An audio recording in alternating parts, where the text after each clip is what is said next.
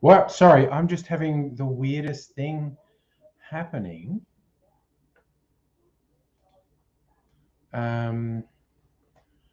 Twitch is giving me some grief. And alive. Okay, now God, Twitch is so precious. Okay. It said I couldn't go live with the title, "It's Today, You Whiny Little Misogynist Jerks."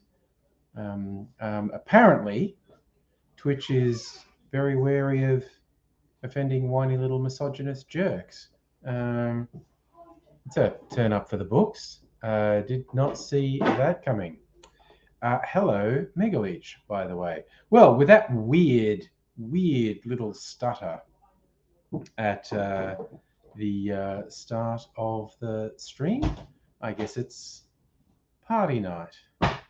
I got my formal Friday gear on so I can make some videos a bit later, assuming the 20-somethings in the next room are not partying too hard.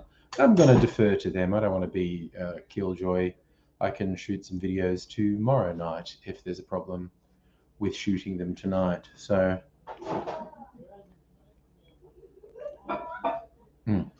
but yes, all things being equal, you can tell from the way I'm dressed, I intend to shoot some video. Oh God, Mimsy's just trying to.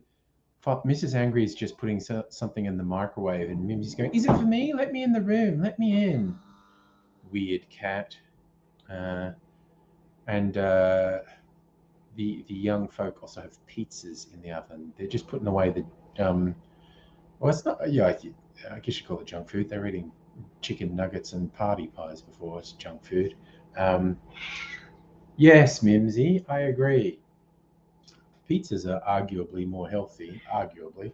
And Mrs. Angry says, no, they're not. Got vegetables on them. Yeah, and they're just putting it away. So good for them. Also, young Mr. Angry made a very nice cake because it's young Ms. Angry's birthday. Look at this sponge cake, and he did this thing where you pour milk into it and it absorbs milk and get this amazing texture in it. It's really far too yummy. I want to eat lots of it and it would be bad for me, so I'm going to try and be strong and not have any more. I think Mrs. Angry feels the same way. It's very yummy and trying very hard not to eat any more of it. So well, I shall distract myself with this extremely yummy rum old-fashioned.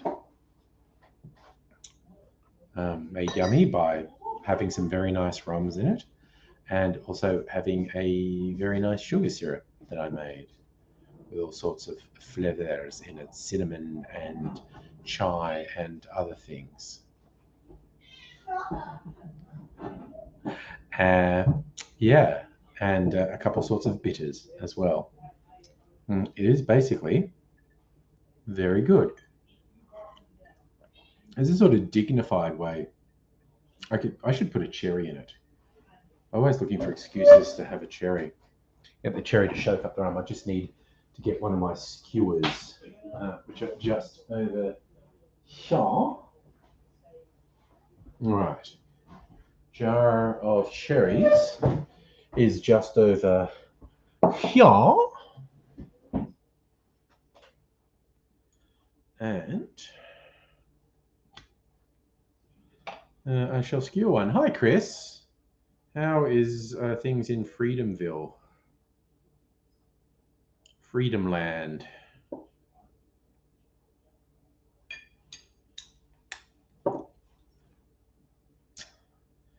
I got my maraschino cherries. That's all I care about. Well, they literally speaking, I know they just call them the original maraschino cherries.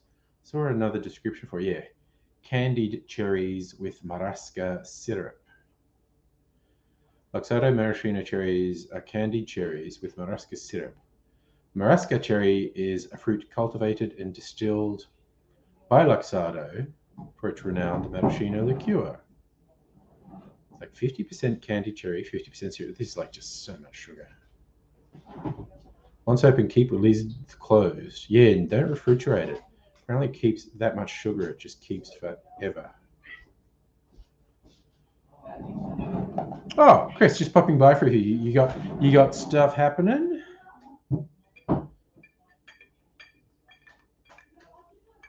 A little bit of cocktail ASMR, clinking ice. Occasionally think actually should do a cocktail ASMR video for real. All the different pleasant sounds of cocktails with ice and drinks glugging.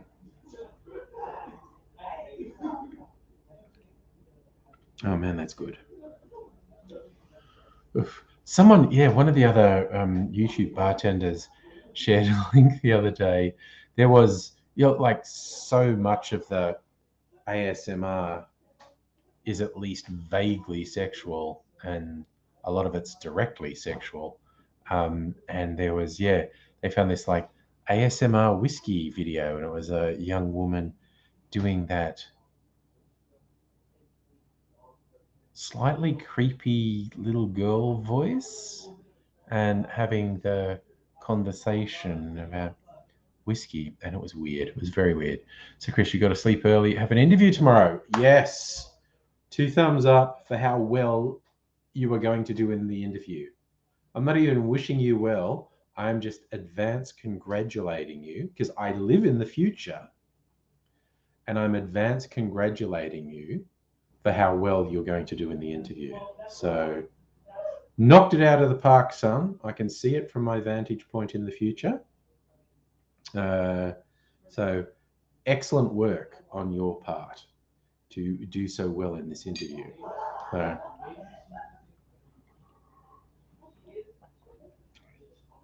And I'm happy to be able to congratulate you on how well you did in the future. So excellent work, that man. So yes, we'll just ease in to things. I found a particular thing. When there's a few more people here, I want to have an in-depth analysis on a particular thing I found because it's very strange, and I'm keen to see what people think of it.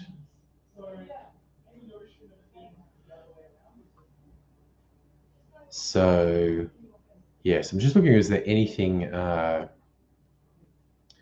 interesting happening in the news? And it's kind of just the same old shit. Yeah. Kind of looks like the same old shit.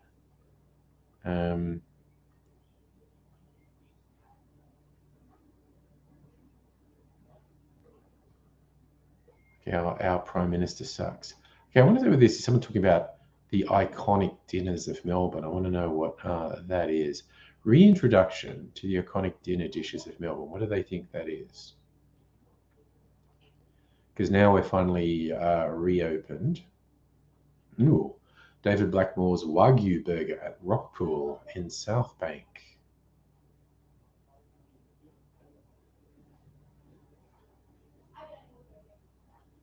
Moreton Bay Bug Spaghettini at Il Bacavro in the CBD.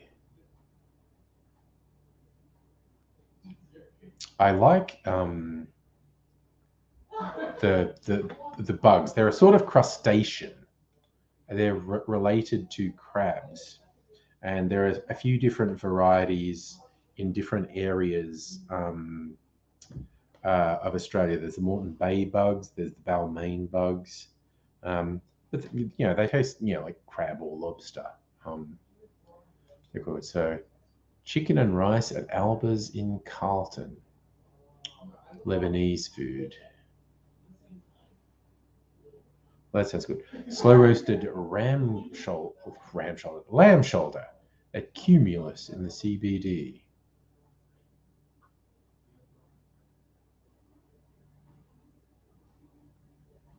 Vodka sauce pasta at Capitano in Carlton.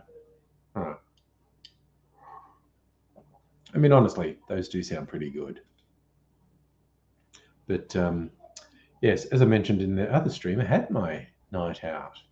Actually,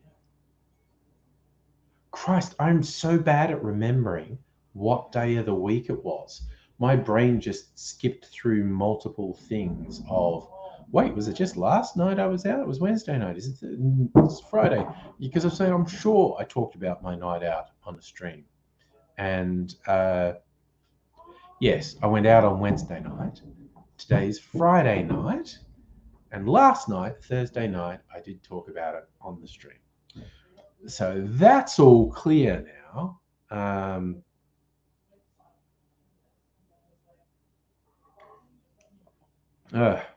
And I will probably forget what day it is several more times, depending, on what happens, i.e., how many drinks I have tonight. Almost unavoidable that that sort of thing is gonna happen. So we'll just deal. We'll deal. We're grown-ups. And we'll deal with it. Still now that so I think it's sort of technically around sunset now.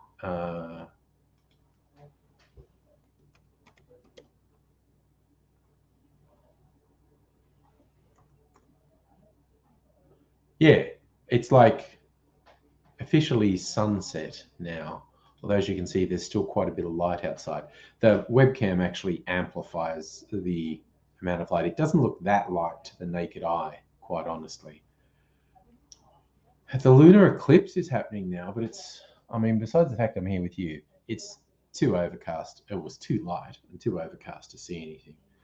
People in other parts of Australia might see some of the lunar eclipse, but it's uniformly overcast out there.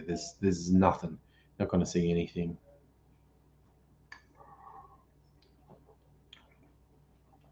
So I won't be tempted to leave you to go out and see the lunar eclipse because I won't be able to see it because of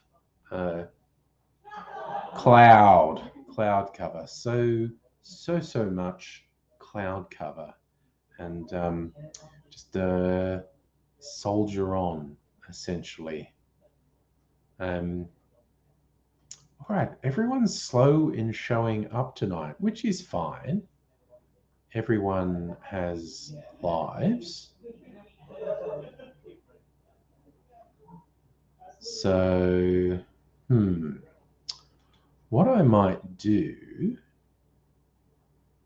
is plan some cocktails. I've started making notes in a little book, which is just over here. So I'll get that notebook. Because I always forget things. I find things and then forget them.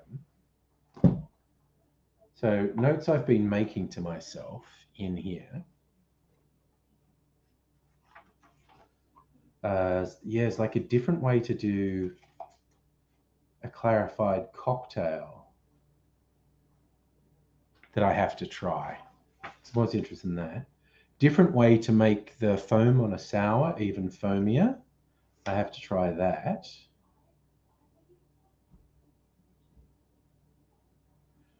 Princess Mary's Pride. Try that thing. a drink called a Macaulay Culkin.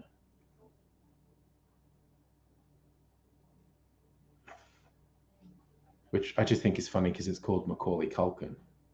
All right, so that's all the notes I've made. So I'm going to search for some more potential cocktails. It's the anniversary of Amazon releasing the very first Kindle. It's World Toilet Day, and it's also International Men's Day. Did they do that on purpose? Did they? Did they do that on purpose? Make International Men's Day and International Toilet Day the same thing? A mucky bottom cocktail, coconut rum liqueur, anise liqueur, Tia Maria liqueur, grapefruit juice. Gross, that's way too much grapefruit juice. But maybe that's something I could do with my rum liqueur I made. 2 ounces of that. I don't have an anise liqueur, but what I could do, there's tiny bits of anise in Liquor 43. So I could do some absinthe and some Liquor 43. Tia Maria, which is gross, but I have other cream liqueurs. I could do this is just really, but the grapefruit juice is so gross. I think I can make that without the grapefruit juice. The grapefruit juice seems superfluous. Maybe I could put some pineapple juice in, but not 90 mils, for God's sake. Shake the first 3 ingredients, strain and pour coffee liqueur around the top of the drink. This will fall to the base and create a mucky bottom. Okay. That's why it's called a mucky bottom. So it's saying shake coconut rum liqueur, anise liqueur, and juice, and then pour the cream liqueur and it'll sink to the bottom. Kind of sounds shit to me. Just a little bit shit, maybe. And hello, Raiders. So I'm just musing on cocktails. I don't think I want to pursue that one. I think it needs to go away. What's in a young man cocktail? Cognac, vermouth, curacao.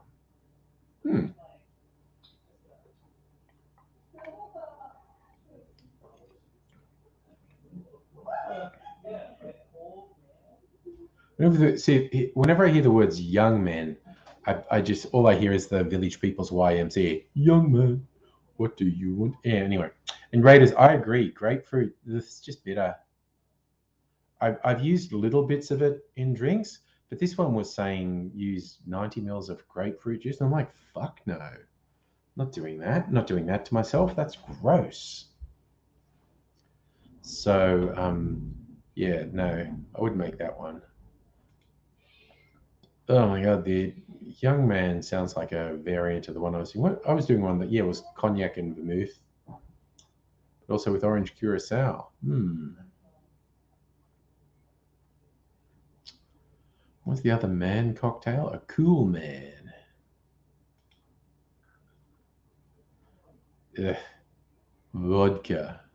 Triple second. That's shit and uninspired.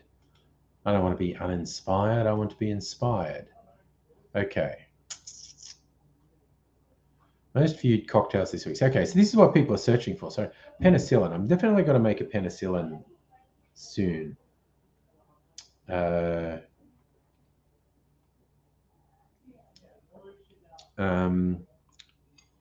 Porn Star Martini continues to be one of the most searched cocktails on the internet. Every time I do something related to a porn star martini, it gets heaps of extra views on YouTube. All right. Sorry, I'm just going to chop up some pizza. I'll get this out of the way a bit. Oh, it's hard. Good blast. Yeah, that's what ovens are like. The new ovens were hot. Something sex. Blast the hot out. Yeah. All right. So, what else? Oh, I looked at this one. There's one I've never heard of called an all-in. Mix of whiskies and vermouth and a bitter aperitivo and a white creme de cacao. I mean, that's such a mishmash. That would, you know what would be easier? Can you just cut it? Because you're always like, oh, well, you're cutting it wrong. No, sorry. I didn't want to sound. I'm just want to make your life a bit easier. Oh no, I'm also shit-faced, so maybe you do want to cut it. Okay, not let you throw a cleaver around. I might. You can tell. Don't point that cleaver at me. Right, I'm just chopping up some pizza. My hand is blunt. So. It is. It's more a slashing weapon than a stabbing weapon. Wait a sec. All right, sorry. Just look at the pretty coloured lights while I chop up some pizza. All right, that's a bit better. Now I'm sorted. Keep the young folks satisfied. Come on. What are we doing? All right. Chopping up pizza. Do.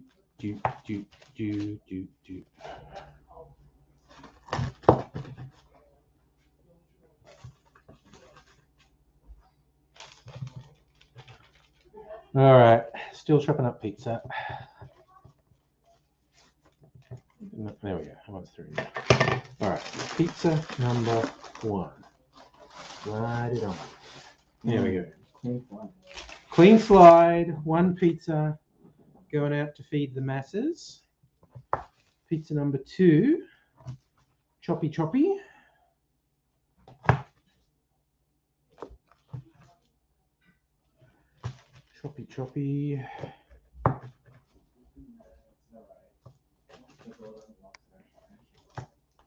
All right. Pizza number 2. Whoa, that one nearly didn't work. Saved it though. That's all good. Nearly dropped half a pizza on the floor. But the day was saved. All is good. Miss Foxification, you like the lights? That's my video shooting lights. And hey, Justin, by the way, I dress up usually on a Friday night to make cocktail videos. And the fairy lights distract from the fact I'm in my fairly shitty kitchen. So, okay. So, yeah, the all-in sounds interesting because it's got the chocolate, white creme de cacao, split of rye, and they recommend bourbon, dry vermouth, a bitter aperitivo, and some white creme de cacao. That's a really interesting twist.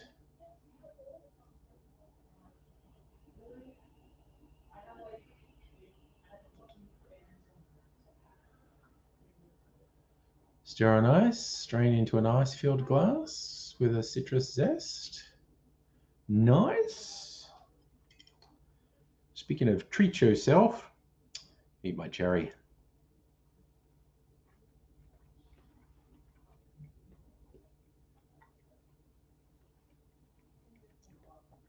Any excuse to eat a cherry. All right. Okay. What was I doing? I was checking my mail. Bullshit from the bank. Bullshit from LinkedIn. That'll do.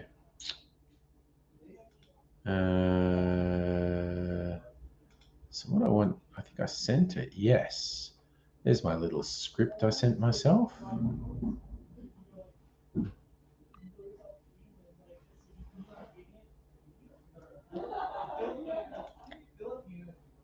So, all right. I have thoughts. I'm not going to rush to make videos tonight, actually. Maybe I'll just test drive another cocktail. Maybe I'll make the videos tomorrow night.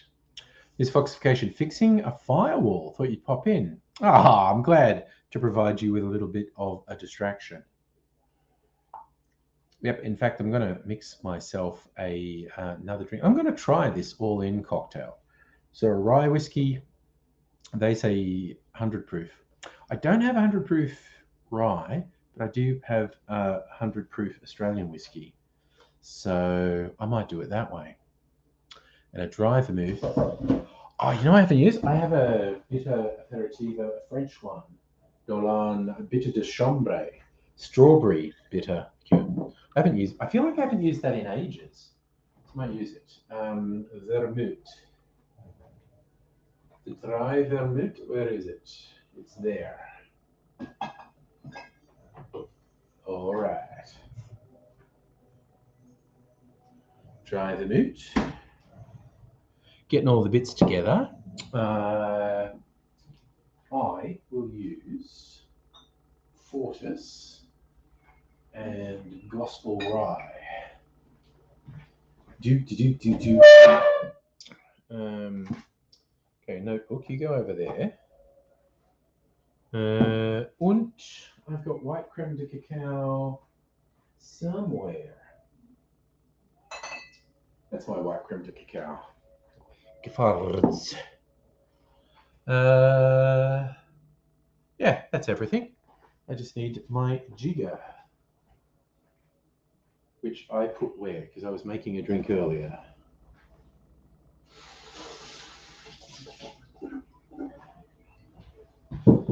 I made. What do you do? Is that Mimsy? Mimsy wants to come. Fine.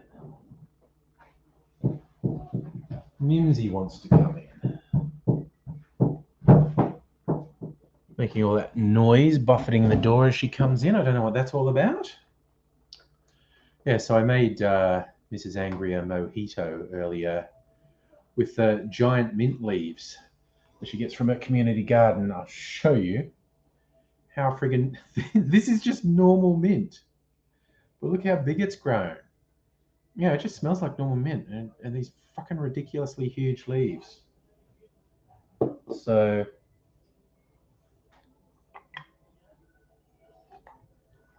all right, I'm just gonna keep this simple. I'm even just gonna build it in the glass because I can't be bothered fucking around. Okay.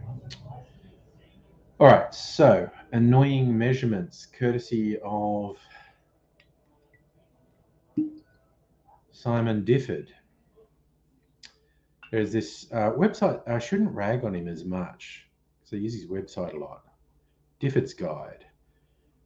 Guy behind it, an English bartender called Simon Difford. But he gets so friggin' fussy with measurements, and he'll just nominate really stupid measurements, like 7/8 of an ounce. Like, motherfucker, just say an ounce, okay? Ain't no one got time for 7/8 of an ounce. So this is equal parts of all of these. Okay. Vermouth. And the bitter.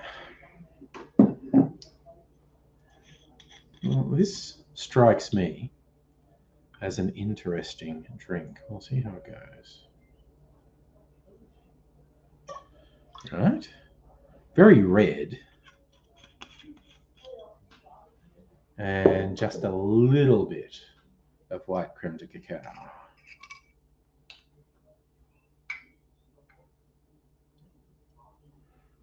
There we go. A little bit of white creme de cacao. And you know what? Just because I can, I'm going to put a cherry in this as well. Because that's what I do. Yes, Megaleech, that's how I should do that.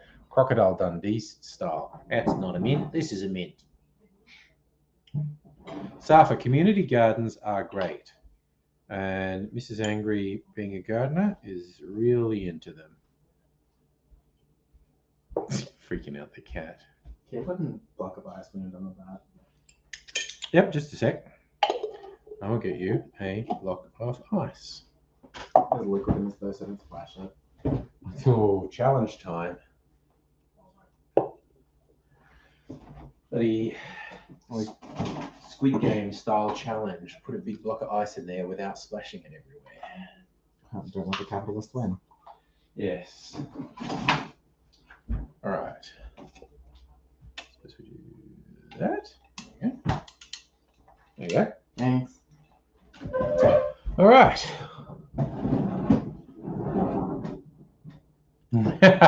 Yes, this foxification. Maybe it's all the bodies buried in the plots that make the mint grow so large.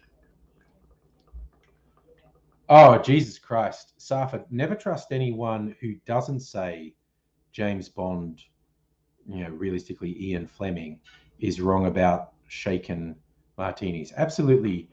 The Vesper Martini which is the martini James Bond orders, is shit. Okay. Sounds cool when he goes 2 pots. And why he specifies Gordon's gin, that just it highlights when it was written. There are approximately 1,000 better choices than Gordon's gin today. 2 parts gin, 1 part vodka, half a part Kina Lillet, shaken on ice, and was served with a twist of lemon. Okay.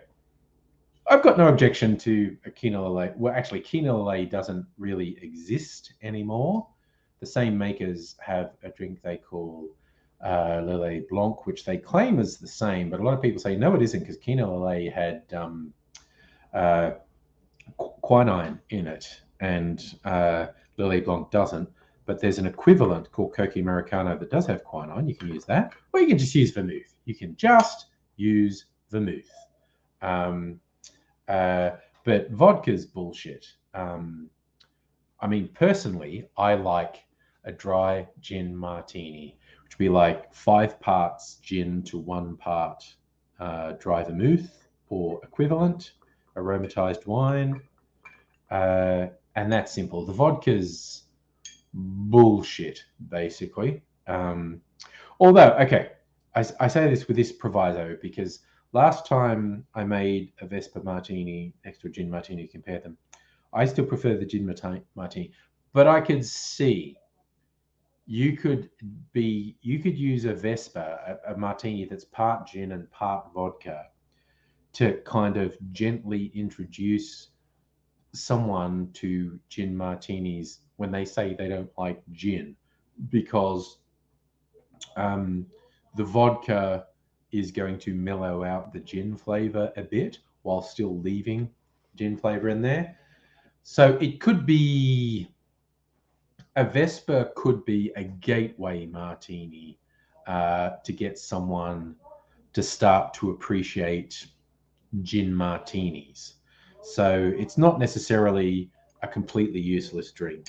But yes, you definitely stir, do not shake. It is unnecessary.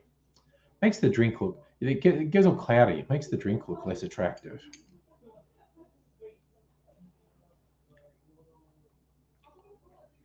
Man, that's good. That tastes kind of like, okay, this is where angry sounds like an alcoholic, because this has 2 sorts of whiskey, an aromatized wine, a bit of liqueur, and a chocolate liqueur. And I'm sipping it and going, that tastes like cordial. Yep, that tastes like cordial. What alcohol content is the bitter de Chambray? Probably only 20%. Less, 16%. Okay, so they're comparatively low ABV. They're both 16%. So that's like 1, 2. Okay, this is about 3 standard drinks. Okay, because there's no mixer. Although these two are comparatively low alcohol. The whiskeys are comparatively high alcohol. This is about 3 standard drinks. So if I had 3 of these in an hour, I'd be well Tim Smithed. But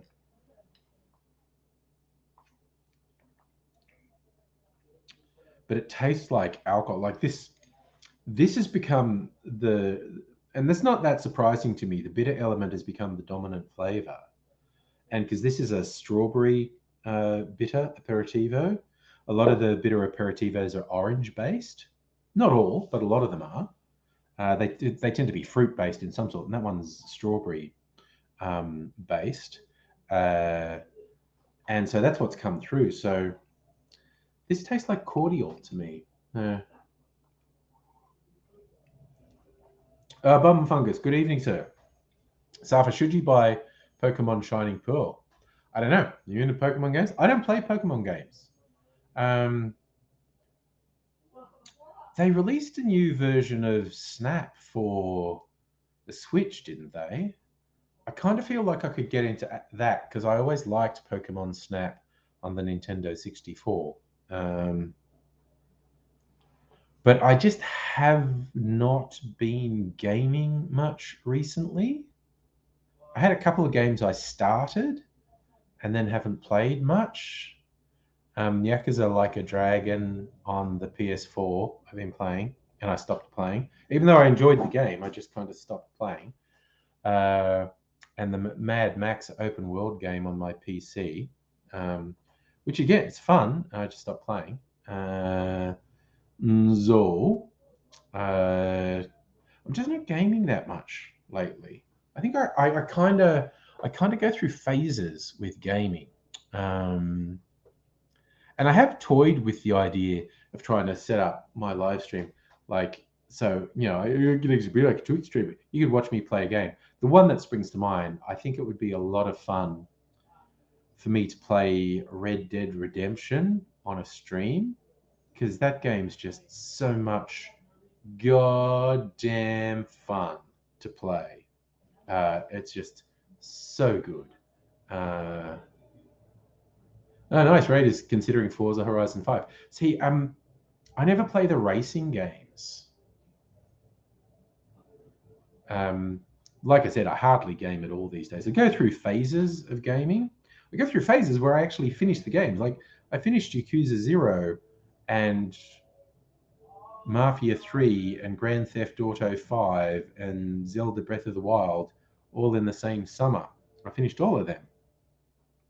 But then I'll go through other phases where I start games and don't finish them. Way it is, I guess. So, yeah, but I had thought that it would be fun to have me play like Red Dead Redemption on a stream, because inevitably I would just like lose my shit and start abusing people in the game. And I think people would find that funny. Sorry, it is, you're a sim racing nut, but FH5 looks chill. Yeah. Again, it's not like I dislike the racing games. I just don't play them very often. So it is what it is. So Heidi ho, Nettie. And cheers to you, neighborino. Okay. This is another one I'm making for my cocktail channel. I've done a test run of it, and it's good. It's good. It's good. And so I will make it sometime in the next couple of weeks for my cocktail channel. I think tonight, just again with the young folk having their little get together and next door and periodically making noise to levels that would impinge on me shooting a video. And I don't want to cramp their style. I don't want to say, hey, shut up for 10 minutes while I make a video because they would. They're really good, in fact. I just don't want to, impinge on them having a good time. Because fuck knows the last 2 years have been shit. And just like, like my offspring being at uni, and uni's meant to be wild fucking party socializing time. They've been fucking at home for the last 18 months. That's bullshit. I think among the people, just like leaving out the people who got sick and or died, I think among the people most affected negatively by COVID and lockdowns, etc., are young people, young adults through to kids. It's just fucked up to not be able to live your life. I mean, so I've been locked down for 18 months. I'm fucking old. I can deal with it. Yeah, but on the adult side of things, I think the people who've suffered the most are people who were living completely alone, people who had kids under 5, because I have a couple of friends in that bucket, and they were having a very hard time, and also people in bad, unpleasant, or dangerous domestic situations where it becomes virtually impossible to escape.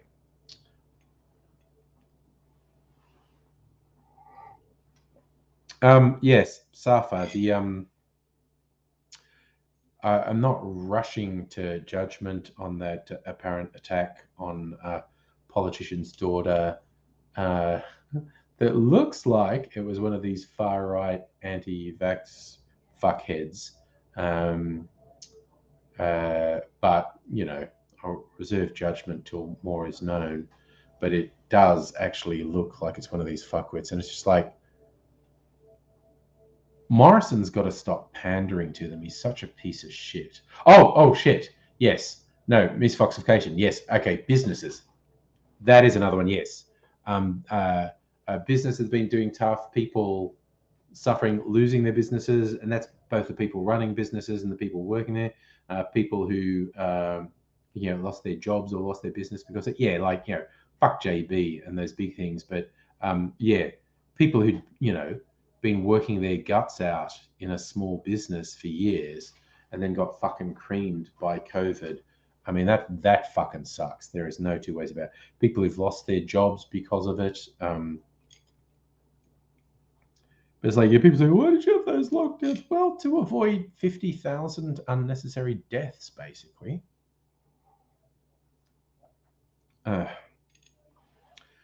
It just does my head in that the whole COVID thing, it's highlighted every failing of modern capitalism, and the fuckers in control aren't going to do a single goddamn thing to change the structural problems that have just been laid absolutely bare by this fuckery. They're not going to do a goddamn thing to change the structural problems, which just leaves us fucking set up for the next fucking disaster to have exactly as bad an impact, because these fuckers won't change the structural problems. Namely, the casualization of the workforce is not just criminally bad for the people who lose or can't get permanent positions and have to take casual positions, the gig economy. It's criminally abusive to them, but it actually damages capitalism itself. Medium and long term, it is really fucking damaging to the capitalist system. But the people in charge only see short-term benefit, and they go, oh, well, if I don't have to have full-time employees and don't have to pay them benefits and don't have to pay them a proper wage, then in the short term, I save money. Any rational analysis of the economy shows in the medium to long term, you're fucked and you're fucking everyone. And they're going, yeah, but I save money in the short term, and I just reckon I own everything, so I'll be fine. It's like, yep, Right till you're not, you motherfucker. Okay, what the fuck is that in my drink? And where did it come from? Okay. All right, I'm concerned. I dropped something. Oh, I got it out. Cool. I don't know what that is. I think it might be as innocuous as a bit of cherry skin, but it was putting me off, and I don't want it in my drink. Safa, I don't know the relationship of casual jobs to super. I don't know how that works. Safa, here's the thing. Casual jobs need to continue to exist for people for whom they are a good idea. What's criminal and destructive is trying to get rid of all permanent jobs and casualize the entire workforce. That's fucked and wrong and destructive. But there are definitely people for whom casual employment is a good idea, a good deal. But the pieces of shit who have control over the system have just been progressively fucking things over since the 80s. Reagan and Thatcher, fuck them. So yeah, it's a whole thing. It's a whole thing. All right. So the all-in cocktail. Wait, how am I not logged into this fucking thing? I was just saving this cocktail recipe.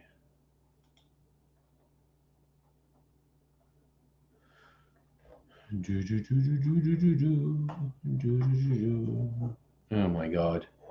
I've made my desk here really crowded with all the bottles because that was like 5 bottles to make that cocktail. Winston's Cruster, Calvados, Maraschino, Creole, bitters, cognac, passion fruit, grapefruit juice, lemon juice. Yeah, fuck grapefruit juice. Probably make pineapple juice as a thingy. Oh, thanks, Abigail. I'm glad you checked because Margaret Thatcher still being dead is good news. Safa, okay. You ask, what is a better system, communism or capitalism? I say you're asking the wrong question. Oh, Nettie, you fear you may have used up Abigail's spoons tonight. Oh, well, I mean, if that is so, that is so, but we'll go. So, yeah, Safa, as opposed to the question, what's better, communism or capitalism? I would say what we need to ask is what is better, a society with a centralized state controlling things or a society with a decentralized, more democratic system happening? And I am in favor of a decentralized democratic system because people in the name of socialism, communism, and capitalism and fucking feudalism and whatnot have all set up systems where power was centralized in a small group of people who controlled and fucked up the lives of the vast majority. So, what I'm in favor of is a system where less of the power is concentrated, more of the power is distributed and decentralized. More of the decision making is distributed and decentralized, where people tend to have a bit more control over their day-to-day life. Oh, wow, you went on a crisis bar hop on Brunswick Street. I'm jealous, quite honestly.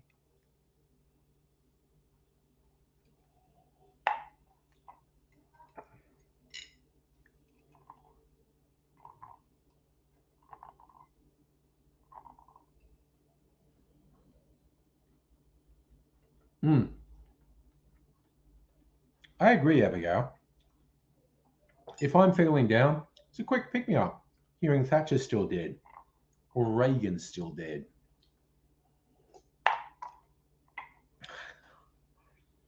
then it's a bit depressing to remember their legacy is still in place. Mm-hmm. Okay, Abigail. Yes. So the bar hop in Fitzroy used social spoons. Well, you know that you're welcome to just chill out here and not feel any pressure to perform at any particular level. Okay, I think I've got all these fucking bottles cluttering my desk. I need to put them away. Put the vermit back in the fridge. All right. That in there. Oof, I think it's definitely time for me to drink some fucking water. Okay, Visit Chambray. It's in here, I think. Fortis over here. Johnny's always running around. Creme de cacao and rye whiskey go away. He's always lonely. And now I shall drink some water.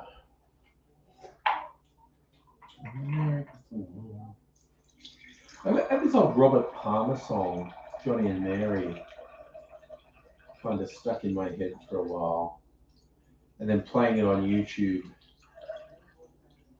reveals Placebo did a cover version of it. And I like Placebo, and I like their cover version. Yes, Trump. It is always unfortunate to remember that Trump isn't dead. And how weird will it be when he dies? Because he could die at any second, because he's old and in bad shape and leads a stressful life. He could just drop dead in a second, and his fan base. Yeah, what happened with focus? It's not meant to be on autofocus. It shouldn't shift.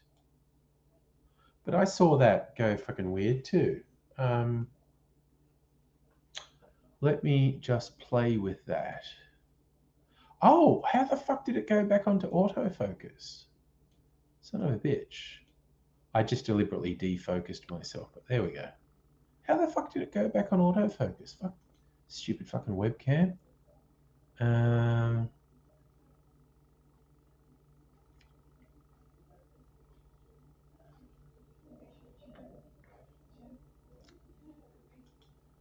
So, yeah. All right. Drinking water, making Shieldsy proud. I mean, this could be vodka for all you know, gin. But it isn't. It's actually water. So I'm doing the right thing. Is that script? What? Okay, what have I been thinking of doing? A morning glory fizz. Kanchanchara. Gin cocktail, Darlington. Oh, yeah. A black rose. Okay, black rose. That's just a friggin' Sazerac with grenadine and no absinthe, which, okay, is actually going to taste different.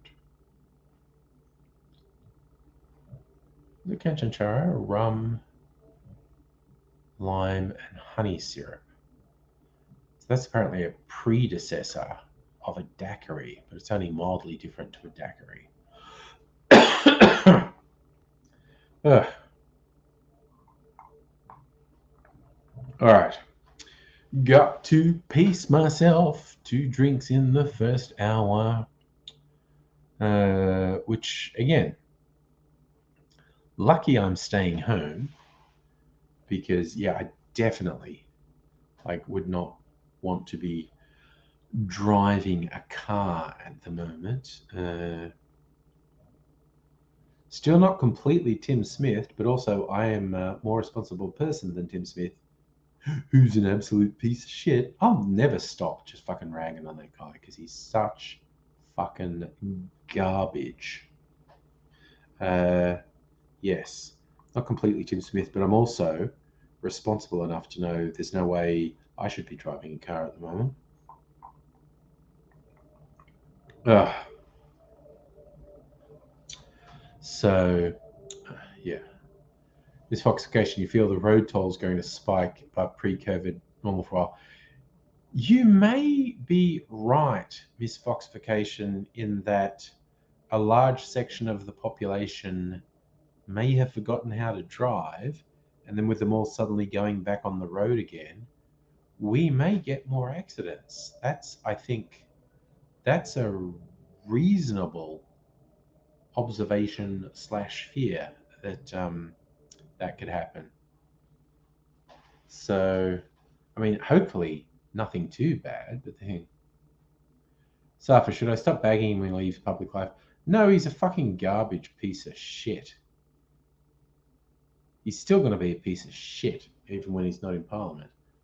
And Safa, what about the Semir guy? Yeah, I don't know what's ended up happening with that guy. He's a fucking wanker because he lost his position in the Labor Party because of his okay. Yeah, you know what? I know who you are, and you need to get a fucking life. Fuck off.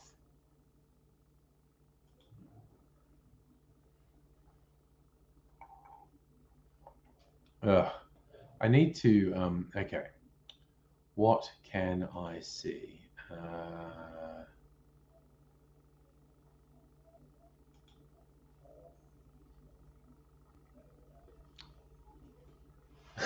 I don't know. So as Ms. Fox question, too many people who haven't been drinking as much will underestimate the capacity to drink drive. Oh, yeah, no, the whole drinking thing again. Yeah, no, people being out of practice and stuff. The simple rule should be if you're going out to have some drinks, don't drive. Yes, Raiders. I'd left that that other account go for a while. Last time he appeared, I thought it's so obvious who this is. I'll let it go. And then I just thought about it and thought, no, the fucking stupid piece of shit needs to get a fucking life, move on, and fuck off. Because it's pathetic and sad how obsessed he is. And so, yeah, I did decide next time that account showed up, I was just fucking it right off. And he showed up, so I fucked him right off. And the absolute pathetic, worthless fucking loser will just make more accounts to fucking stalk this stream. I literally cannot conceive of being that pathetic a loser. I don't get how someone functions on a day-to-day basis while being that fucking pathetic. It just absolutely does my head in. Safa, I'm very pleased to hear you never drink and drive. Far too many people do. Basically, on any given night, minimum 90% of people in a bar aren't fit to drive, and a certain percentage of them do. Yes, I do like that phrase, misfoxification, living rent-free in someone's brain. It's just like, why is it so hard for this particular fuckwit to just move on? Or to not be a fuckwit? Like, I cut him slack for months. And then when it became obvious what he was doing, it's just like, well, you know what? Fuck you. Safa, the fucking loser is just a fucking loser, and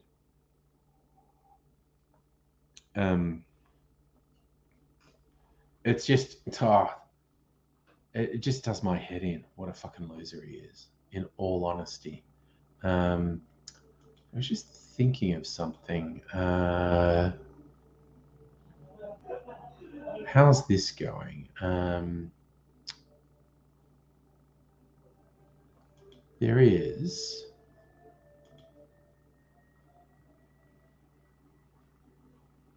That's weird.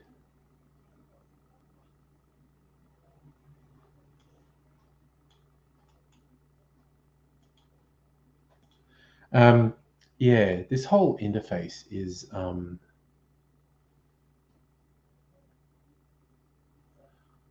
whole interface is very weird, but we'll just leave it for now. Just leave it because why let it go on? I think, do I want to make another drink? Are we at the stage where I start thinking about it? Oh, that's one I want to make, one with Geneva, because I've got an Australian version of Geneva. So it's a riff on a gin or a Geneva old fashioned. I'm gonna try that.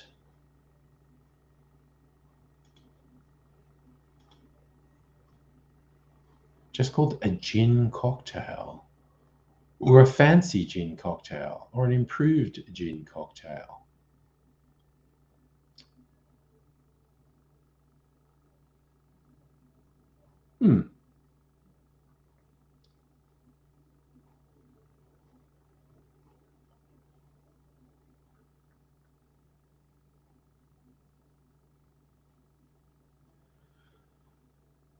Yeah, okay, that's the next one I'm making. Cool.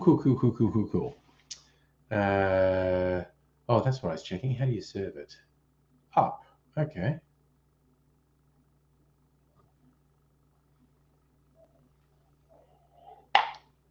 Again, I'm just fucking around, so I might just make it in this glass. Safi, you want me to psychically send you a cocktail? I could try. Oh, yes. Raiders, we need the New South Wales Fixated Persons Unit. They do that shit. Yes. Raiders, I don't know. Yeah, that Simic wanker decided he's going to blog. I don't know. So negotiations continue as far as I know. So,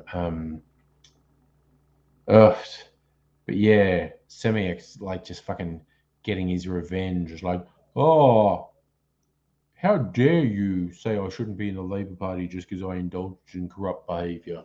I'm going to get back at you now. It's like, fucking jerk.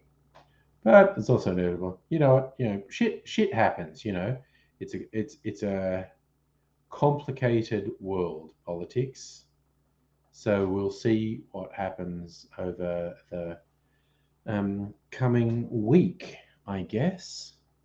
The whole thing with the Senate and checks and balances. So I'm a real fidgeter, and I'm currently fidgeting with pressing my skewer, my cherry skewer, into the block of ice. I'm probably going to end up breaking something or hurting myself, so I should stop now. Kind of think like I should have one more glass of. I'm just in the mood to be really responsible, by my standards at least, and have one more glass of water before I mix another boozy drink. And I say responsible by my standards,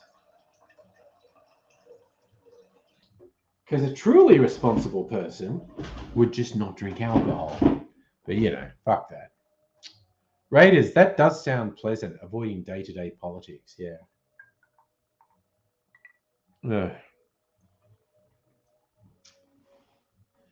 Yeah, the only thing I worry about at the moment is these fuckwits still insisting on having their conspiracy protests.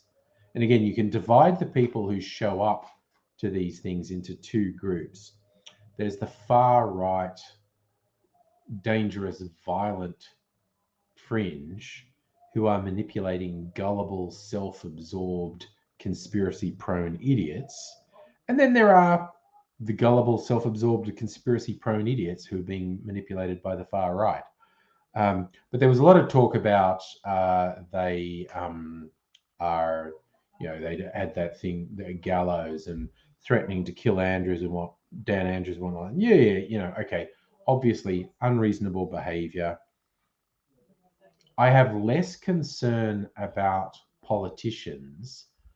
because they have a lot of protection than I do about these fucking pieces of shit are G'ing each other up on various social media streams to normalize the idea that violent retribution against medical staff is justified.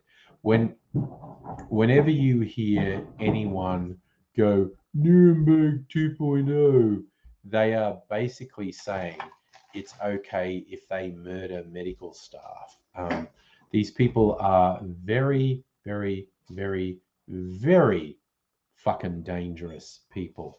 And I am absolutely less concerned about them spouting stupid fucking hyperbole about we want Dan Andrews dangling on the end of the road than I am in the fact that they are trying to normalize and mainstream the idea of murdering medical staff because that is a real thing they are doing.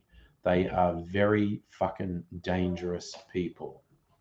Yes, that is a very nice Powerpuff Girls hoodie that young Miss Rango is wearing, or the Fridge Ninja was wearing. He's taking cake out to his friends. They finished eating pizza and party pies and chicken nuggets. Now they're eating cake. Living their best 20-year-old high metabolism life, basically. Nettie, why are you in a mood? What's put you in a mood?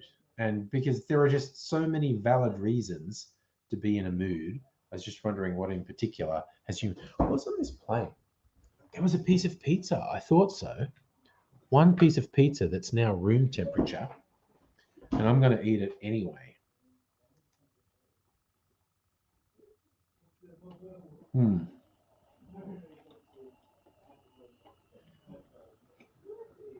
Very visually unappealing. Watching someone else eat. And yes, Bengali, apparently they are eating cake. It is a really good cake that he made. This is just a margarita, but it also has some onion on it. It's a nice margarita. And this is just like supermarket freezer pizza. It's nothing fancy.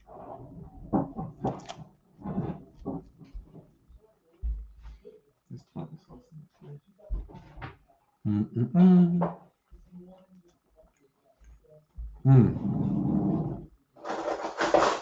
That's actually pretty good. Do you have anything with caffeine in it? Or do I just have to deal with Pepsi? I got energy drink. I got Pepsi. Can I still have energy drink? Yeah. Yeah.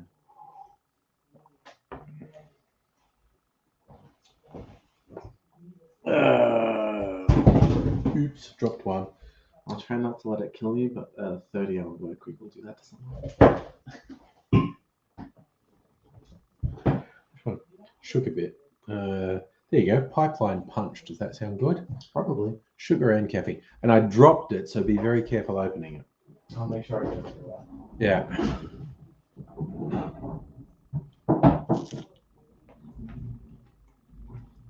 Young Mr. Angry was making Jolly Rancher flavored vodka all week. I think that's maybe why he wants an energy drink. Bit sloshed. Wants to keep going with his friends. It's only 9 o'clock. Okay, that was a fun snack. Very little piece of pizza. Oh, now I've got the Powerpuff Girls theme in my head. Fighting crime, trying to save the world. Here come the power. No. Oh, okay, I fucked it up. So forget that.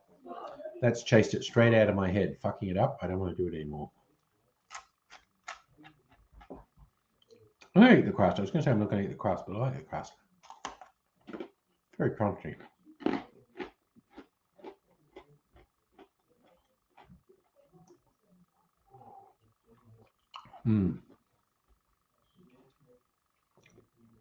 If I get in a snacky mood later, I've got some nice bread and some nice cheese. And I might have bread and cheese later as late night snack. Yes, Raiders, I actually did set up ComSec Pocket Investing.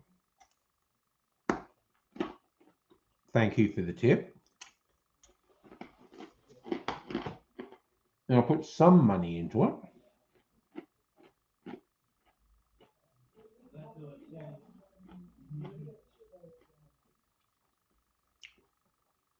Because there's certainly no point in putting money in savings now, because the interest rate on savings account is 0.01% or something. So it's been a little bit flat. I wonder if I could track what it is that I've done. It's sort of been up and down, but I'm probably CommSec. That is actually Abigail, the Commonwealth Bank, making it easy for you to trade in securities, as in shares. And Raiders, and I talked about this on a stream, months ago. I did actually set it out. So I've got a bit over $4,000 in it. I think it's a little bit up this week.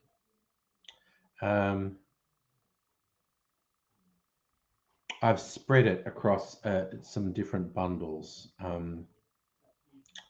I also, just for a laugh, put some money into crypto, and that's money that I can essentially afford to lose.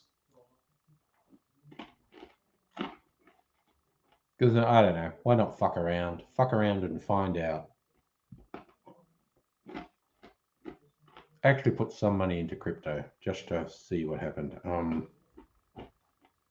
Right, transaction history. That's right. So I invested really weird amounts. But I want. Why can I? I need to see something. Yeah, that tells me, have I got more money than I put in? And I don't know. I don't know.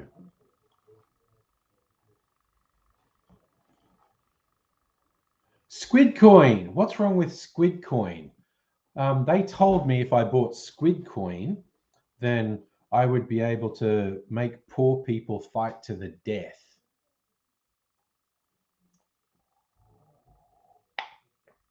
So, no, I don't have any money in Squid Coin. Borley, what is today? Please. Oh, okay. Borley, you know what today? Today is the day I found out that Twitch wouldn't let me start a stream with the title. What was the full title of this stream? Did I change it on everything? It was originally, it's today, you whiny little misogynist babies, because it's International Man's Day. This works for is Litcoin, where I get to make poor people fight to the death. Okay. Oh, yeah. So, no, Raiders, it tells me what's been earned, lost in the immediate past. You might have looked into this more. Is that telling me where it is in relation to the entire life of my investment, or just recently? Because, no, wait, what am I doing? Okay.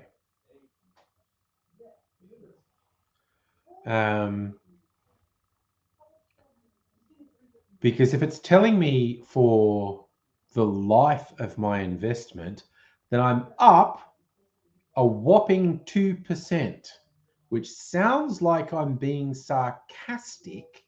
But given that if that money had just been sitting in a savings account, it would have gone up like 0.01% in that same time.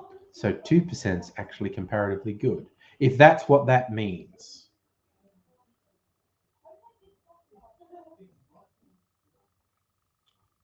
So I'm spread across 1, 2, 3, 4, 5, 6 packages, and 4 of them are up and 2 of them are down. Yes, Borley. It is, and that's only after a couple months. 2% over a couple months is actually way better than just having it in savings. So, but anyway, that's intended to be a long-term thing. And as I was saying, for a laugh, I put some money into crypto, money I can afford to lose. But who fucking knows? I might get one of those stupid bets pay off. Yes, Raiders, it's stock market for noobs. It's good. Theoretically, it improves over time. Who knows? Oh yeah, Mega Leech, it changed. Like when I tried to go live, StreamYard was actually telling me like, oh yeah, Twitch says you can't go live with "It's today you won, you little misogynist jerks," and I tried to change it, and then it still said it. And what's wrong? And I just realized then I accidentally changed it on YouTube, not Twitch. I did eventually change it on Twitch, so I went live on Twitch. Can I change it back on YouTube?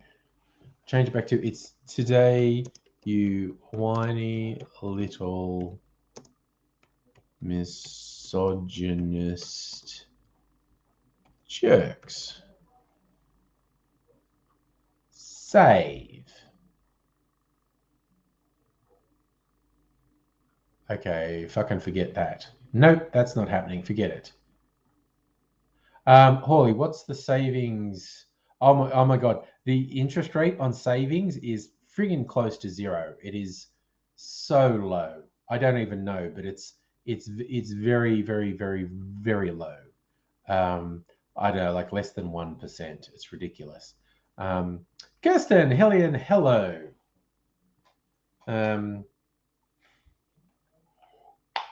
Okay, I think I've been responsible enough and drunk enough water now. I can. I'm literally going to have to run off and take a leak. All right, yeah. So boy, yeah. So without looking easy, like 0.03%. Yeah, like the interest rate on bog standard savings accounts at the moment is so close to zero. It's not funny. So.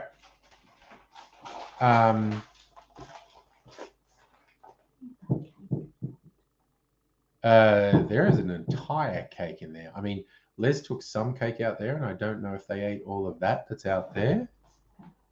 But you check, and if that's all gone, there is an entire cake in here because he made two. Because that's just how he do.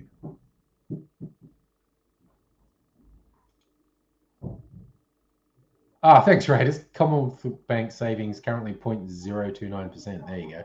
Ooh, Kirsten's had an adventure. Too many martinis. Mum guilt close up. What a wild night. All right. Hey, I'm just going to pass out cake, and I will briefly show it off to the stream. I mean, you see, it's like a creamy top. It's got strawberries all over it. I can't even do it justice. I don't know. Mrs. Angry might cut me a little slice, and then I can show it off, which is just my way of saying I want to eat another piece of cake. Because it's so good.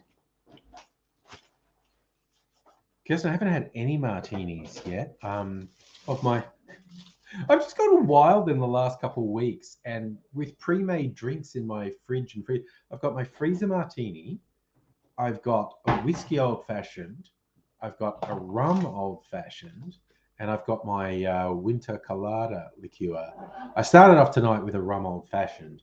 I've been mixing a couple of drinks since then. So I'm going to make one with Never Never Jennifer. Fancy gin, an improved gin cocktail.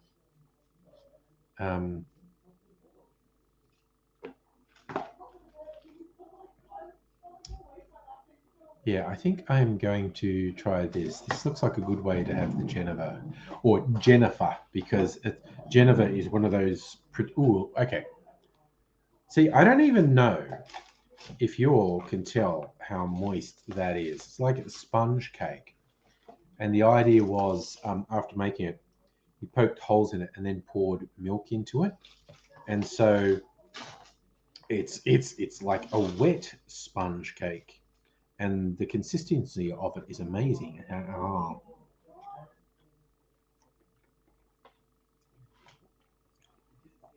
I'm not sure exactly how he made it, but this is called tres leches, in 3 milks. And so after making the cake, he somehow added milk, normal milk, and then evaporated milk and condensed milk. And it's like the cream on top. Oh, it's just, it's decadent. And I love it.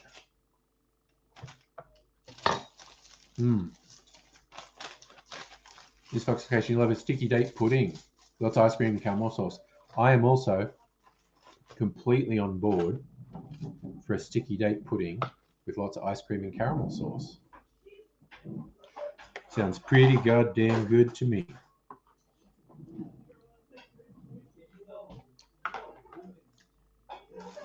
This is pretty. Back in a minute. Oh, leave it out for now because they might come and get some more. I'll put it back towards the end of the night.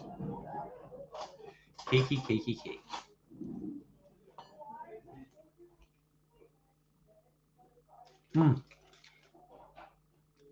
So I did see that Austria is going back into lockdown.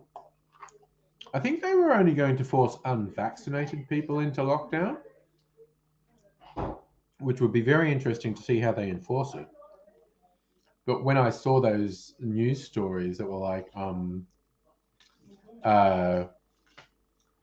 Austria going back into lockdown, I definitely read it as Australia goes back into lockdown. It was very disturbing for me. Safi asking, were Victorians blindsided by lifting restrictions? No, not really. Because they had been gradually lifting for the last couple of weeks. And then Dan's just gone, yeah, almost no restrictions. Go for it, everyone.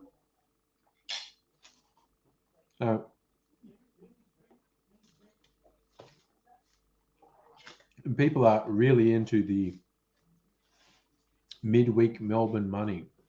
Get 30% off if you go out for dinner in the city between Monday and Thursday. I went out with Mr. Zangri on Wednesday. A lot of people out in the restaurants.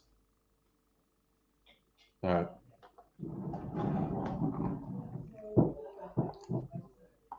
we had a wild night on Wednesday. Wednesday is usually one of my alcohol-free days. This Wednesday was not. But, you know, it's all in a good cause. I was supporting the economy. I'm a hero, basically. Oh, God, but that cake is so good. Oh, effort of willpower to not have more. All right. Yes. So I can get on the beers. The big dance remix of Dan Andrews saying, get on the beers. All right. Wow, half that cake's gone already. Jesus. Okay. Everyone came in and grabbed a slice. Right, I'm going to try this improved gin cocktail with Jennifer. I want Jennifer and orange curacao and sugar syrup and bitters. Okay. I've made so many syrups recently. Okay, which one of these is Jennifer? Jennifer. And should I make it blue? I'm going to make it blue. It says curacao. I've got a blue curacao, but a classy one. And this syrup, I think. I have so many syrups in there. This one, and a coconut syrup, and a mango syrup, and a cinnamon syrup. So many syrups. All right, so Jennifer. Ooh, that probably counts as ASMR, honestly. Jennifer. Again, because of my age, I'm thinking of a pop song from the 90s. Jennifer. So, okay, just a little bit. It's probably enough sugar syrup.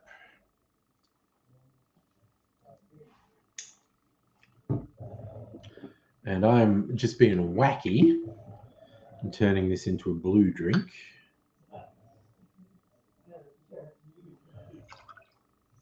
Because who doesn't love a blue drink, basically? And, oh, actually, this would be weird. Peychaud's Bitters is so red. What color is this going to go? This could be really ugly. Or it could be good. Could go purple. Or it could just look really gross. We won't know until we do it. Okay. You can see, like, the warring halves. It's blue and dark, but if we mix...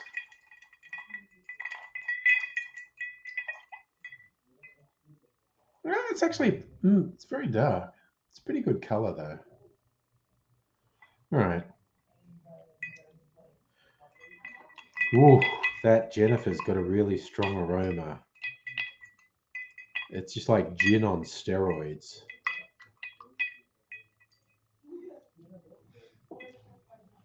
So what do they say about it? All right, so I need a brighter light to read this small print because I'm old. So, description. Our Jennifer distills Never Never's World Best Classic Gin Botanicals with Sullivan Cove World's Best Single Malt. Yeah, so new make to create an exciting combination of Australia's most highly awarded spirits. Result is our interpretation of the spirit of the Netherlands. So, yeah, what Jennifer essentially is unaged whiskey with gin botanicals in it. Ooh, Abigail had clear square ice in a drink tonight. That's always sexy. Remember one of the bars I went to, Trinket Bar in the city, they had really nice clear square ice, and I had endless fun just spinning it around in the old-fashioned glass because it just moved like it was frictionless. That's actually a really interesting color. It's probably not showing up very well on the webcam, but it might if I do it for my cocktail show. But anyway, is this a good drink?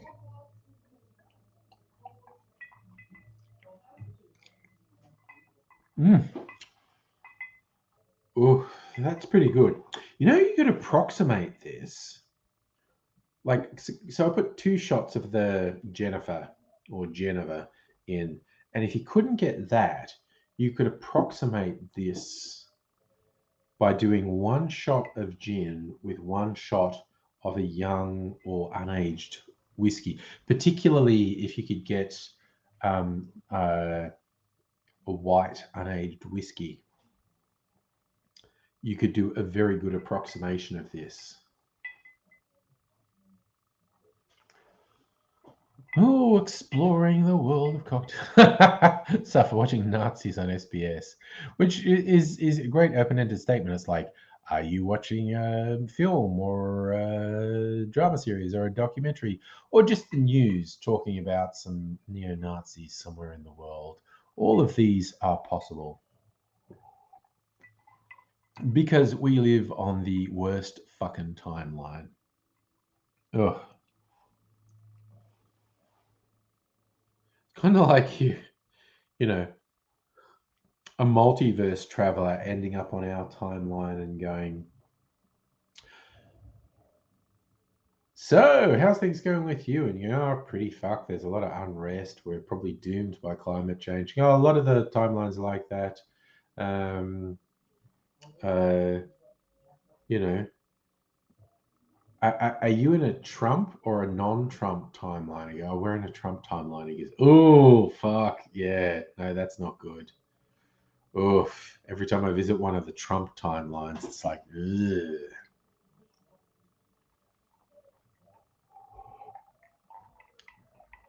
ugh. That is actually pretty good. And I think making it with blue curacao makes it a very interesting. Blue Curacao and Peychaud's bitters makes it a very interesting color.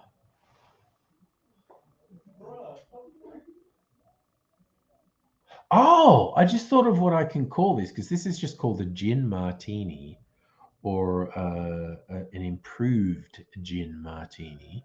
If I make it blue, I could call it a blue gin martini, which is like the blue genie. I could call it a DJINN, blue gin, that sort of blue gin. Ooh, wacky! I'm creative. Get a good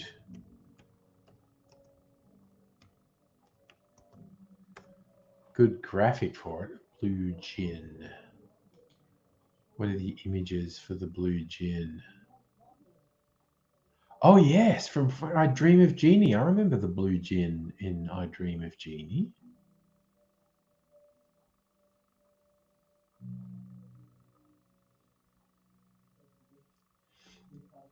And even David Bowie used it in a bit of wordplay in one of his tracks, Blue Jean.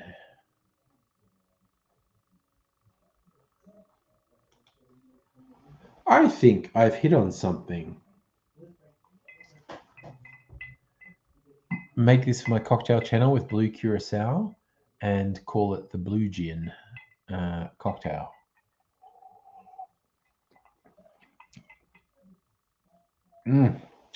The Geneva, it just has that malty taste, and that's what I mean. It's Geneva is halfway between unaged whiskey and gin, so it's got those botanical notes that gin has, but it's got the maltiness of whiskey. It's very interesting, and then you've slightly sweetened it with the curacao and a teeny bit of sugar syrup. That's a little bit of a winner, the blue gin. My own little twist on things, because I think that's what I'm becoming known for in the cocktail circles on YouTube. I'm the improviser. Misfalsification. Carefully, I pronounce it. Cancel. Pronounce like that's a racial. So, again, if you're talking about Indigenous Australians, I don't believe gin is a slur. I think it is actually in one of the Indigenous languages is the term for a woman. But yes, I grew up in country New South Wales, so I know it was. And it was just spelt Gin. There's nothing I can do about that. And it was used in a very derogatory way. But then again, literally any word can be used in a derogatory way. It's all down to your tone and intention. So,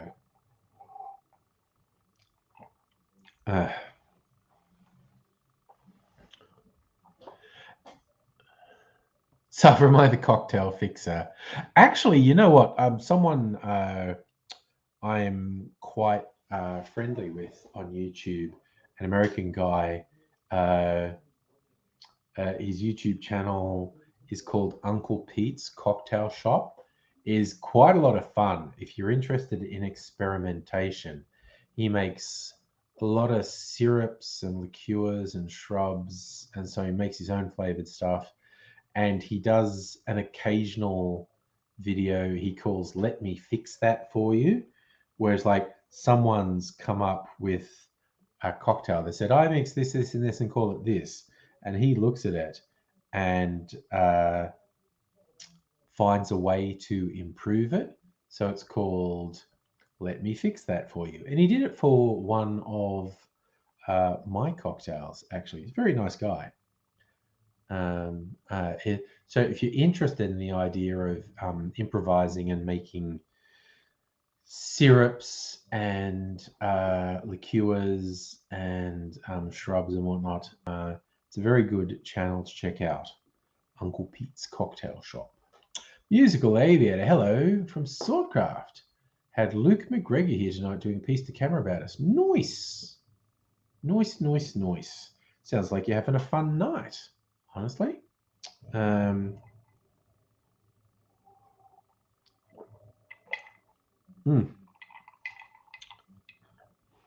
Yes, that's very malty.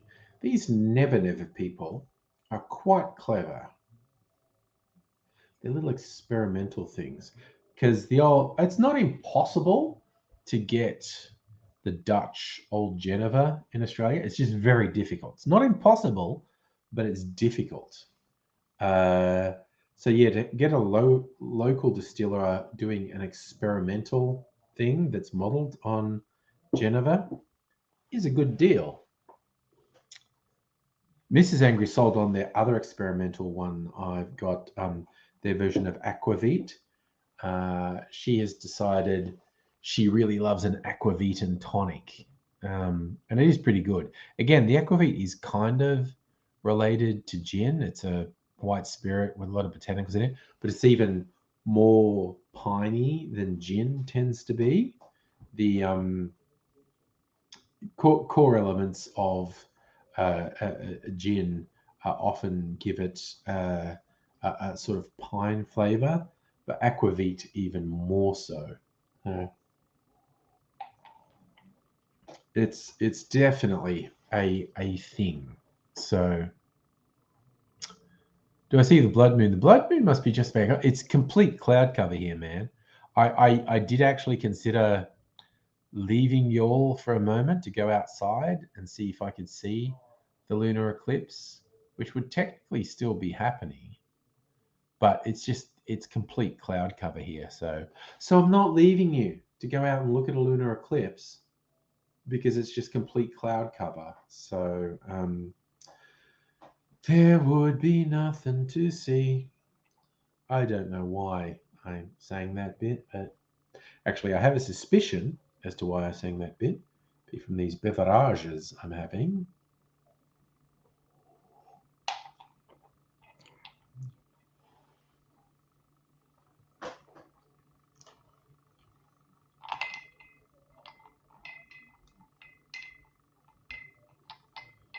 So, okay, I'm definitely going to make a blue gin cocktail for my cocktail channel because people tell me I'm becoming known as the improvised guy. So this is improvised on a classic recipe and have a bit of fun because blue drinks are automatically party drinks. I mean, how can you not be in a party mood if someone gives you a blue drink?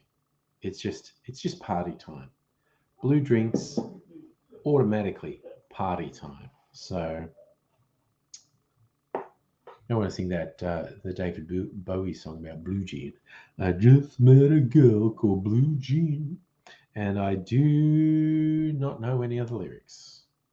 It's from his Let's Dance album, which I think was his most commercially successful album. He was very critically successful in the 70s, and I do love his 70s stuff. Then in the early 80s, he released Let's Dance, which was a huge commercial hit. And then he did all these worldwide tours, sold out stadiums and shit. And then his releases got progressively less popular. They weren't popular commercially or critically. But his last couple of albums were actually, before he died, was actually pretty good. Oh, okay. B. Hawley on Twitch saying he can't hear audio.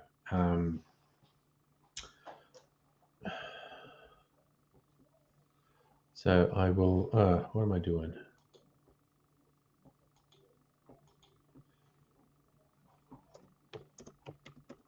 I just need to tell them. No idea what the problem is.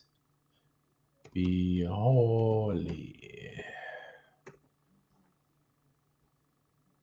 Okay, so I don't know if that's a generalized problem on Twitch, or if it's just B Hawley. Okay, Megaleech can hear Twitch. Okay, so that suggests there's some sort of problem at B Hawley then. That's the thing, whenever there's a problem with something on the internet, there's like at least a dozen things that could be causing it. So it's always so difficult to navigate and try and work out a solution. So I'm not even going to try, because there are so many things that could be causing it that are completely out of my control. I'll just say, c'est la vie. That is the way it goes. And there is not a lot I can do about it. I'm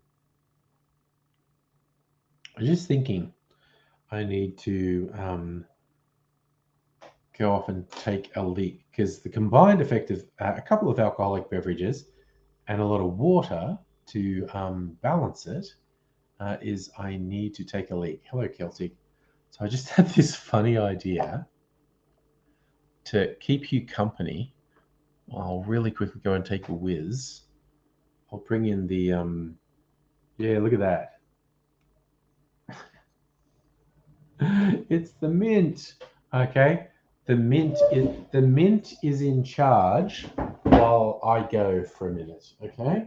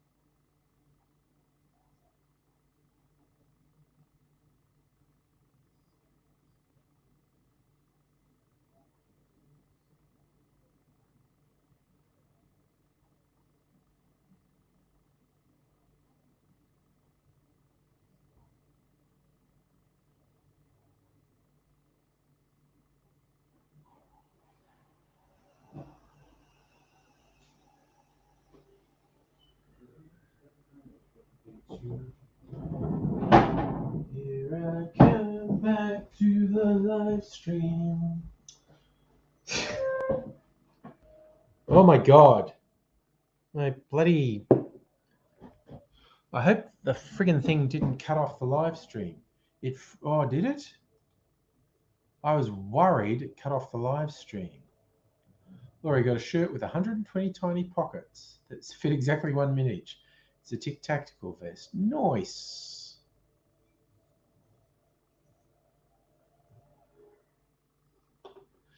Nintendo Lunchbox. Hello.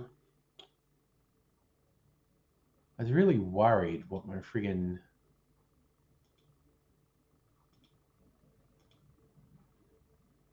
Because I somewhat foolishly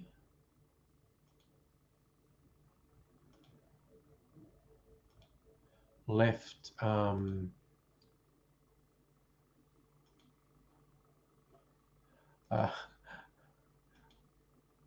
right. I put the mint on the touchpad, and it was actually doing things. And so I was initially really concerned it might be actually cutting off the stream, but not so much. You can't watch my background. The fairy lights a problem for you. I didn't think they were flashing enough to trouble anyone who was photosensitive.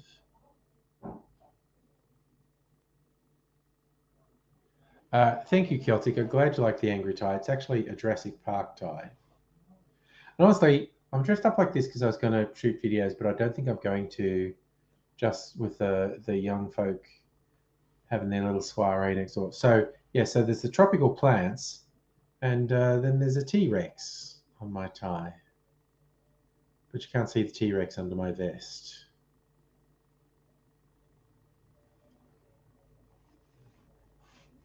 Nintendo Lunchbox super fast. Look, okay. You know what I do? Because I'm not even shooting a video. I might, in fact, I will put the lights on another cycle. Let me, I'll put the lights on another cycle. Because it's like 100 fucking cycles on either end.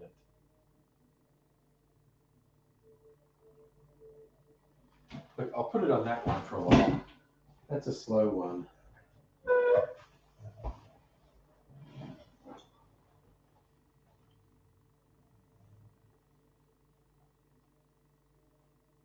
Oh, now it's speeding up. What the fuck? See, I never know what, there's no label that tells me what the, now it's speeding up. So that's ruined the whole purpose. All right, I'll put it in another one. Now it's gone really fast. Even I don't like that. Okay, stop it. Well, what's this one do? Is that constant? Seems like constant. Oh no, not that one. It's another constant one. Don't want a oh, that's way too fast. It's another constant one. That's probably a bit fast, and it's changing. That's it. But maybe that one. That's like a slow changing one. That's a slow changing one. We'll see if it has a fucking cocaine burst on it. Celtic, do you want to show off the Angry Tie collection? I don't know that I can be bothered, quite honestly. Oh,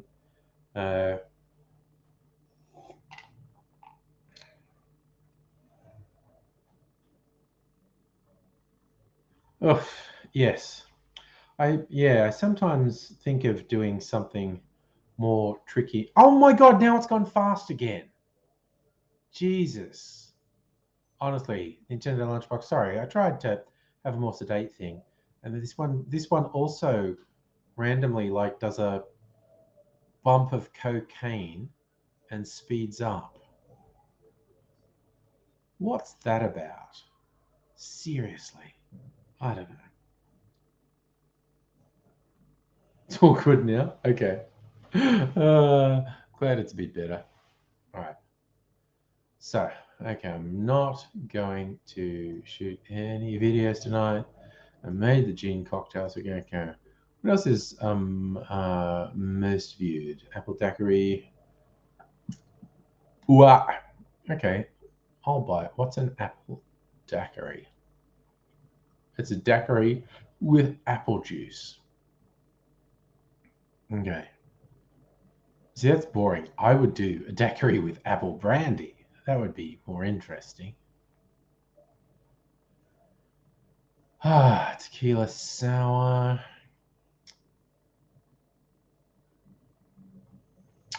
Takumi's Aviation.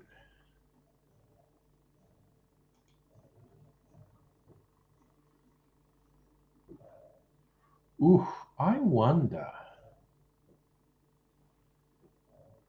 Maybe I'll try and make a whiskey sour with a bit of soda in it when I shake it, because that's meant to make the foam fluffier.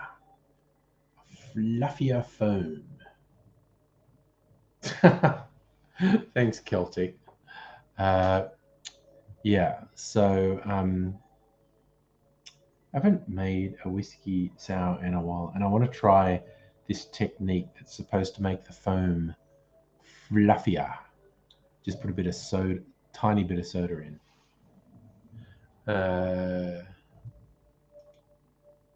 See if it actually works. It's on a site called Punch Drink. Where are we? It was in these articles I read. Dive bar. Secret to fluffy egg white perfection.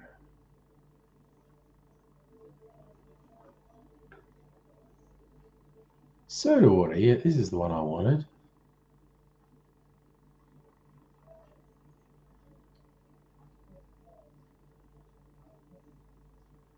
Fluffy. Okay, yes. Okay, the Pisco Sour Brulee. I also want to try this brulee version where you put superfine sugar on top of it and then torch it to have a brulee. A whole ounce of soda. That's very interesting.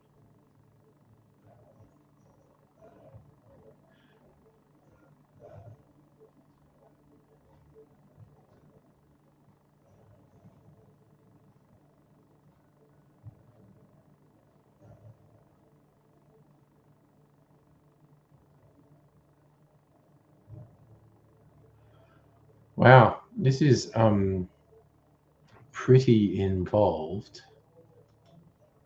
And I'm not sure I want to do that.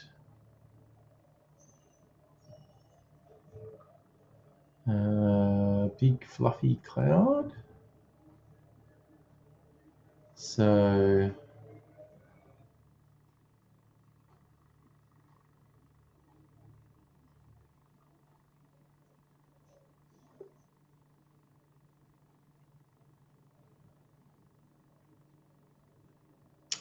okay, maybe this is the one I was looking for. So Pisco, lime, lemon, syrup, and soda. So combine all to get soda, shake, add cider, shake again. Fine. Okay, that's the recipe I wanted. B. Hawley, what do you use to chat with viewers? Being in the US, feel behind on combos. Okay, most people are on YouTube. I need to sort of fix stuff up, maybe use a restream or something so all the chat appears on screen. So I'm using StreamYard to stream to YouTube, Facebook, and Twitch. But YouTube people only see the YouTube chat. Twitch people only see the Twitch chat. Facebook people only see the Facebook chat.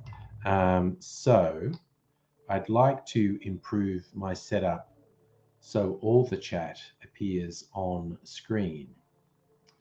Celtic King, I will pass on the love to Aidsy. And Abigail, by all means, go and lie down if you need to lie down for a few minutes. That is self-care is rule number one. And if you need to do something to look after yourself, that is a thing you should do. There you go. I got my tiny remnants of an ice cube to sit on my cocktail skewer as I little lollipop. Ow.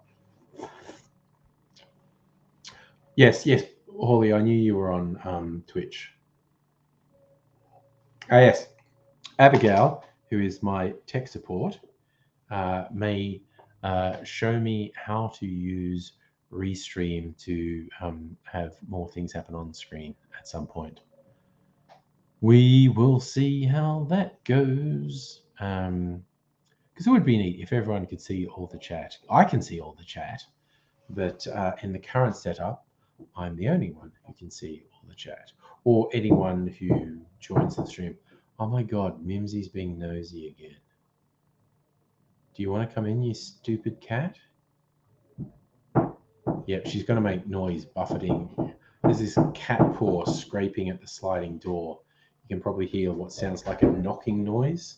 I'm just going to open it so she can come in. Just a sec.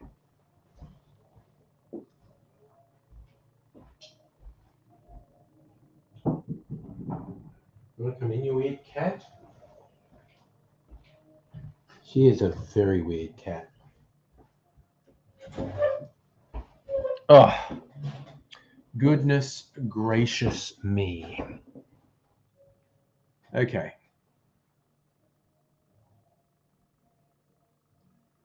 She might come up here and say hello. We'll see.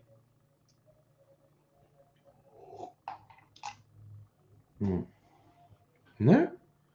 She's hoping someone dropped food on the ground. She's running around. No, she's just. I was just going to move the webcam and show you what she's up to, but she's gone around the corner, so I can't even show you. Right, you bloody well, right. Do I want to do a pisco? Maybe I'll do a pisco sour, actually. I was thinking of doing a whiskey sour. But maybe I'll do a pisco sour. Lime and lemon juice, simple syrup.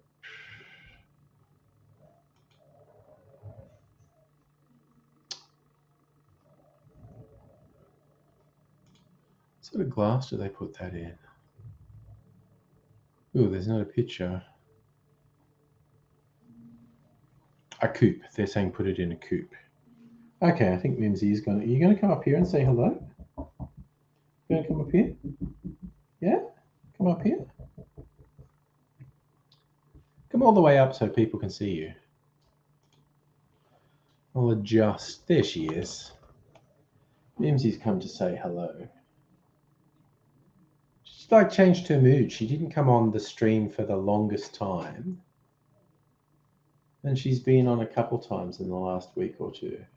Just decided to come on and say hello. Yes. Yes, you do, don't you? Gotta come and say hello. Yes. Silly bloody cat. She's old and... Bolly, you're on YouTube, but you don't like it. Oh, bummer. You want another pat? Is that it? Look like you're questing, looking for stuff. Just gonna... Why don't you settle down? Why don't you just settle down on your little perch there? And stop being so weird. Stop being so weird. All right, I'm going to put these things back and get some pisco and some citrus and some sugar syrup and some Wonder Foam. I don't think there's still egg white lying around. All right, so put these back.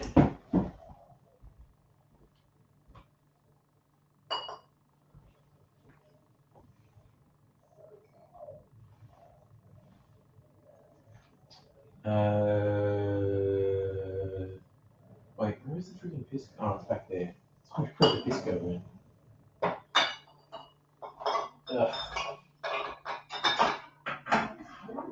All right, pisco, which for those who don't know is a great brandy from, in this case, Chile. There's a lot of argument between Chileans and Peruvians who invented it. Basically, it was Peruvians, but that's actually a Chilean pisco. Right.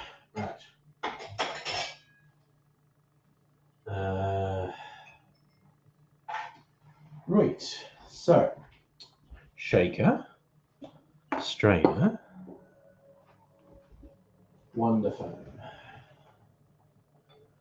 Because unless young Mr. Angry, left some egg white from his cooking, which I don't think he did.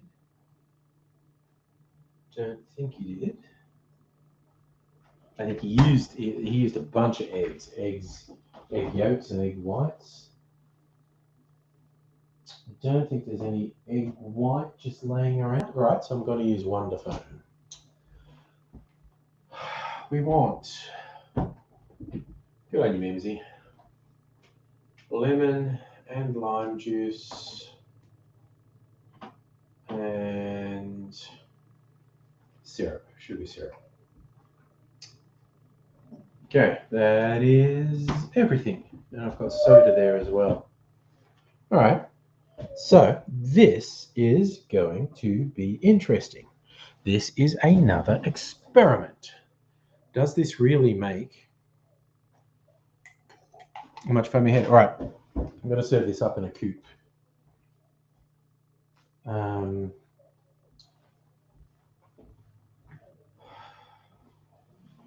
chill a coop while I prepare this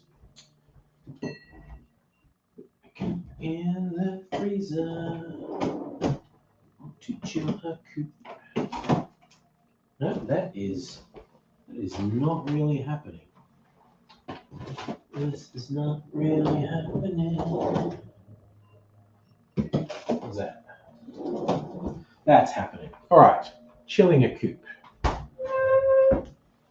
Mimsy's gone. I'll bring this back around. All right. Get some shit happening here. We'll sing along. I'm gonna bring a keyboard out here one night. One of those like things that has all the pre-programmed things and just get rhythms happening and make up stupid songs. I kind of feel like that would be fun if I just made up stupid songs. They would not be very good quality. I should preface up front. I don't think they'd be very good quality. All right, so this is a pretty basic Pisco sour, pretty easy to make. Right. Pop goes the boozer. Okay, Pisco.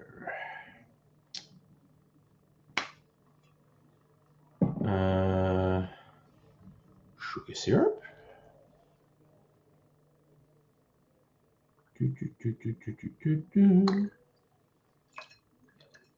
Bit of sugar syrup. And then we'll do a bit of lime juice.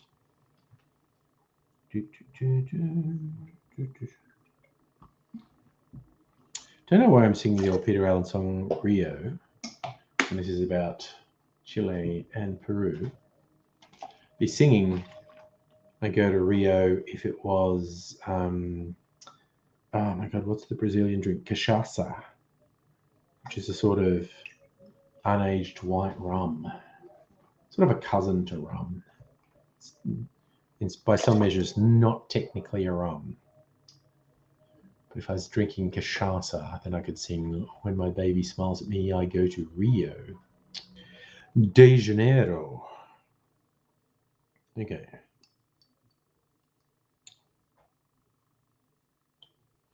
All right, wonderful. So, this is interesting because it's wet shake then dry shake, I think they say.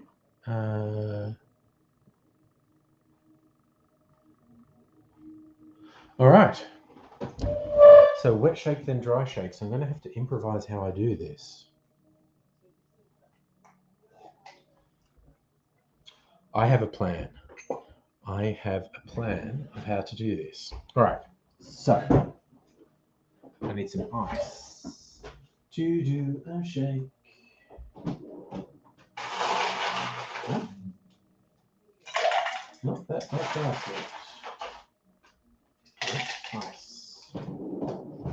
Ice, baby. All right. So just in case anyone is wearing headphones, I'm going to spare you. I shake this for 10 seconds or so. I'm going to switch the microphone off because it might be a bit harsh noise for anyone wearing headphones. Silent movie.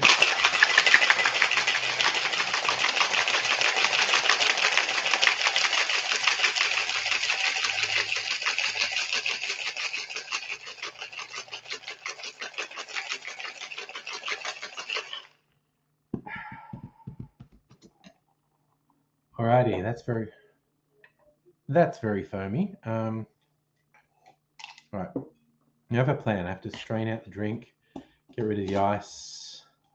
I have a plan for getting rid of the ice.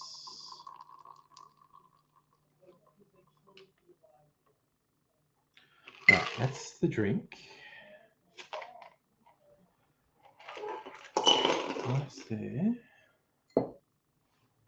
Now put the drink back in there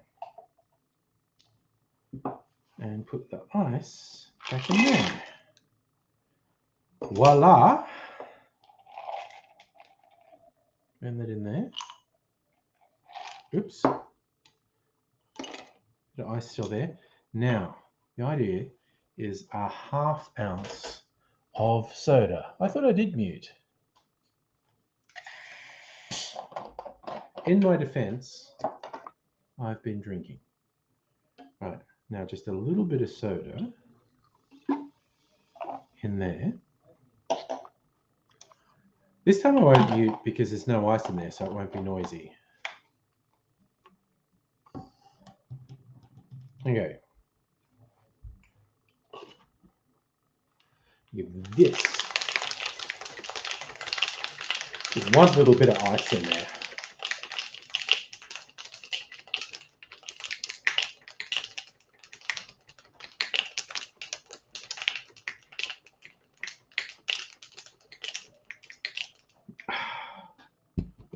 All right, I think that's very foamy. Get my chilled coupe.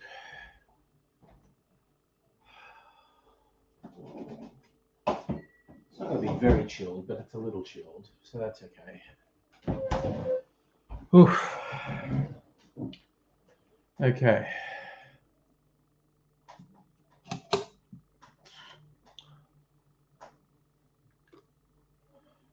Ooh, that looks very foamy.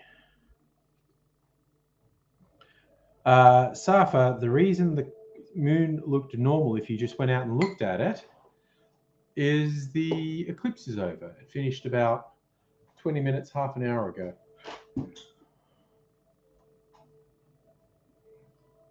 So this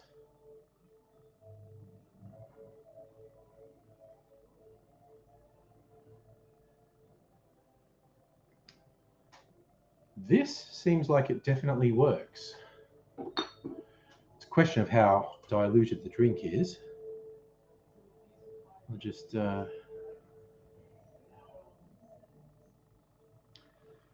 trail that through the bitters to make little hearts, which you probably can't see. Makes yeah, you can see how much foam's in that, yeah? Seems like it makes a lot of foam. What's the drink taste like is the big thing.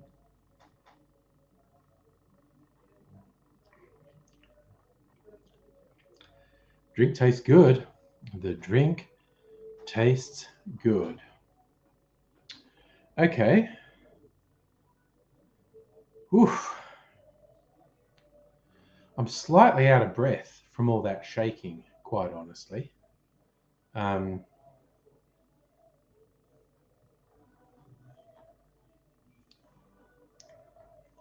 But that definitely makes a big fluffy foam. Putting a little bit of soda in for a dry shake. The second one I want to try is doing that and then sprinkling a little bit of caster sugar on it and then putting a blowtorch on it to burn the caster sugar and making a brulee on top of the cocktail. That seems a bit decadent. But this experiment with adding some soda to make the drink really foamy definitely seems to work. So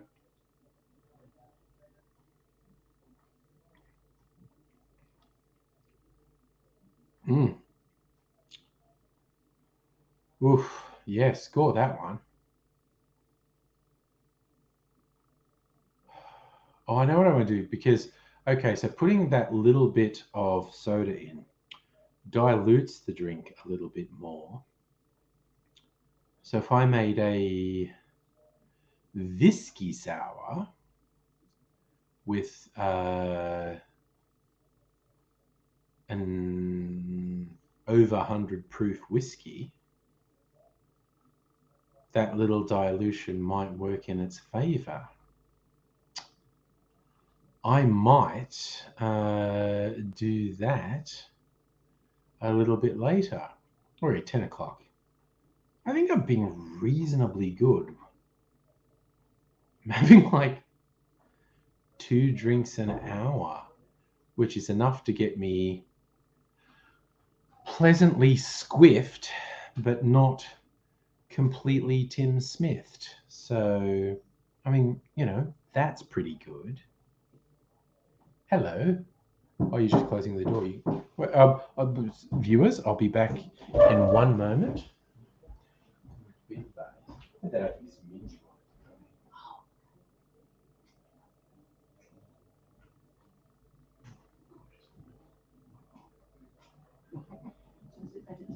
Yeah, I don't want to disturb you, so we'll do this. Mimsy will go to sleep on you. Mrs. Angry's going to bed, just debating whether to leave that door open a bit or not, because me making noise travels up to the bedroom. But I thought, oh no, Mrs. Angry goes to bed. Mimsy will go up there too, because she likes to lie on the bed while humans are sleeping in it. So I don't think we'll see Mimsy again tonight.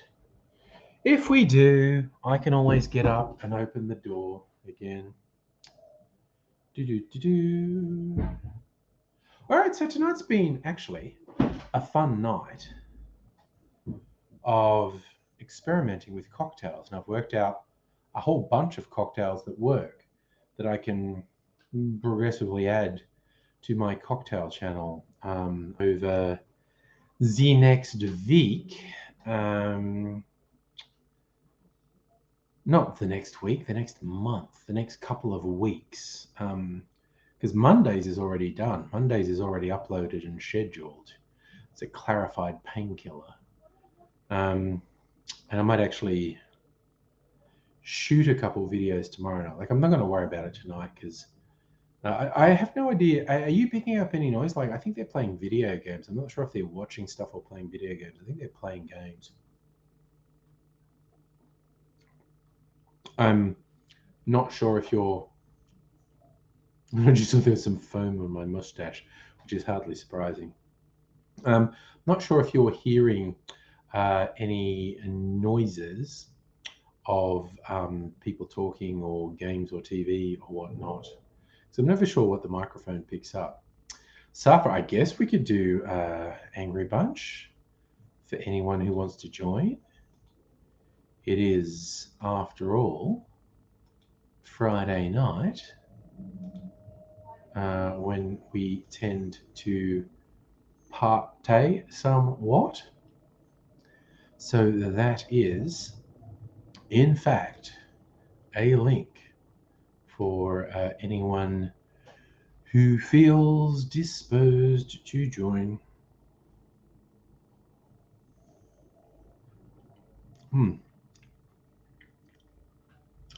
Man, that's pretty good. I think a little bit later I will make a whiskey sour with the same method and see how that goes. We have the whiskey sour. Okay. In search of the ultimate whiskey sour. That is one with a half ounce of orange juice. I don't have any orange juice, so I shan't be doing that. Yep. And that is over ice. Might do that. Might do that a little bit later. And when I say might, I'm pretty sure I mean will do that a little bit later. Und see what happens. I'll go over and look at what's the strongest whiskey I have at the moment. I think I know. I think it's the Mesquite Smoked Starward whiskey. I think that's about 55%. I think that's the strongest whiskey I have at the moment.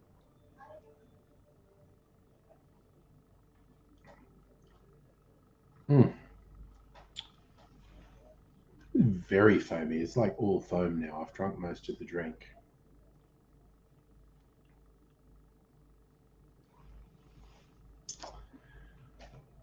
It's all good in the hood.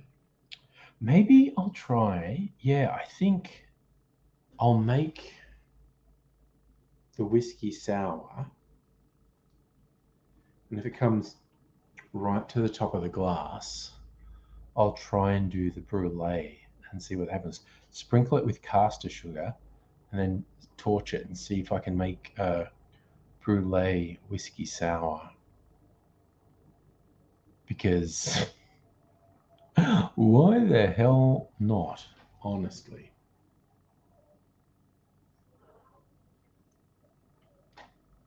Why not just go crazy? Just go crazy. And see where the road takes us. Because, I mean, honestly, why the hell not? Now this glass is just basically foam with some Angostura bitters in it, which I really don't mind.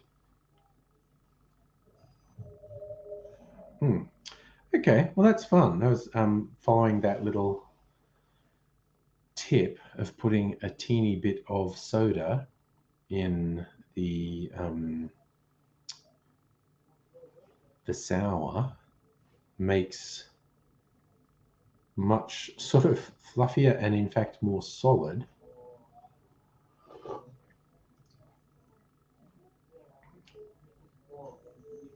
Yeah, I mean that's actually like that's like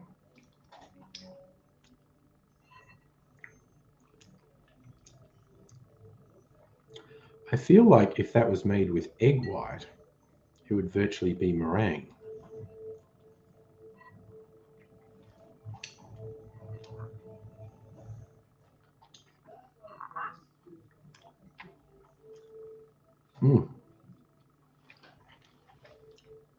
Okay, that was pretty good. Oh, but yet again, I feel like I should drink some water to be responsible. Sorry, I was looking at some other things. So Takumi's Aviation, gin maraschino, parfait amore, and lemon juice.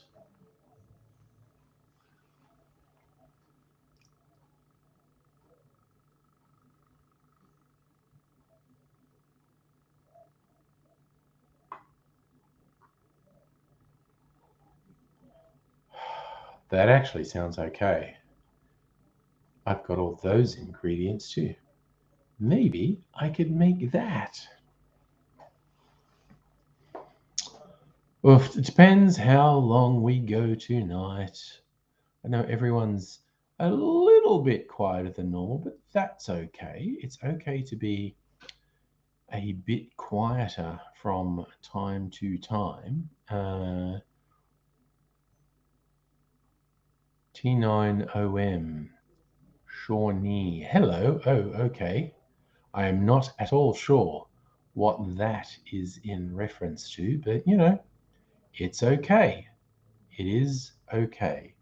I think it's important to acknowledge everything's okay.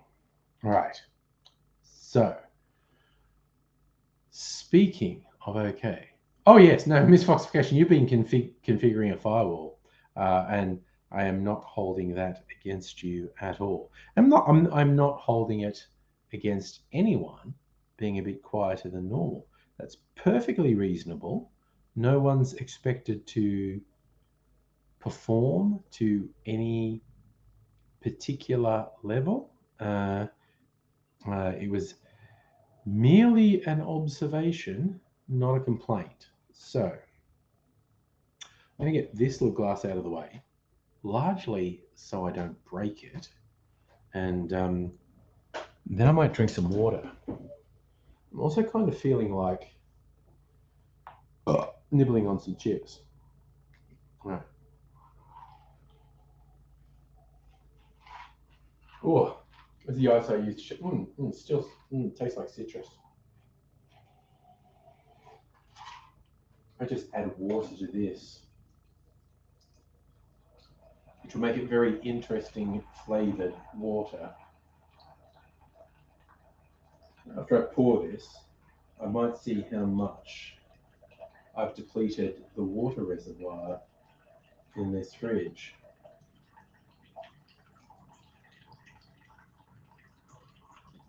Right. You bloody well, right. That's doing okay. It's about 2/3 full. Getting something chippy related. What's open? I think this weird Pringles flavour I got the other day. Because it's on special. I always buy things just because they're on special. This Foxification. Everyone might be recovering from past couple of years. Oh, I always assume people are trying to recover from the past couple of years. My God.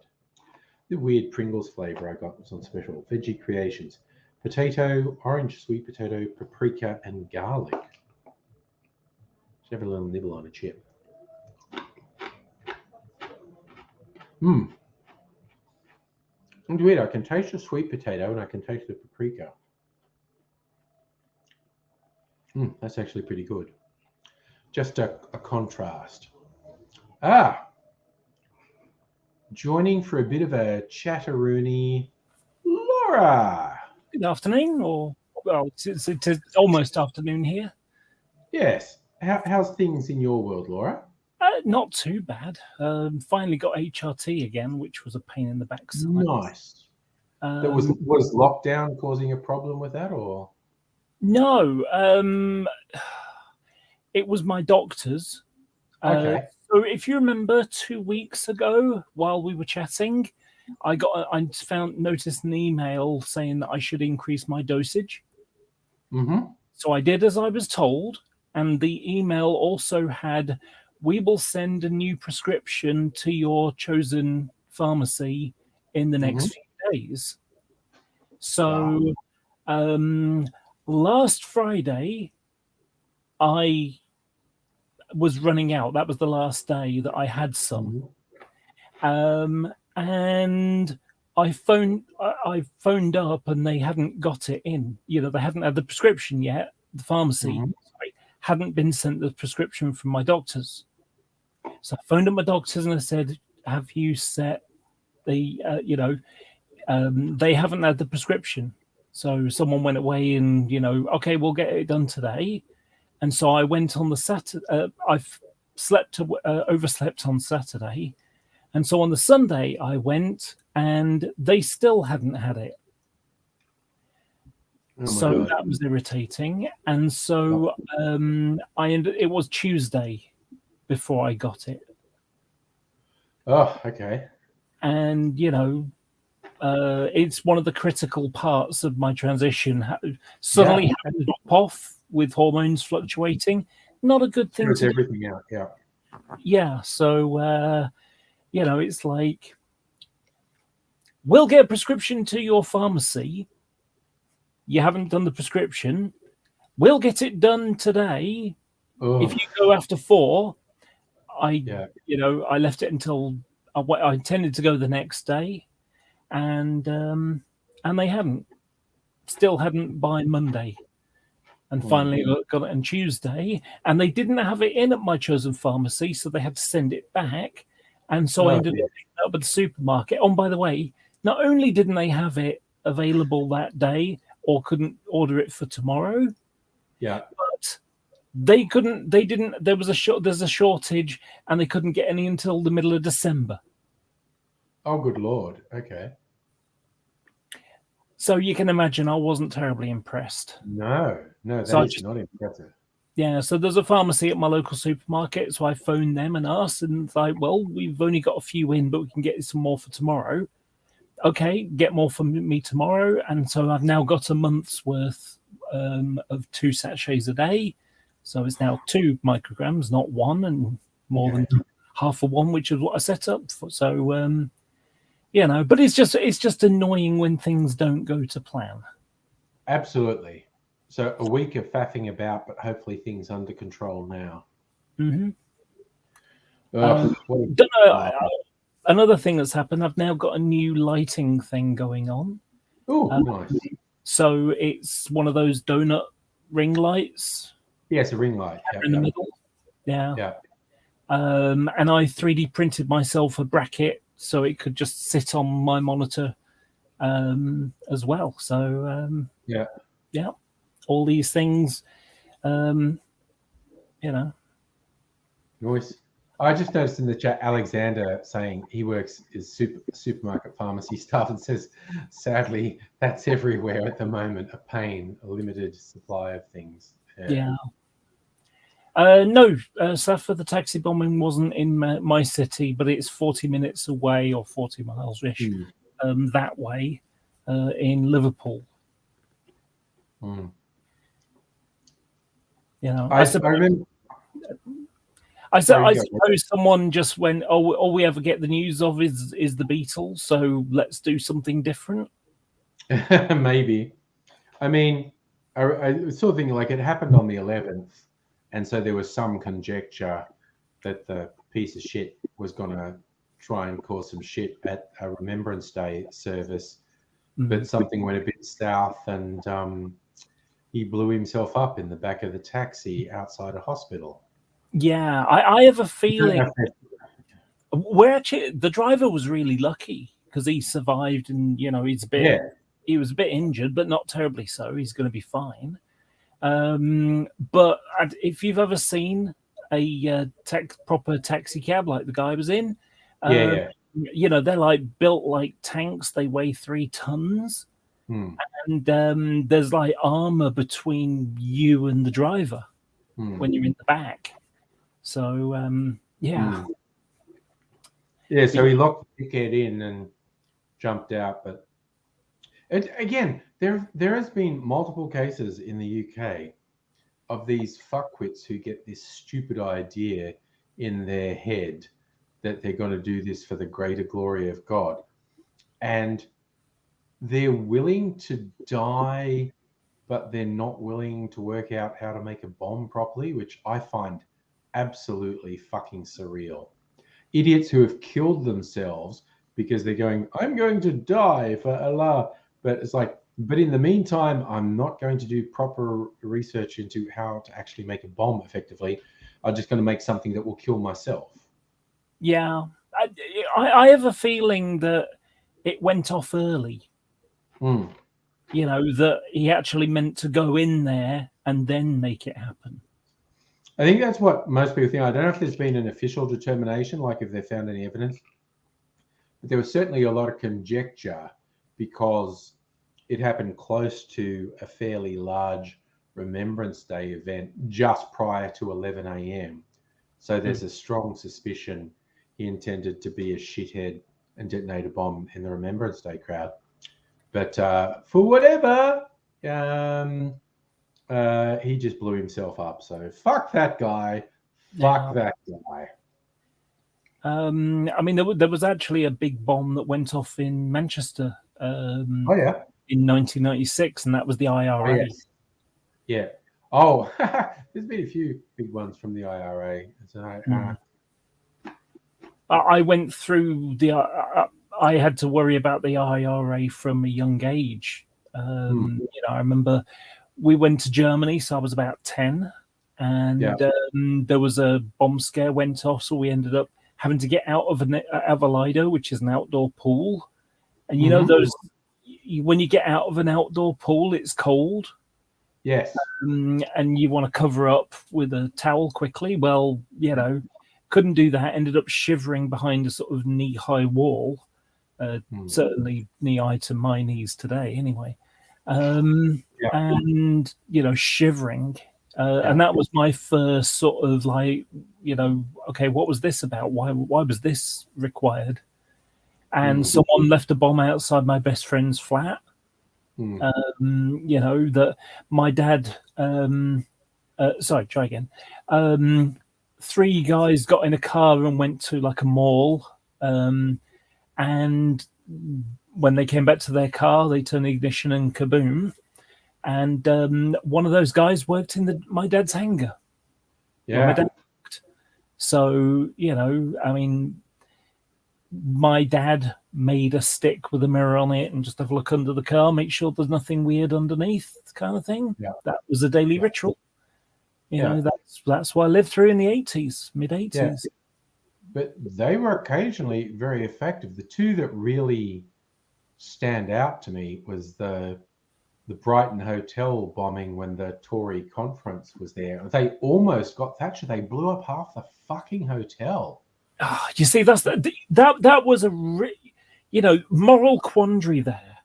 You know, I this, know, right? This is, you know, this is like the trolley problem. Yeah. You know, it's kind of like, okay, so Bomber wants to target arseholes in the government. Is this a bad thing? It's, again, the flip side is, of course, the number of Irish people who were targeted by directions of the British government. And it's a complex question. I'm not in favor of violence, but when you're on the I have the luxury of not being on the receiving end of authoritarian governmental violence, so I feel just that. The other one that was pretty wild is during the first Gulf War, I think Major was PM at that point, the IRA fucking mortared Downing Street. They had a van with a hole in the top and they fired a mortar. Yeah, the entire cabinet was there, and it turns out the anti-terrorism, anti-attack measures in Downing Street were actually effective. But no, I imagine a number of people had thought they were over the top. But yeah, the IRA fucking mortared Downing Street. Yeah, and no one got killed. I think a couple of people got injured, but it was like, Jesus, if they didn't have these really over-the-top reinforcements, and I think there was some sort of netting that was designed to catch masonry if the building collapsed, and that's what saved the cabinet. But that was a frighteningly effective attack on Downing Street when the entire cabinet was in there. Didn't kill anyone, but it was still. I don't think it was that effective. I heard that some windows were broken and some stuff landed in the back garden. The thing is, the mortar shells landed exactly where they directed them. That's what I mean by effective. And you say it's not effective because they didn't kill anyone, but again, because the hardening of the building and various other safety features stopped anyone being killed or even seriously injured. But it was freakishly effective in that the mortar shells landed exactly where they were directed. It's just the building, the anti-bombing measures on the building were so effective, it neutralized the attack. But the fact that they were able to launch this attack and it hit was pretty freaky. But yeah, it's a complex issue. I don't advocate sort of indiscriminate violence and whatnot. But then again, I'm also not subject to excessive violence from an authoritarian government. So I'm in a position of quite some comfort. I think it's complicated, is what I think. Yeah, I think a lot of the time people like to look at it with simplistic, vision, and you can't do that. I do think one of the things that should be done when it comes to Northern Ireland and all that kind of stuff is a lot like what they had with, the end of apartheid, with the, Truth and Reconciliation, committee and stuff like that. I'm kind of in favor of that because, revenge and justice, sometimes there's not a lot of difference between the two, and certainly lines are blurry. Yeah, I don't think the Tories are quite willing to admit they sent in murder squads in military uniforms, aka the Black and Tans, who were sent in specifically to terrorize and murder civilians as a warning. That was war crimes. The UK government was guilty of war crimes against the people of Ireland because they willfully attacked civilian targets. to make a point. There's no two ways about it. And I don't think the Tories are quite willing to admit that they did that. Yeah. Yeah. But yeah, complex issue. Once you get to colonialism, occupation,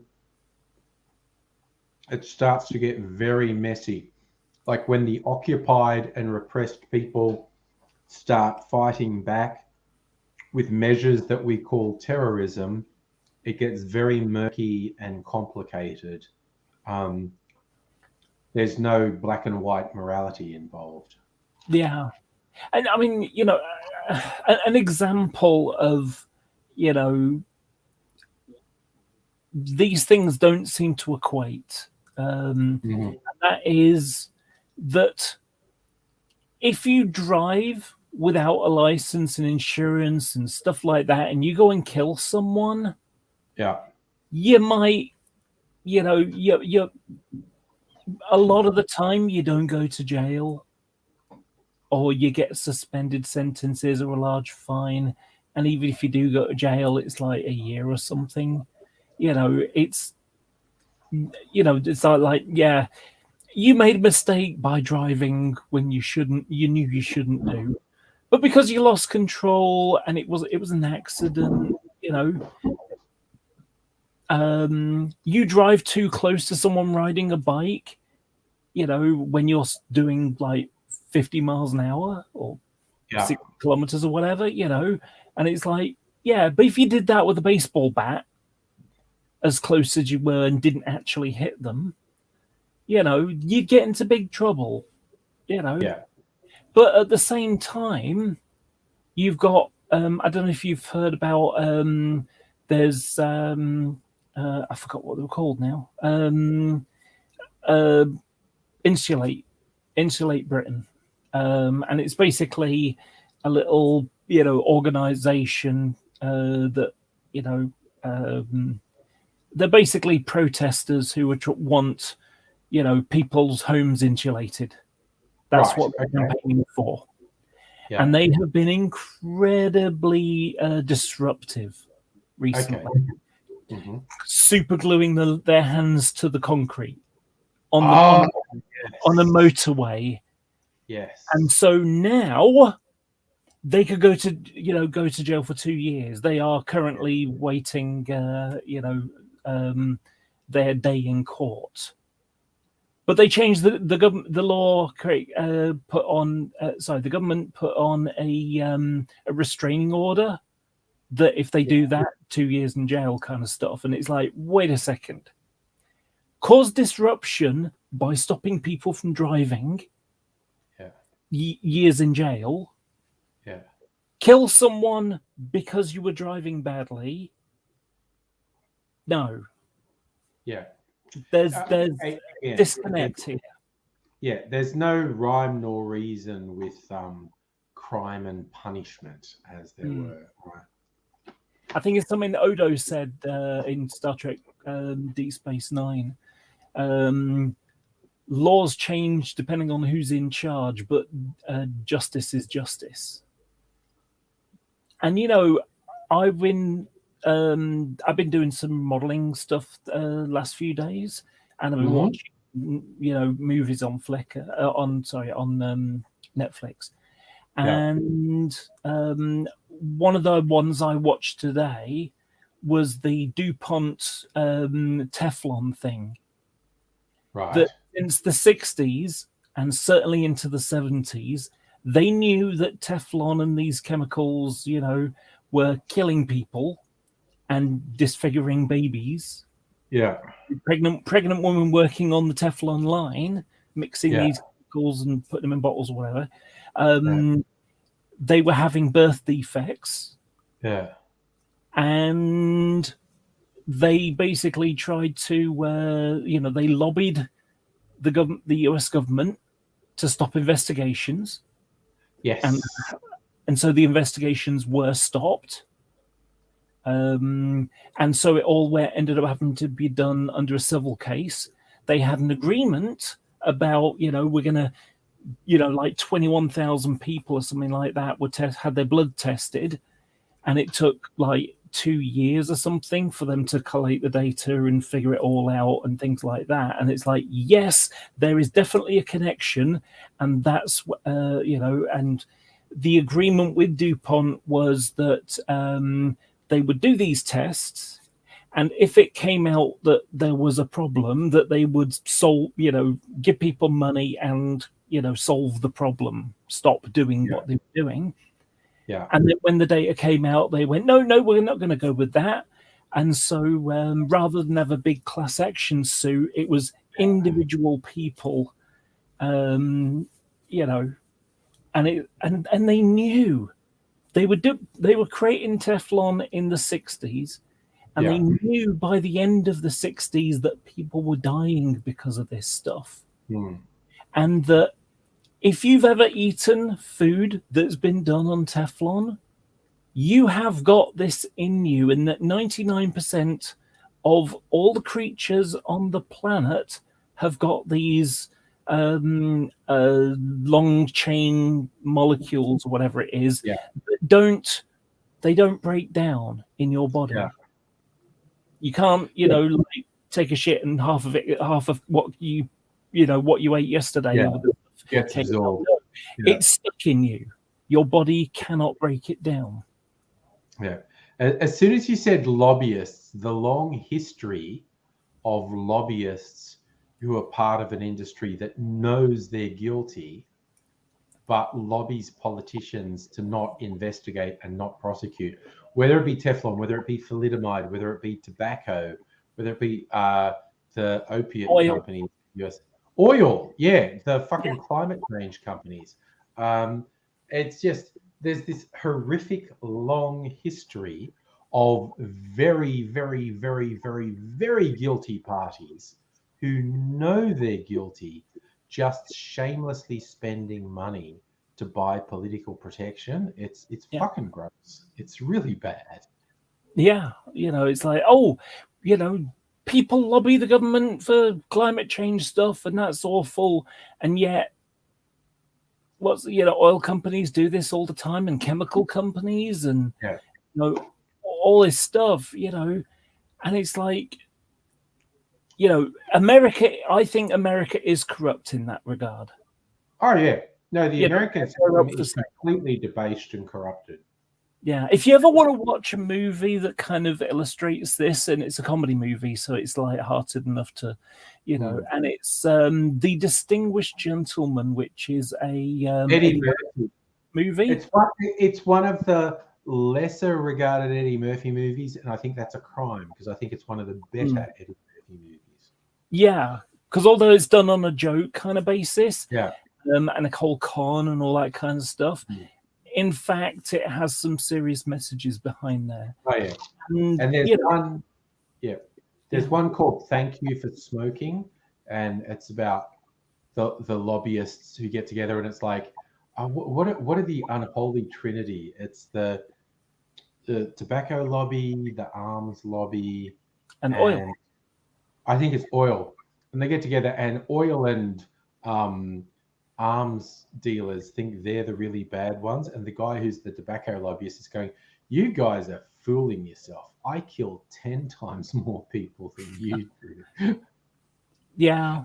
Bum fungus. I was thinking it might have been alcohol, but I think Laura was correct in that the unholy trinity was arms dealers, the oil lobbyists, and the tobacco lobbyists. Alcohol would be fourth, because alcohol, I'm sitting here like drinking alcohol all night, but alcohol is definitely a social ill that kills a lot of people and ruins a lot of people's lives. Oh, Jesus. Okay, Charlie Spooner on Facebook, you brought up the exact movie I was going to bring up. Movies that came out at about the same time, within a year or so each other. Two of the lesser known Eddie Murphy movies, The Distinguished Gentleman, which we were talking about, and Boomerang, where he's a player who gets played, where basically a woman treats him as a sexual plaything the way he'd always been treating women. And those are two of the lesser known and lesser regarded Eddie Murphy movies, but I honestly think they're two of the best Eddie Murphy movies as well. Well worth seeking out if you haven't seen them. Yeah, although I think if I if I think of my favorite Eddie Murphy movie, oh, I don't know. As I was thinking, another one popped in my head. The Golden Child, I thought was always thought was good. Okay, that's one I never got into. I have to admit. What was the other favorite Eddie Murphy? Trading Places with Dan Aykroyd. Oh, I love Trading Places. That was when he was still when he wasn't huge. He was rising. Yeah. Trading Places is a great movie. And and it's the sort of bit that where he's pretending he's got no legs and he's blind and he's like he was like that, and the cops lift him up and he just drops his legs down and he's like, it's really I've cool. got legs, I can walk, thank you Jesus, kind of stuff. And it's like just. Are you trying to do more snack food, or They want more food. what do they want? No. Nuggets. Okay. Sorry. The insatiable bottomless pit of the 20-somethings wants to eat more junk food.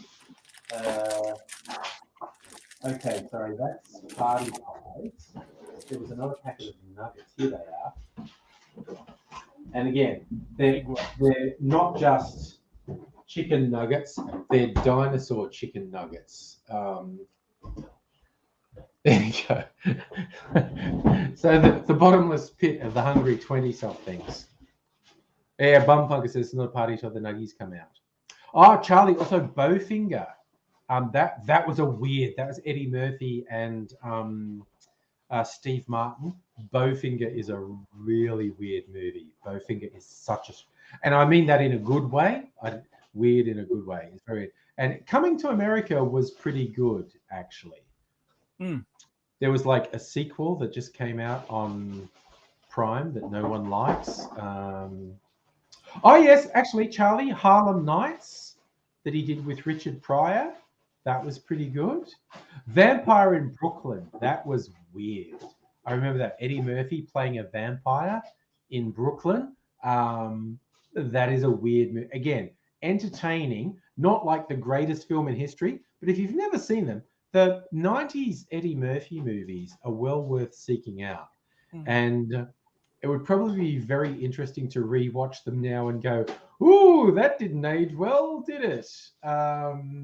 Just like, what? It was the 90s, man. It's like, probably none of them age worse than, it was either Beverly Hills Cop or Beverly Hills Cop 2 or 3. One of them was just really grossly misogynist. It was terrible. Yeah.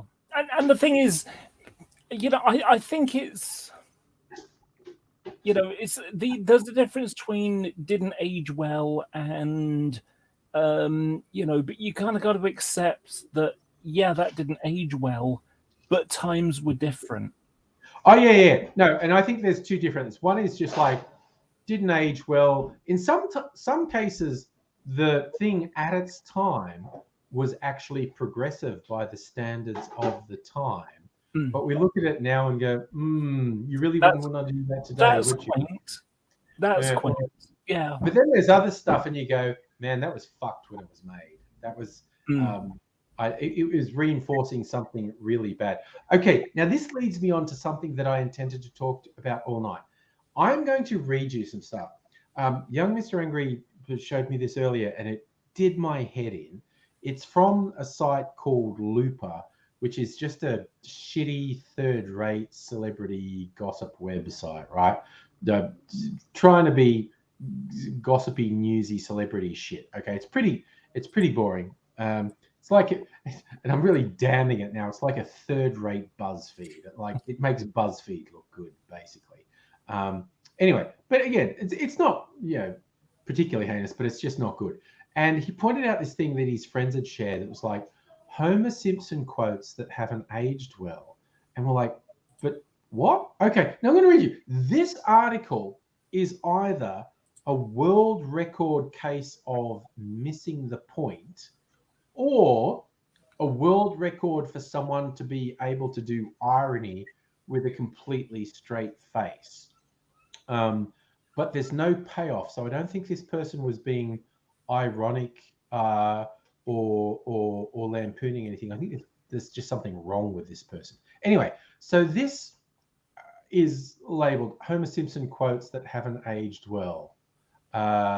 He's among well-known, beloved fictional characters, in spite of characterizations that would make him not so lovable in real life. Okay. So again, it's saying this didn't age well. Homer announcing his intent to bully. There's one sequence where Homer goes to college. He makes Marge fully aware of his plan to push others around. And he was doing the jocks and nerds. Again, I don't want to go too much into, but every single one of these, this person's going, oh, well, that didn't age well. I'm going, Homer's awful. Homer's always been awful. That's the point. Homer's awful. He's not admirable, you fucking idiot. Homer got smart and took on religion. He took the crayon out of his brain and proved to Ned Flanders that God definitely didn't exist. And then they're saying that's too cruel. And then just because he used the word Eskimo, they're saying that's unforgivable. And again, he was being an asshole. He said vampires are make-believe, like elves, gremlins, and Eskimos. It's just Homer being an asshole. And then Homer promised to murder protesters when he said on behalf of President Bush he'd run over protesters. Again, that was not admirable. He was being an asshole because Homer's a fucking asshole. And Whacking Day, they're saying, oh, he participated in Whacking Day. The whole premise of the Whacking Day episode is Whacking Day was awful. It was terrible. And like this whole article keeps highlighting things that Homer did a thing like in the Homer's Phobia episode when Homer is very homophobic. It's like, he's awful. Every other character keeps telling him he's awful. And this ridiculous fucking article is saying, I think Homer Simpson said things that were questionable. They were meant to be awful. It's just, again, and again, I'm just going to leave there because it's ridiculous. This article, like I said, it is either the world champion winner of absolutely missing the point to just a phenomenal degree, or world champion for keeping a straight face while being ironic. But there's no payoff, because if I was doing that as a joke, if I was saying, geez, Homer Simpson said these questionable things, I would finish it with something like, I hope you enjoyed that article. Stay tuned for my next article that I'm going to publish. 10 times Hitler went too far. And it's just like, you've got to tell, if you're joking, you've got to tell people you're joking. Because that's just bizarre. Oh, we got a few new people on Twitch. Kevy Coops and Daniel Granule. Hello. Hello. Oh, Strictly Sega, to clarify the thing about Bush, yes. In the episodes where George Bush Sr. moved across the road from Homer, Homer hated him. But in the Mr. Plow episode, Homer had a fantasy sequence where he used his snowplow to clean out protesters in front of the White House on behalf of then President George Bush. When Bush moved in across the road from Homer, he was ex-President Bush. This fantasy sequence for Mr. Plow, he was serving President Bush. So yes, you are correct. Homer actually hated George Bush in real life, but he had a fantasy sequence where he got rid of protest. But again, that article was just fucking stupid. Whatever the person was trying to achieve with that article, they're a goddamn moron. Yeah. No. I finally decided to share it with everyone. Because you were talking about like things being not politically correct when I was last in this room. Yeah. No, and you actually reminded me. I meant to bring up that Simpsons article, and the person who wrote it is an idiot on one level or another. Either they totally miss the point, or they don't really understand irony. And you've actually got to. There's got to be a point to it. Like literally just saying Homer Simpson's a questionable character. Yes, he is. That's the whole thing. Homer Simpson is awful. Like the classic satire from days gone by is Jonathan Swift's A Modest Proposal, when the policies of England were ravaging Ireland and causing famine and causing thousands and thousands and thousands of deaths. He said, I have a solution to the Irish problem. We should eat Irish babies. And he's basically just saying, he just said something so outrageous to pull people up. And because what he's saying is, we are treating the Irish so badly and we are killing so many of them, we may as well eat their babies. We are just being so fucking horrific. But yeah, this whole thing saying Homer Simpson is bad. Well, of course Homer Simpson's bad. That's his whole thing. He's terrible. I think one of the most offensive things to me is the way that he glorifies in being an idiot. It is disturbing that some it's kind of like stupid brain or something. The person writing this article seems to be coming from the position Homer Simpson is an admirable character who said some bad things. No, he's not. And if someone does glorify the stupidity of Homer Simpson, they're a very worrying person. I remember from like the early days of The Simpsons, the first 10 years when it first became huge, the voice actors would appear at conventions. The guy who did Homer's voice, Dan Castellano, I still remember an interview with him where he's saying like, I show up these conventions and people come for autographs and they go, I love Homer Simpson. He's my hero. And I just say to them, what's wrong with you? How could Homer be your hero? What the fuck is wrong with you? Oh, and hi, Abigail, by the way. He's come back from a migraine nap. I hope you're feeling better. Stick the link up. Maybe she'll pop in. The mood, Abigail? I will. Yeah. Sort of on the glorifying and being an idiot kind of thing that Homer does, reminds me of someone I knew years ago. Sadly, they've died since. Young as well, like in their 40s, late 40s, something like that. Yeah, anyway, and they once kind of, said to me in like almost a weird, proud way, saying that I've only read one book in my entire life. It's like, why is this? Why are you taking pride in that? You might as well say, I'm a fucking idiot. I've never read a book. I've never really read books. Why would anybody? It just goes against the grain. I suppose I'm a little too cerebral for my own good sometimes. But. I want to have conversations about philosophy and ethics and things like that. And most people just want to talk about what they watched on TV. And I don't really watch TV anymore. So, I want to have those interesting conversations. There's a reason why I hang around with you guys sometimes. When you're not talking about alcohol, and I don't know much about that. Although I have had 2 pina coladas this week. I have had 2 pina coladas this week. We're even. I made one myself, and I had one made for me at a venue. Right. I expect that yours were better than mine, because mine is just this, like, you get a bottle of the juice in it, and then you just pour your rum in it, and that's it. Yeah.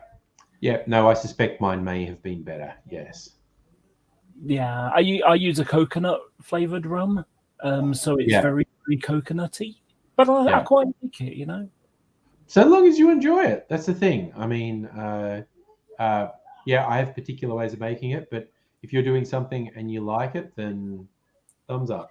What I really, really want, is a smoothie flavor, like textured pina Oh colada. yeah, no, a blender pina colada. Yeah. I don't have a blender, so I just shake them. But yeah, that's another way to do them. You put them in a blender with crushed ice and you get like a smoothie consistency. Yeah, absolutely. Yeah, that's what I want. I want something that just has a bit of fluff in it, I suppose you could say. Yeah. Now there's a couple different ways to make them, and a blender one, so it's basically smoothie consistency, is one way to make them. And like frozen. I mean, I'll go the whole realm with rum drinks, not just pina coladas. A frozen daiquiri, a frozen margarita. I'm on board for all of these things, blender based drinks. Yeah, It's just I like to put my margarita in the oven for half an hour though. a hot a pizza. We're going for a margarita pizza. There you go. Wordplay. That's something that I was on the news in the last couple of weeks. It was American politics, and one of the members of the House, the Republican House of Representatives, has had his committee meetings ability. He's been removed off all his committees because he posted an anime video that was edited showing him killing Ocasio-Cortez, and it's like, also swinging swords at Biden, and it's like, fuck. And it's like, oh, it was just a joke. It's like, you're talking about killing opposition politicians. There is a line, and this is just way over it. Yeah, and what we've seen is lunatic fringes who are very easily activated into violent activity. So if a sitting member in the House posts jokes about murdering someone, that's just elevating in this fucking dangerous fringe's mind. He's telling me to do it. He's telling me to do it. Yeah, but it's not just that. American politics is polarized enough as it is. Yeah. Without going to the point of, I want to kill my opponent. Yeah. They're not just someone who we don't have a great meeting of minds.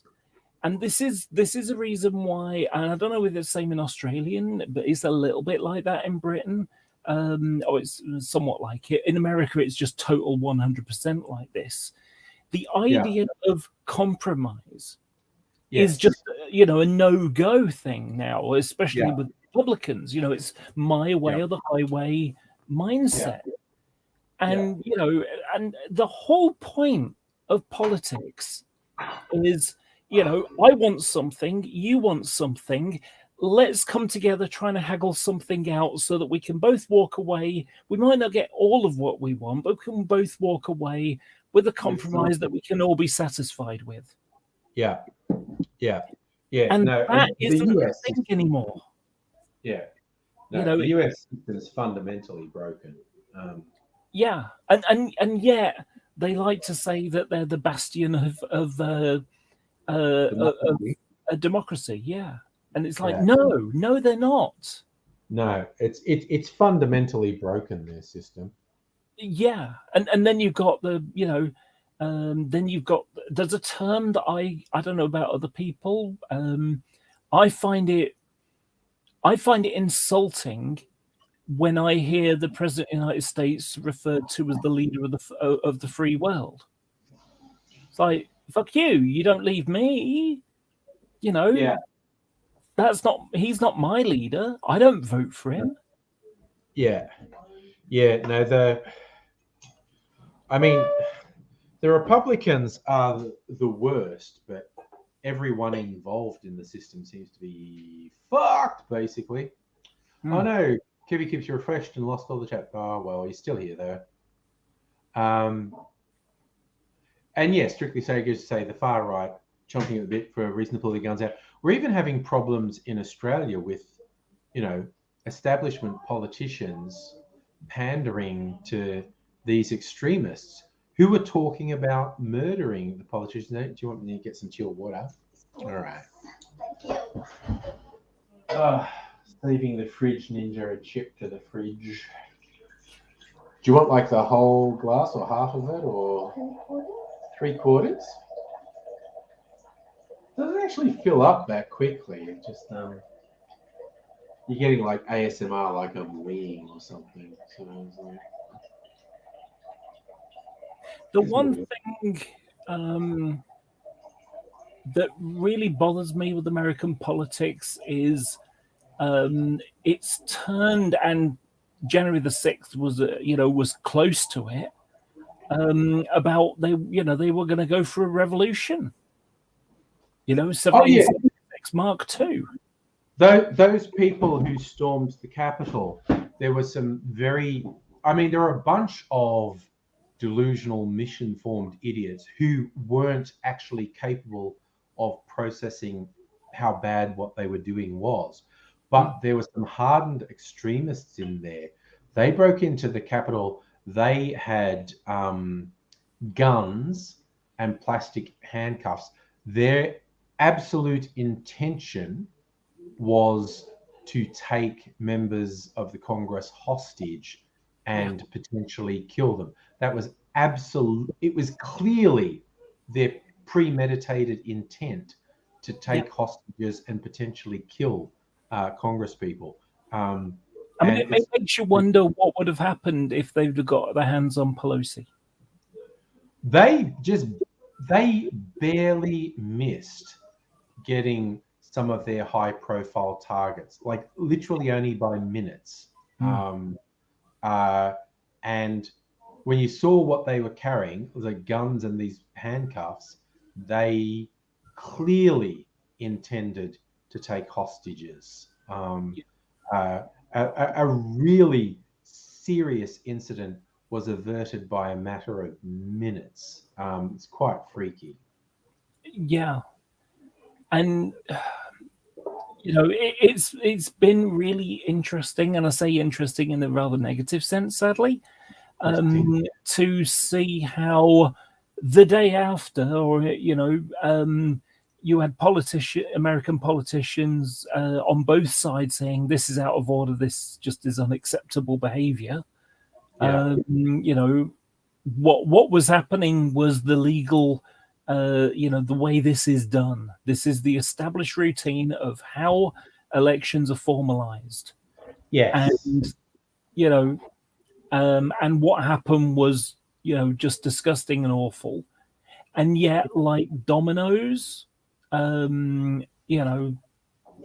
Republican Party politicians in both the House and the Senate have sort of lent in the direction of, it wasn't really a big thing after all. Yeah, no, their rewriting of immediate history is quite terrifying. The thing that we all saw, the thing that there is incontrovertible evidence for, that they say that didn't happen, that wasn't a thing. Yes, Miss Foxication, you pointed out they almost got Pence, and they had decided at that point Vice President Pence was their enemy because he would overturn the election result. If they had gotten Pence, his life would absolutely have been in peril. That's how deranged these people are. And to give the guy some credit, and that's kind of difficult given the way that he was. How awful he is. Yeah, I mean he is. From what I understand, he's one of the Dominionist types. If you know what that means. He's a Christian Dominionist. Yes. Yeah, and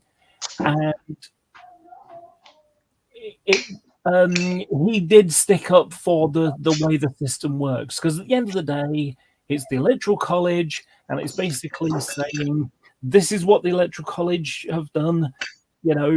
This is what they've said. Right, we now need to, formalize that into this is the new government. This is what the vote tally has been. Yeah. So for those who aren't familiar with the term Christian Dominionist, those are people Pence would very much like the US to be a Christian theocracy, to be able to enforce their version of biblical law. But he's also part of the establishment. So when the establishment, namely the Electoral College, said, this is the election result, Pence goes, well, that's the result. I'm not overturning it. Just you're saying overturn it because you want me to overturn it? No, I need a better reason than you want me to overturn it. There needs to be an actual reason. And they're like, no, we want you to. And he's going, no, that's not a reason, guys. That's not how this works. That's not how any of this works. Oh gosh. Did you hear about the fraudulent, sort of people who've been dead who voted thing? Did you hear about that one this week? What in particular? So there was a guy in, I can't remember, it was something like Idaho or not Arizona, one of the next door ones. I can't remember. Anyway, one of those sort of Midwest, one of the Midwest ones. Yeah. And so a Republican voter, basically said that his wife had died 3 years ago, and yet his wife was on the ballot. And so this is proof that, I don't know who did this, but, my wife's been dead. So how could they possibly vote in her name? This is obviously an example of fraud, voter fraud. Yeah. And so, obviously Fox News and Republicans, and especially the GOP, the Republican Party in that state, who have, basically, introduced new laws. Is that making noise? It's quite loud. I turned the microphone. Wait a sec. What? I turned the microphone off. That's not the button you were looking for. Move along.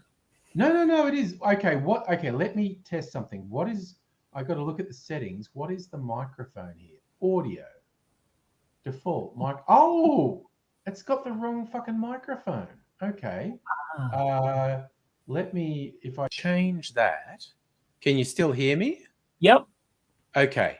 Now, this happened before. So. Yep, you're now muted. No idea what you're saying now. The stupid thing changed what was the microphone, but bloody hell. Okay. I had the same thing. I had the same thing. My when I went to join, it turned my microphone off and chose something else. Anyway, so yeah, the Republican Party in individual states have tried to use this idea of there was really bad voting, so therefore we need to introduce new laws to prevent people from voting, make it harder. Less drop boxes where you can pop your vote in, less postal voting. We're going to kick people off registers. We're going to close down polling stations. There was one in the 2016 election, or was it? 2016 election, where and it was, oh gosh, city where they did westerns, like Rapid City or something like that. Anyway, so in the black brown people part, they had one polling station, and it was like 4 miles out of town because the normal place they would do it was closed for renovations. Although didn't seem to be any renovations going on. So like I say, if we stop people from voting, they can't vote the wrong way. And of course, the people we want to stop voting the most are the brown people, or the people who might vote Democrat, like the cities, in certain parts of the city. So they've rewritten the laws to prevent people from voting as much. Just imagine that his stomach is also moving as well.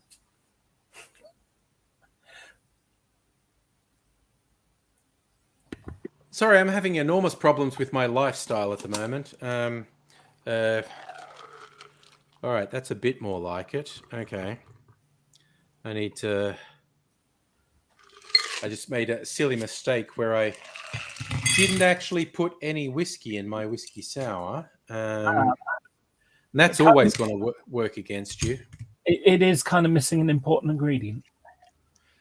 And I shook it and I poured it out and said, why is there so little in my glass? And then I tasted it and went, that's just lemon juice. I didn't put any whiskey in there.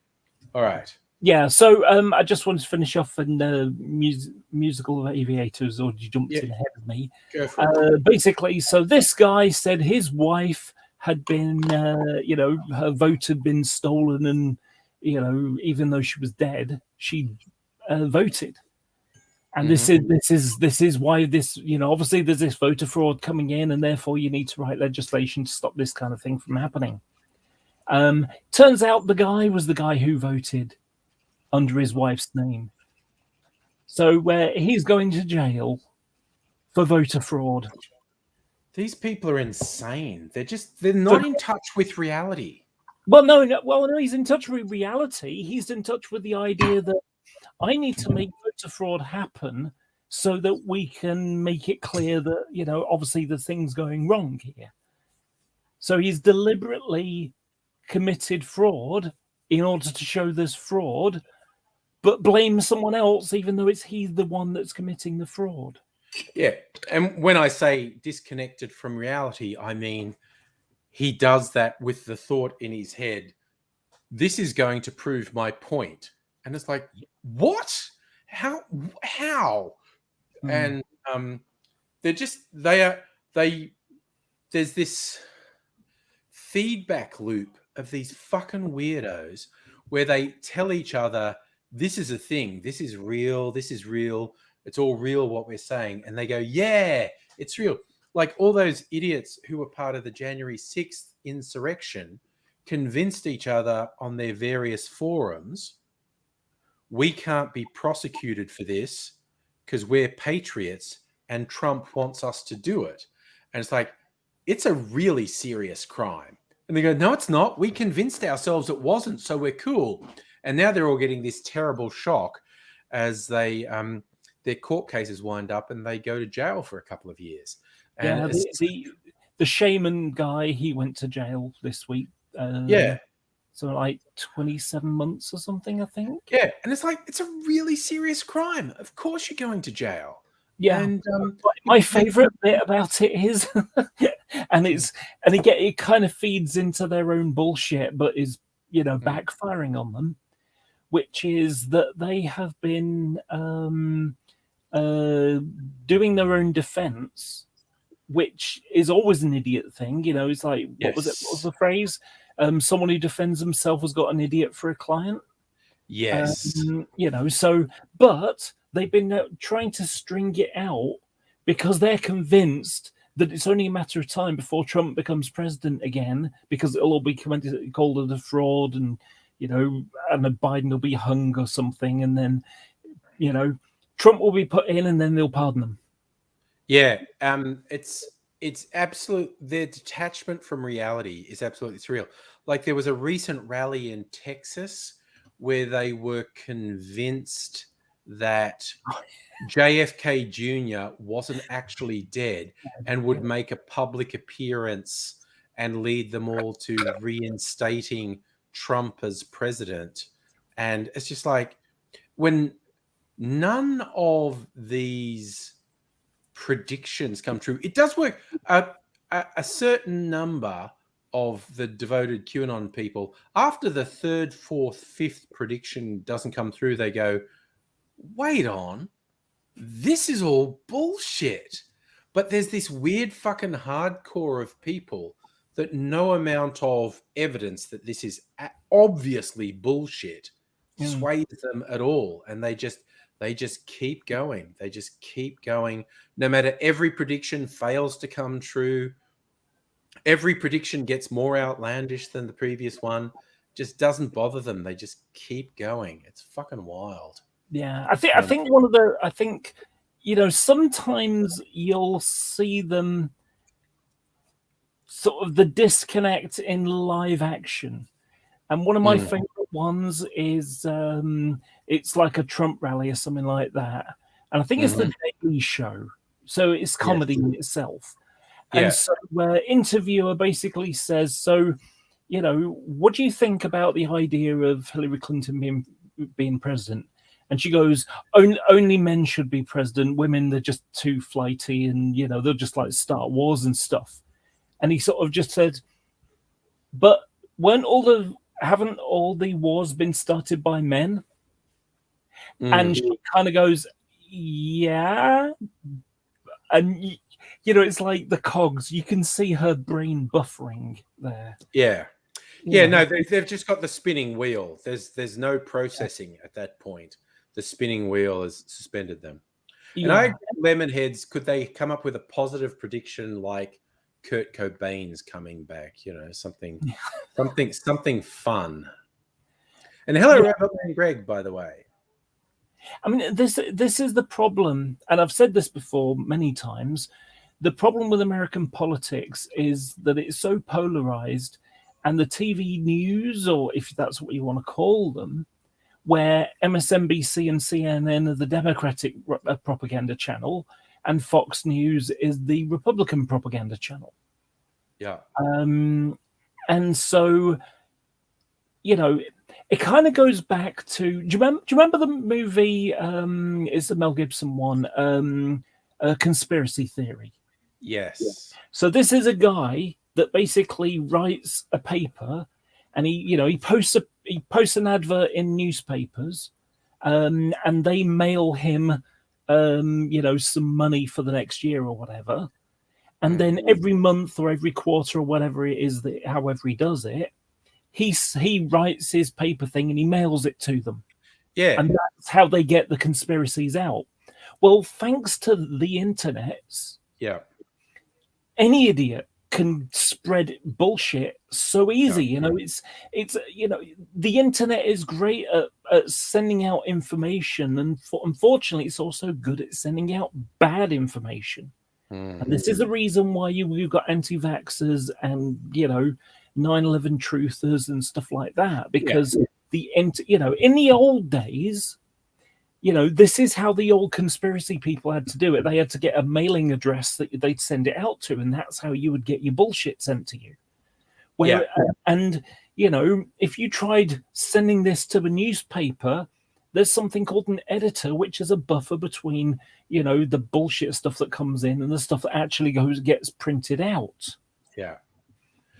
But we don't have that anymore. And so you've now got, the right-wing conspiracy lunacy. You've got, what's his name? Alex Jones able to scream at the internet with a gruff voice.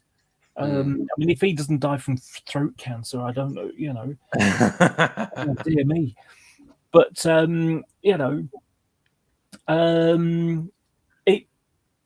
this is the problem with the world now. That, effectively, if you think about the 4 horsemen of the apocalypse, there's 5 now, and it's misinformation.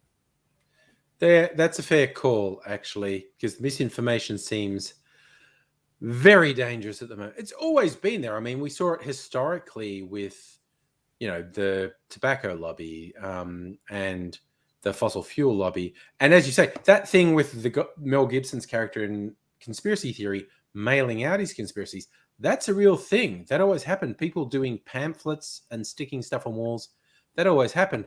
But there's an obvious limited spread of that type of thing. Anti-vaxxers existed since vaccines existed, basically. Any change in medicine has people who think it's the devil's work or whatever.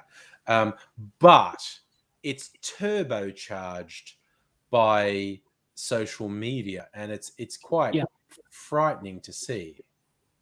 Yeah, and social media has had a real problem stopping this misinformation being spread, as we've seen with Facebook recently. The stuff that came out about, that you'll get people who are mainstream and they're fed, let's say they're mainstream Republicans, and yet they get fed more extreme Republican views, and that kind of tilts them from being sort of centre right or middle right to being far right or left for that matter. Absolutely. And you have had people who would have 10 years ago or even 5 years ago regarded them, and possibly even still say, oh, I'm progressive, I'm open-minded, but they're on that weird hippie conspiracy part of the left, and so they've ended up spouting the same ridiculous shit as the fringe on the right has. It's weird. Also, I want to answer Ruxan's question in the chat. Maverick was indeed the Western style movie that Mel Gibson did. Maverick was originally a TV series with James Garner, and Mel Gibson, Richard Donner did a movie remake where Mel Gibson played the James Garner role, and James Garner was actually in the movie as well. Yeah, I fondly remember James Garner in the Rockford Files on TV. And speaking about misinformation, he was a private detective investigator, and his big thing to fool people, he had a little printing thing in the back of his car that had a typesetting thing on it, and he'd create business cards on the spot. He'd just create a little thing in his printing thing to make a business card, and then he'd print it. And so he had a business card saying he was something. And because printing business cards was something only professionals did, so when he flashed business cards at people, 9 times out of 10, they believed what was on the card, because his particular thing with conning people was not something people did. And again, James Garner, very cool guy, huge career. There's the old heroes problem, though. Of course, you know, I really do like Mel Gibson movies. The guy's awful. Oh, he's awful. He's a good actor. He's a bigoted, anti-Semitic misogynist. Yeah. But not only he's a pretty good actor, he is a quite good director. He is very good at constructing films. So many films you see are very poorly constructed and shot. Mel Gibson is very good at putting films together. A Mel Gibson directed film is going to be a well-structured film. Same as Clint Eastwood. Clint Eastwood's an arsehole. But as a writer, director, and actor, he actually is good at making very competent, well-structured films. So yeah, someone being an arsehole doesn't mean they're not competent or talented. Yeah. I mean, Tom Cruise, I don't know enough about him to say I don't like him. I do know that he's a Scientologist, and he's a bit wacky in that regard. But you know, it makes me actually wonder maybe if he's bisexual or gay or something, and he doesn't want that getting out, and that's the reason why he feeds it is super widely speculated that he's bisexual or gay, and his various marriages have been orchestrated by Scientology to give him a public cover. Same as John Travolta, the same very widespread gossip about John Travolta, that Scientology has been protecting them, and if they ever threaten to leave Scientology has just got, well, we've got video of you.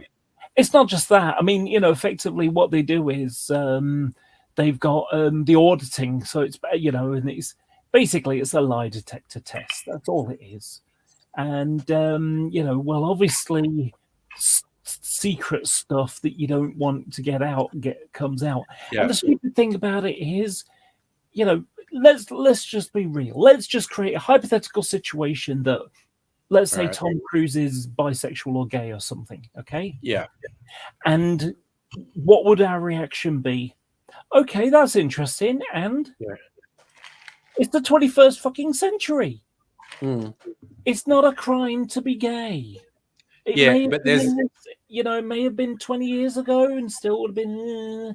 Yeah, But, and yeah. certainly when Travolta and Cruz started their career in the 70s and 80s, it was a much bigger impediment to your career if everyone knew you were gay. It was a much bigger impediment. But and now they're, you know, so deep in the thinking is they're so deep in denial that they can't be open. But and again, man, the people behind Scientology are fucking evil. They're Oh. very malicious people.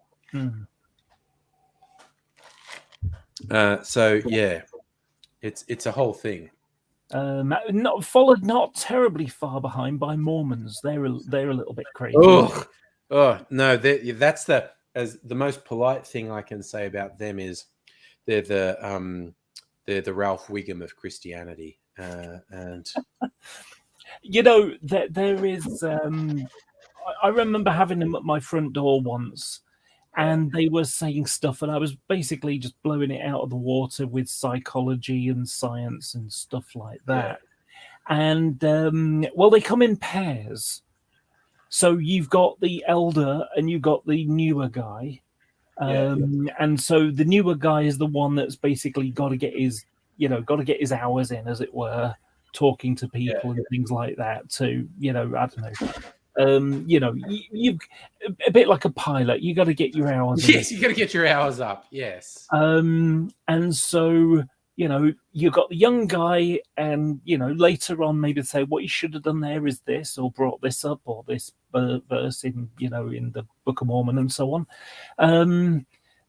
But what I remember most about it was the other guy, the elder guy, pacing behind the other one and looking really frustrated. And do you remember the old 1960s Batman when he did that Robin, like, you know, just sort of punching his hand and, you know, come on, Batman, let's go, kind of thing. It was like that behind him.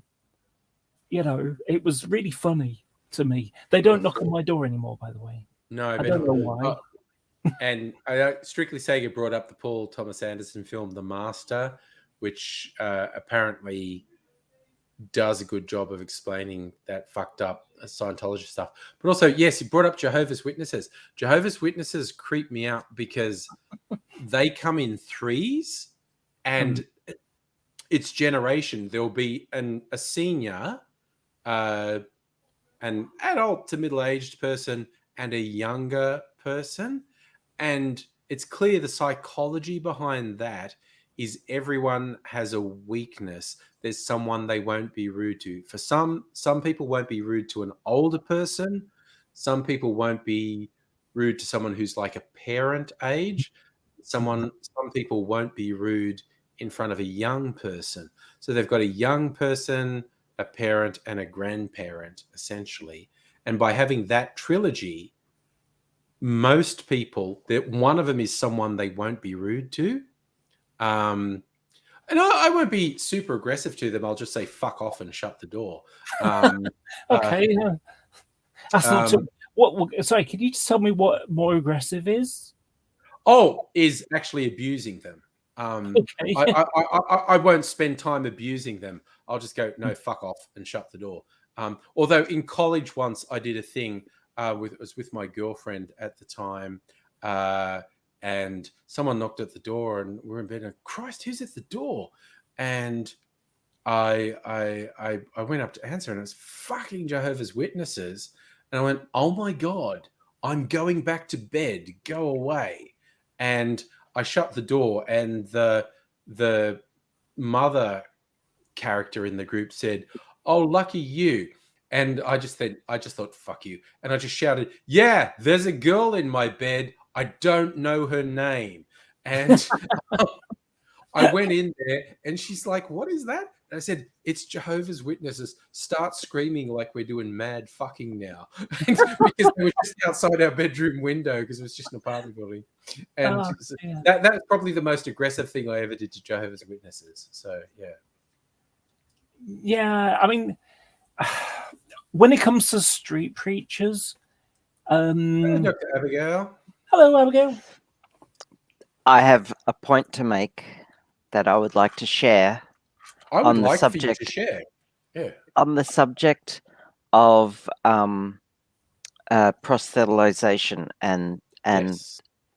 door knocking and all that. I got one tiny sentence to finish on the end of mine, which is street preachers, Jehovah's Witnesses, whatever. They are the mouse, and I'm the cat that likes to play. Abigail, what was your point about proselytizing? Sorry. The point of proselytizing is not to convert people and not to recruit people. Right. The point of it is to entrench the people who are doing the proselytizing, because the church will send these people out into the world, show them that it is a hostile, scary place where no one likes them, and then they come back to their church and suddenly like they're back with their people, their family, and they're safe, and that's the whole point. Because proselytizing does not get new members. It never has. Oh, that It's the also whole point. explains because the only time I ever got really mad at J Dubs is when I was in East St Kilda, which is a very Jewish area. I'm not Jewish. I'm not any religion, but I'm not lapsed Jewish. I'm lapsed Catholic. But when J Dubs came to my door when I was in this super Jewish area, I wanted to lose it at them, and they go, "Do you know how fucked this is? You coming into a super Jewish area doing your shit? It's so offensive." Exactly why. And that makes So- absolute sense. So to combat this, you actually have to be nice to them, which sucks because they've come to your door to preach at you, and it's fucking offensive. But you kind of have to be nice to them if you don't want their further indoctrination to work. It's indoctrination. Oh my god. Yes, that makes sense. It's a cult-like thing. Yeah, it is. It's a fucking cult. There's a sentence. I'll be back in a sec. There's a sentence in the Bible, and it says, that Christians will be persecuted. They will revile you because of me, said Jesus. And it's like, no, it's because you're being a dick. I don't care about your religion. I don't want it shoved down my throat. Yeah. If you want to believe that stuff, that's fine. Just go away and do that, your own thing. I have come across a few Christians in the Great Debate community. As I've mentioned before, I talk about God and religion stuff with people. And I've come across a number of people with a weird idea that, it's like a self-induced, self-prophesizing failure. Because their attitude is, it says in the Bible that Christians will be persecuted. So if I act like an arsehole to you, you will persecute me, therefore proving the Bible's true. Yeah, but also Jesus said he would rather you pray in the cupboard than preach out loud. Yeah. So, fuck religion. Yeah. Yes, strictly Sega. I do have glasses. They are right here. But I have a very bad migraine, and I'm just trying to spare my eyes a bit. I'm okay looking at a monitor. Everything else in my room is blurry because I'm nearsighted. When I wear them too much at home, it does make my eyes hurt a little bit. So I usually take them off at home unless I'm like, I've got people here, or I like Will sitting over there. Also, like, this look, glasses, fucking sexy. Not only that, But I've got a IQ just went up like 6 points then. Wearing glasses, exactly. So, but because I've got a migraine and my migraine meds are just kicking in, like, the rest of the room is dark. The only light I've got is these two monitors and the kitchen light all the way over there. The rest of the room is dark, and I've just got these dimmed down monitors, Oh, and it's fine. My eyes are okay with that. But yes, you're right. I usually wear glasses. I was going to say, did I miss Abigail doing the sexy lesbian librarian look? Oh. You mean lesbrarian? Lesbrarian. Yeah, that's it. That's the one. That's the one. Hello. That's it. All you Hello. need Have is you the ever heard of the Dewey Decimal System? Oh yeah, show me to your reference section. It's like, The only thing you need now is the glasses on the chain things, you know. oh yes, on a chain. Oh yeah, no, but no, that's the other best one.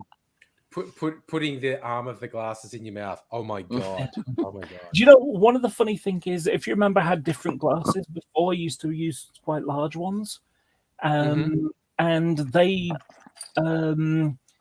I couldn't look at you. I had to have my head down all the time because otherwise it would be doing this, and you'd see all look, the letters in the I'm the glasses. same with Angry. I can't look at him either. I'm like, oh, geez, dude, cover it's that up. It's a slightly different thing with Abigail. And these are several years old now, so they're completely rubbish to actually see anything. But you know, like I say, it would be like that, or you can see his monitors in my. So I have a request.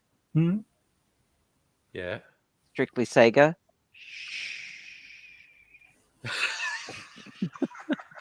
I think he just made his night, Abigail. I should start an OnlyFans just for that. Oh yeah, just being a shushing librarian. That would absolutely work. Oh dear. My God. Oh my God. We just go, we do everything. We just go all over the place on this stream. It's like, yeah, someone I always pity people who stumble in like, what's this stream about? Like, oh, you don't want to know. It's just like I actually need to put them on now that I've Could worn be them any- for a bit. Yeah. Oh, that's better. it's just all sorts of depravity goes on in this stream. Speak for Yeah. yourself. I am So speaking I for went- myself. Do you know what? I've got a little story. Hey, Kirsten. I don't know if I've ever said this one before, but I'll tell you. So I went. Try to not visit to get too many sidetracks and Yeah. A bit more precise. So I went off down to, and this is before the internet spoiled me. Right. So I went down to Aberystwyth to visit my friends, and Matt would go to work and he'd like drop us off in town, and we'd sort of, you know, we'd start off with a cappuccino, or my friend would have a cappuccino. I don't drink tea or coffee, so she'd have a cappuccino, I'd have a glass of milk, and then we'd wander off, and then we'd stop off later on and have another coffee and a glass of milk, and then we ended up at the pub, and she'd have a beer and I had a lemonade. And then we just sit there and wait until Matt came along, and then he'd take us back to their place, which was like 5 miles out of town. So it's like, oh, what did you drink, Fiona? He says to his girlfriend, and she said like a couple of cappuccinos and whatever it was, a Grolsch or whatever. And Matt turned to me and he said, what about you? And I said, milk, lemonade, and then I just finished it off with the stupid childish thing, round the corner, chocolate. Your chocolate made, yeah. And he said, that's filthy coming from you. Okay. And it's like, yeah, now I'll like use the F word here and there. Yeah. Honestly, I was so innocent, and then I got on the internet. Oh dear. Yeah, it does change you. It definitely changes you. Yeah. So, I don't think I've met Rakusan before. No, he lives in Sydney, so you probably haven't. I meant on the stream. Oh, you meant on the stream? Oh, he comes on. He doesn't. I think Rukusan often is just watching and chats rarely. Yeah, that's But fine. yeah, Rukusan is someone I've known for ages. Yeah. I remember because he says there's a before the internet, and I remember I was at I was at my partner at the time. I was at her place, and Yeah. I have this thing where I accidentally date people who are younger than I am, and Yeah. I mean, it's not by like, I don't do it on purpose. It just happens that way. Because people often think I'm much younger than I actually am. So Yeah. I was at her place, and one of her friends, I was saying, oh, I was a programmer. I'm a programmer, blah, blah, blah. I taught myself way back on the Commodore 64, before the internet was a thing. And this friend of hers, she like later on asked me, like, if you learn how to code and there wasn't internet around, how did you learn it? Like, how do you teach yourself when there's no internet? And I'm just, there's libraries. Books. I And- went to the library and borrowed some books, and she was Yeah. baffled. Yeah. She was just You know- like you so know- baffled. When we sort of like, there's a before the internet, and my brain wants to sort of roll my eyes and goes, millennials. By the way, I don't know if you heard earlier, but I bought one of those ring donut lights. And my camera's in the middle. I just noticed something that I can do. Watch this. I can now make eyeballs. Hey. Oh, you get My the glasses. ring light reflections in your glasses. Nice. I can make them. They look like eyes, don't they? Look, eyeballs. Yeah. Yeah. You got googly eyes. Oh. So we're asking, what did people do for fun before the internet? Which is a fair question, honestly. I wasted most of my youth watching very substandard TV shows. I was think that's also called porn, but I might be wrong. before the internet, I was still on a computer. It just wasn't connected to any other computer. We had to. There were modems and there were bulletin boards, but we had to like trade software on what they were called. They had these like magnetic discs inside them, like ferromagnetic discs, and they could hold 1.4 megabytes of data. And those were the large capacity ones. That ironically, the larger size ones held a smaller amount. And if you wanted to like share a game, you had to like use 3 of these things, like to play Master of Orion, for example, the original. There was like 3 or 4 discs. And before that, even on the Commodore 64, it was all like on 5 1/4 floppies, or cassette tapes, yeah. Take But about then, 4 like, minutes to load in before you could play. Serious wares traders and sharers didn't use tapes. We used discs. Yeah, we did have. I had. Was it a 1042? Was the floppy drive for a Commodore 64 or something like that? There were 2 models. I forget the numbers. It's too long ago. But I had the original one. It was huge. It was bigger than the actual Commodore 64.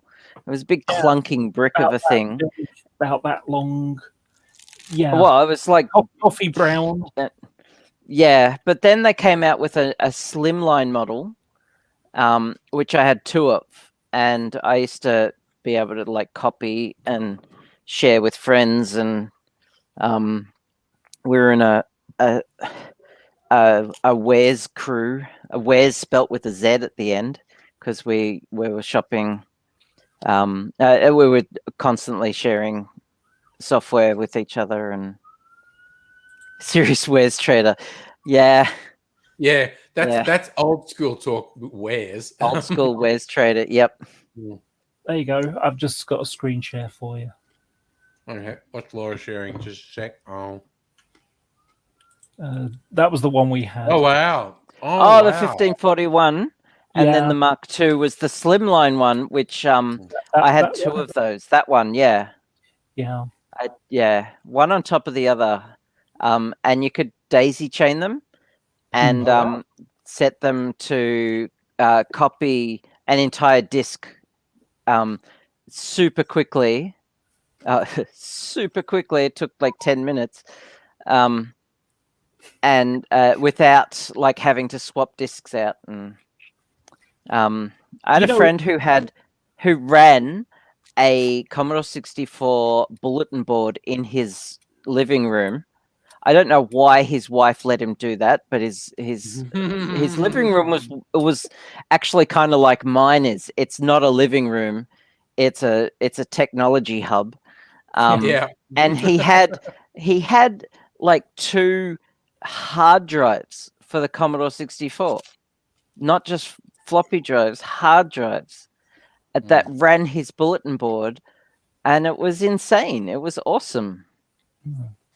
And he had a Commodore 128 and an Amiga and all of that. It was always fun going there. Yeah, I think the before we got the floppy disk drive, used to use tape. So you had a tape deck, tape and drive. of course, Yep. So you started off with the good old machine code, and sometimes they had music while you're waiting to load. One of the best ones was The Last Ninja. That was brilliant music. Love that. I remember that game. Yeah. Yeah. And and if you were like me and played Dragon Riders of Pern on tape, and it took like 20 minutes to load, but it was worth it. It was a great game. At least it's like that. No 40 music. 40 minutes to load that. It was a big game. It was huge. Yeah. Which is odd because the Commodore only had 64K of RAM. Yeah. But it just took so long to transfer from a tape. Yeah. What was the kind of game that was most annoying? I had Predator. Oh, that was awful, because what would happen is you would play the tape and then it got to a certain point and then it said, right, stop the tape, reset the clock, and then when ready, press space. Oh, so then you reset there, press play, and then press space, then press play. Yep. Would load up the level. And God. You had to rewind it back to 0 so you could reload. Wow. Oh damn. my God. That was that awful. Oh God. You know what it's like when you first start playing? You suck. And you get killed every third shot. Every time anyone shoots at you, you die. So it takes like 3 minutes to load up the level before you know. And I find it interesting. Yeah, I remember when I first got on the internet, it was dial-up days. And patience was one of those things you just had to have. Yeah. I remember dial-up days. Yeah, you'd load up a page and it'd take, maybe 3 or 4 or 5 seconds to load up the page for you. Or if you wanted to download something, it took literally about 5 minutes for 1 megabyte to download.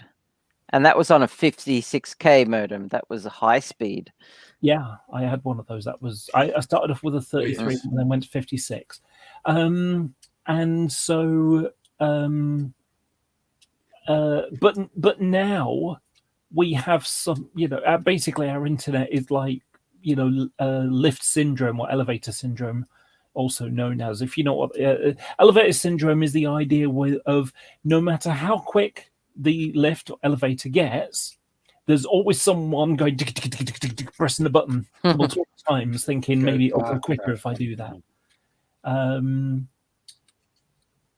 So now it's like, wait a minute, it's been 3 seconds and it hasn't loaded the page yet. What's going on? Refresh. Yep. Oh, Strictly Sega had a 14.4K modem. Oof. Oof. I don't know that I ever had a 56K. I might have gone from 28.8 to cable. But I might have had Yep. a 56K modem. I literally can't remember because it was just an absurdly long time ago. Yeah. No, I went to 56K and then to ADSL. I never had ADSL because I had Foxtel, so I had cable. Okay. Ours was my went to ADSL, and now broadband. What was another thing that sort of, again, the patience thing? I remember it only took, being like amazed as it took just over a minute from pressing the on button to being able to, use Windows. And it's like, wow. If my computer took a minute to do that, I would be like trying to figure out what the hell's going wrong. Exactly. It's. I'm using Windows within 10 seconds, if that. Like 5 seconds. I should time it one day. I'm on Ryzen 7, and it just does it really, really quickly. You've got an NVMe SSDs. Yeah. Yep. So it just it's done in moments. It's amazing how much things have changed, and like I say, if it's not starting within seconds, something must be wrong. If it's the page is taking more than 3 seconds to load, well, there's something gone wrong. Refresh.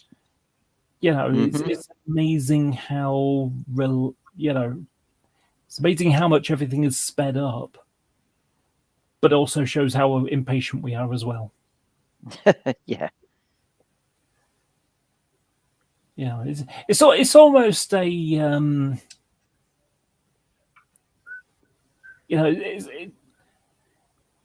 it's almost an indictment on human behavior, isn't it? It is. Yeah. When Angry gets back, I got something I want to show you. Yeah. I'm just coming back. Yeah. Here's a quick example.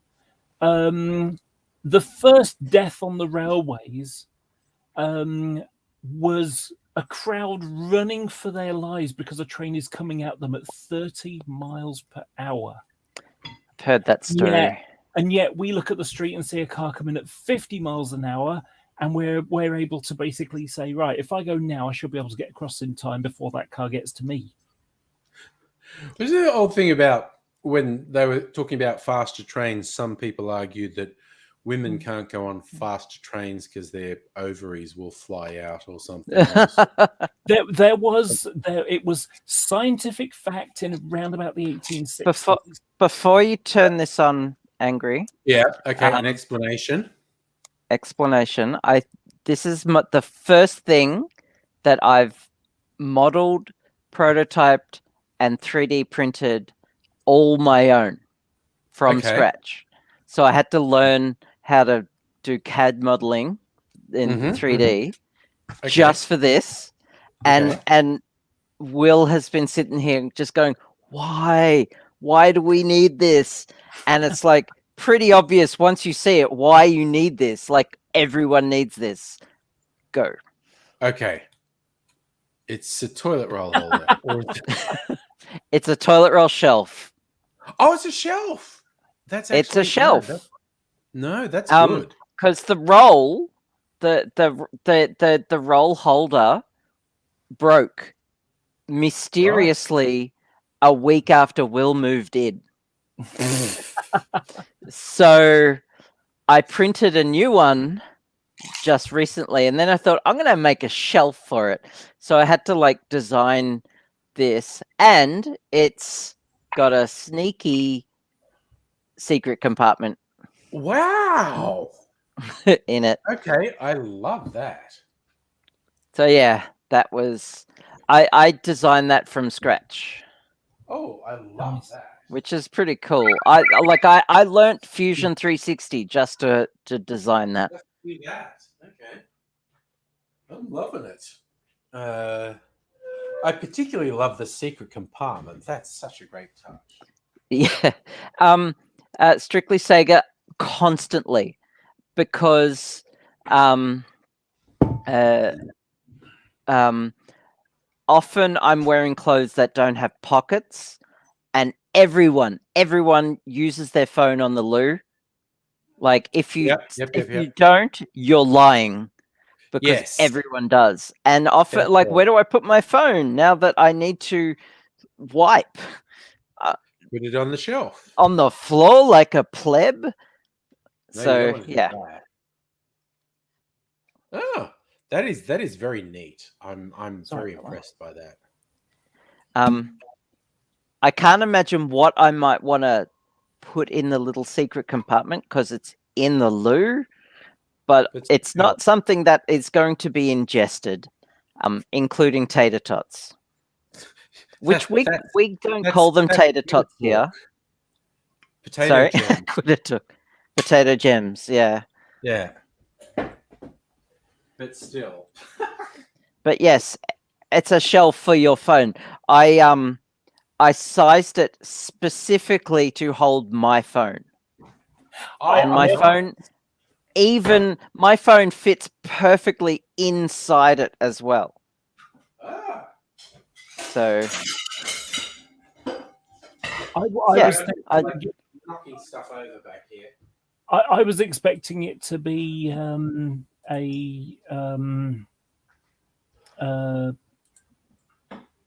what's going on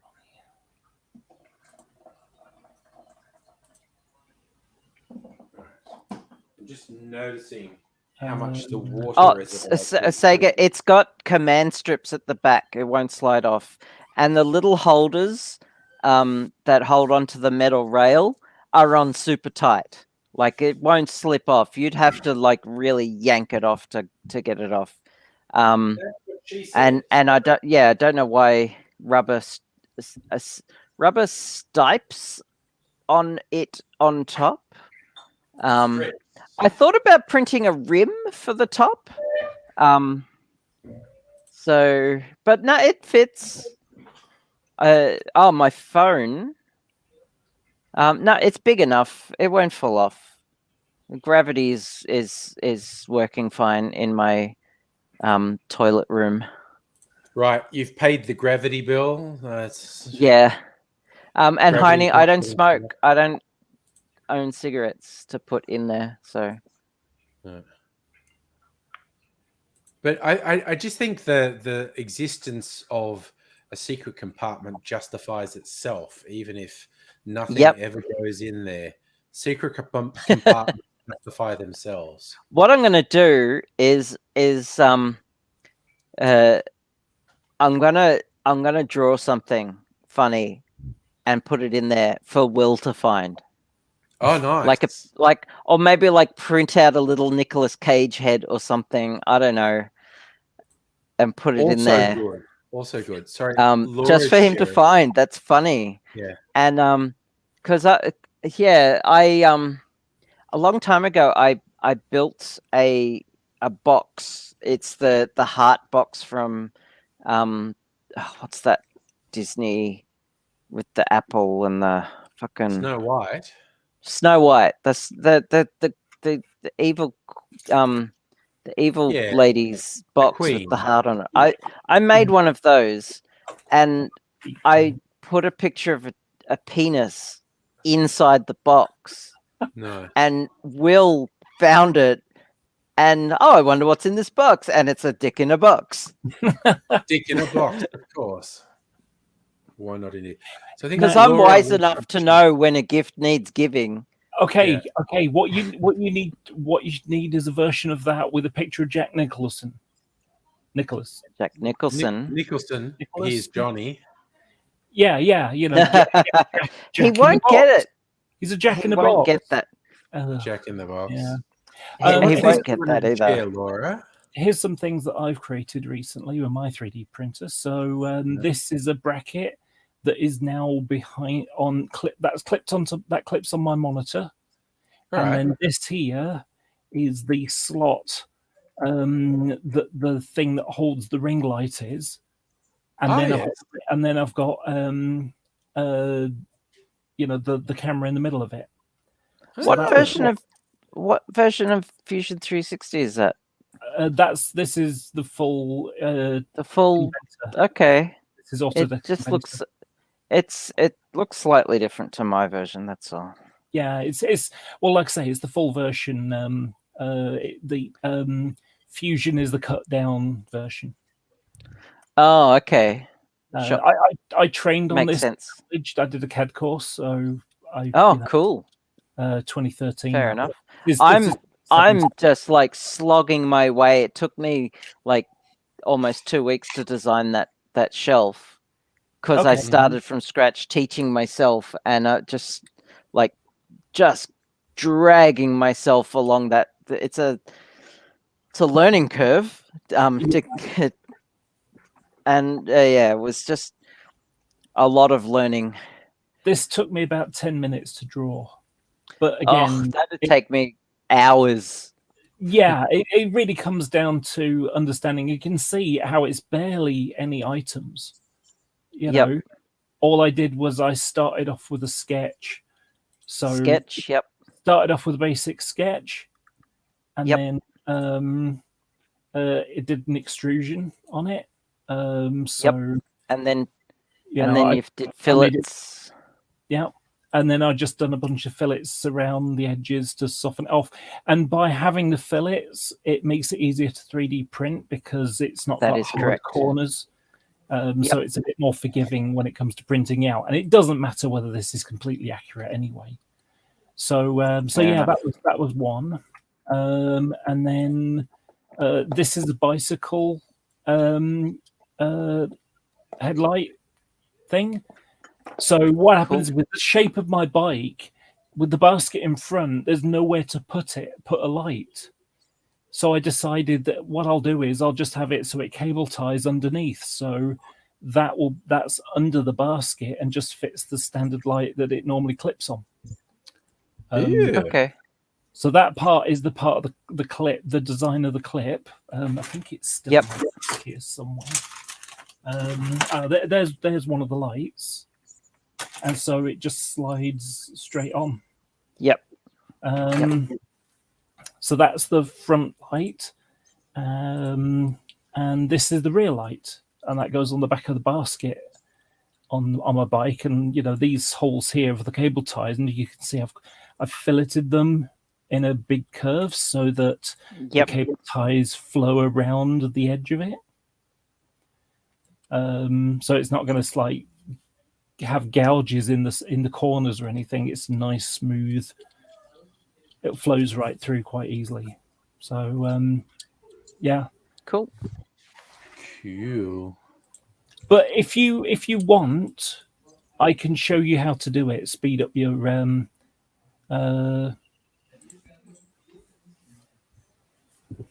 you know. Yeah, my workflow. When I start my next project, I think I'm gonna print some pre-designed things for a while before I get into another big project. Yeah, that makes sense. But still, it's a whole fascinating world. Yeah, but you know, like I always say, when you stop learning, you stop living. Yeah. There's something neuroplasticity is the magic word. Yes. You know, that it's very easy for people to get stuck in a rut and, you know, they can't think outside of the box anymore. It's where you can't teach an old dog new tricks comes from. It's actually not true at all. Yeah. I remember literally blowing someone's mind. All right, it's almost literally, because his head was like, wow. Conceptually, you blew their mind. Yeah. Well, you know, like I say, almost literally is almost a bit literally, of yeah. a bit of a visual that I didn't want. Like brains everywhere, and you know when you got that visual, oh my God, Scanners. that blows my mind, and someone do that, yes. hands to their head. So you and- mean figuratively? Yes, I do. but I'm English, so Yes. therefore literally has become figuratively. Anyway, what happened was I went to a model railway show and I was demonstrating, and you know these little sort of Ziploc bags you get. If you put super glue on that, it'll take ages to dry. And so what happened was I was putting some tiny 1mm hinges on a model train thing, and I just had, I had a ballpoint pen with a bit of blue tack on the end, and I had a pen. So I pick up a bit of blob of super glue off the Ziploc bag, drop it where I need it to go, then pick up my pen, stick it on the hinge, and the blue tack would pick it up, and then I would just position it into place, put it down, blow on it a bit, breathe on it a bit, because the moisture is what makes super glue set, and then I would roll the blue tack pen off it so it wouldn't pull at it, and then just push it down with my fingernail, and that was it. And this guy, he was blown away by it, because he for 20 years he had been getting a blob of super glue, sticking it on the edge of his vise, getting a couple of uses out of it, and then scraping it off and putting another blob on. And there I was using the same piece for like 20 minutes. And you can use it for about an hour or so where I live, because it's a bit rainy around this part of the world. But if you're in a dry atmosphere, it would take ages and ages to dry. Nice. Oh, Ruku-san, are you actually there? Oh, hey. Oh, hey, there you go. How you doing, man? Yeah, not too bad. You guys were talking nerd shit, so I figured I'd jump in. Hey, I have nothing to contribute, but here we the are. queen of the nerds here. Yeah. Just like, yeah. I'm a princess nerd. Yeah. And I'm a so, queen. Ruku-san, you and me can be serfs in the nerd world. The nerddom. Nerd court jester. I've got dibs on that. Sorry, guys. Okay. No. Okay. Good call. Good call. You grabbed. You know that. what? Grabbed it good. I had something funny on Twitter this week. I had someone condescendingly calling me princess, while trying to be sort of a bit transphobic with me, and it's like you're calling me princess while trying to be transphobic, and it's like Yeah. Look, it hurts Like, itself in That's the confusion. best you can do, really. Yeah. It's not that. Calling me princess is like, yes, gender affirming. Thank you. So rather than doing what they think they're doing, My I had scheme a is princess. working. Yeah. But clearly you're nerdy enough to do some sort of like chroma key behind you, or is that an automatic thing? Oh, that's your- XSplit. So Cool. yeah, just background removal and stuff like that, because I'm too cheap to get a green screen. Yeah. I do have a I- green I- screen, but I never do anything with it. I don't. I have some soundproofing now, like to stop echoes. I keep meaning Yay! to put soundproofing up, but I have fairy I've got lights. tons of Yeah. Angry doesn't want to be left out. I'm very No, nice. that's the limit of my set decoration. Fairy lights. So tomorrow's tech support is still happening, yeah? Yeah. Look, and it depends what you would do. I will just say, I am taking my son to a dentist appointment at 10:40, so I don't know what time you're going to be up. So I'm going to be In the morning. In the morning. I'll still be asleep at 10:40 in the morning. Okay, so that's fine. So you could just, whenever you're awake, you can message me. So we Cool. can plan. So yeah. So the plan So is I'll bring my power supply diagnostic stuff, because I think your problems lie with your power supply, just you're between you and me. probably right.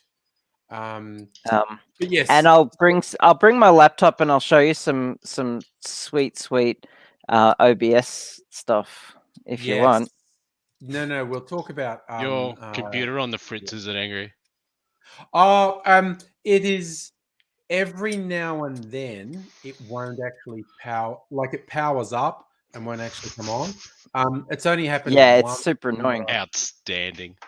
In intermittent faults are the worst faults because they're so hard to diagnose and fix because they don't happen all the time. But Abigail's coming over to do a tech support tomorrow. So yes, for those who don't get the implication of that, in all probability, Abigail's going to hang out for a live stream tomorrow night.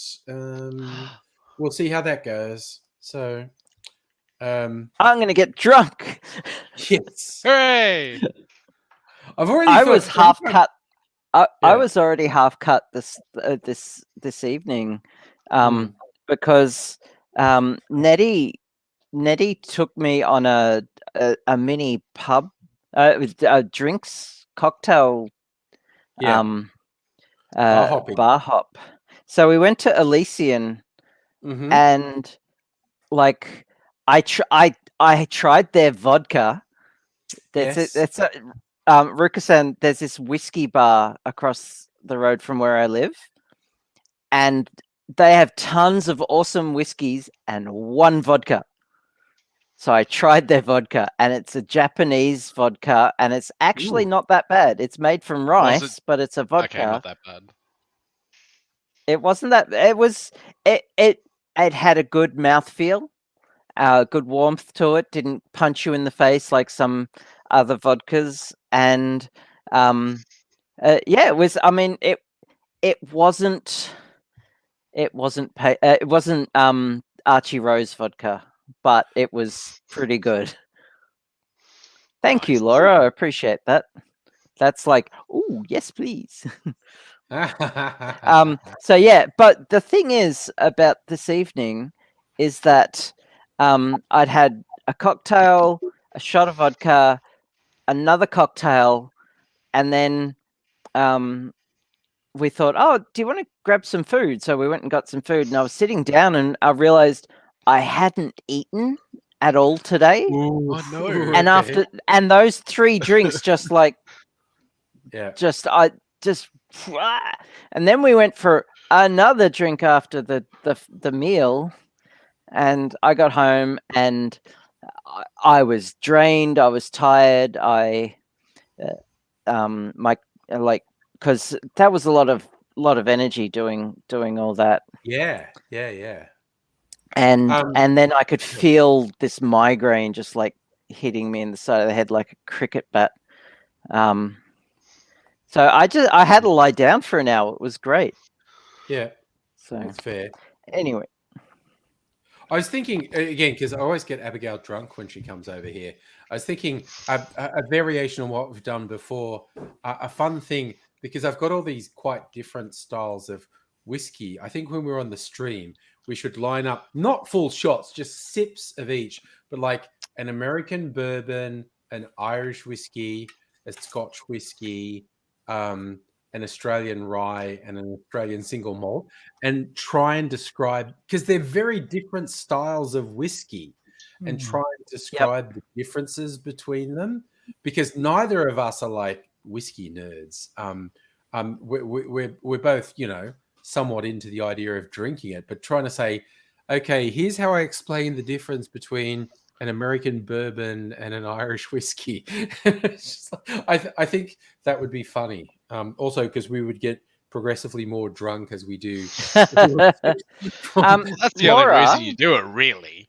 Yeah. do I need to download it separately? Because there's just 2 files here. I can't remember. Yeah. There's an NFO and a text file No, there should be that more. I can see. All right. It's a mystery. Oh, What was? Oh, it's a On Google the subject of booze tasting, Angry, for a mate's Yeah, birthday, mate. we went to this wine tour. Oh, yeah? Back in my And I was like, yeah, I don't belong here. They all taste like shit to me. I've I'll been get there. 2 nectars that cost like $40 and I'm out of here. I'll just get this Yeah. for the rest of the day. It's like, Yeah. really? Ooh.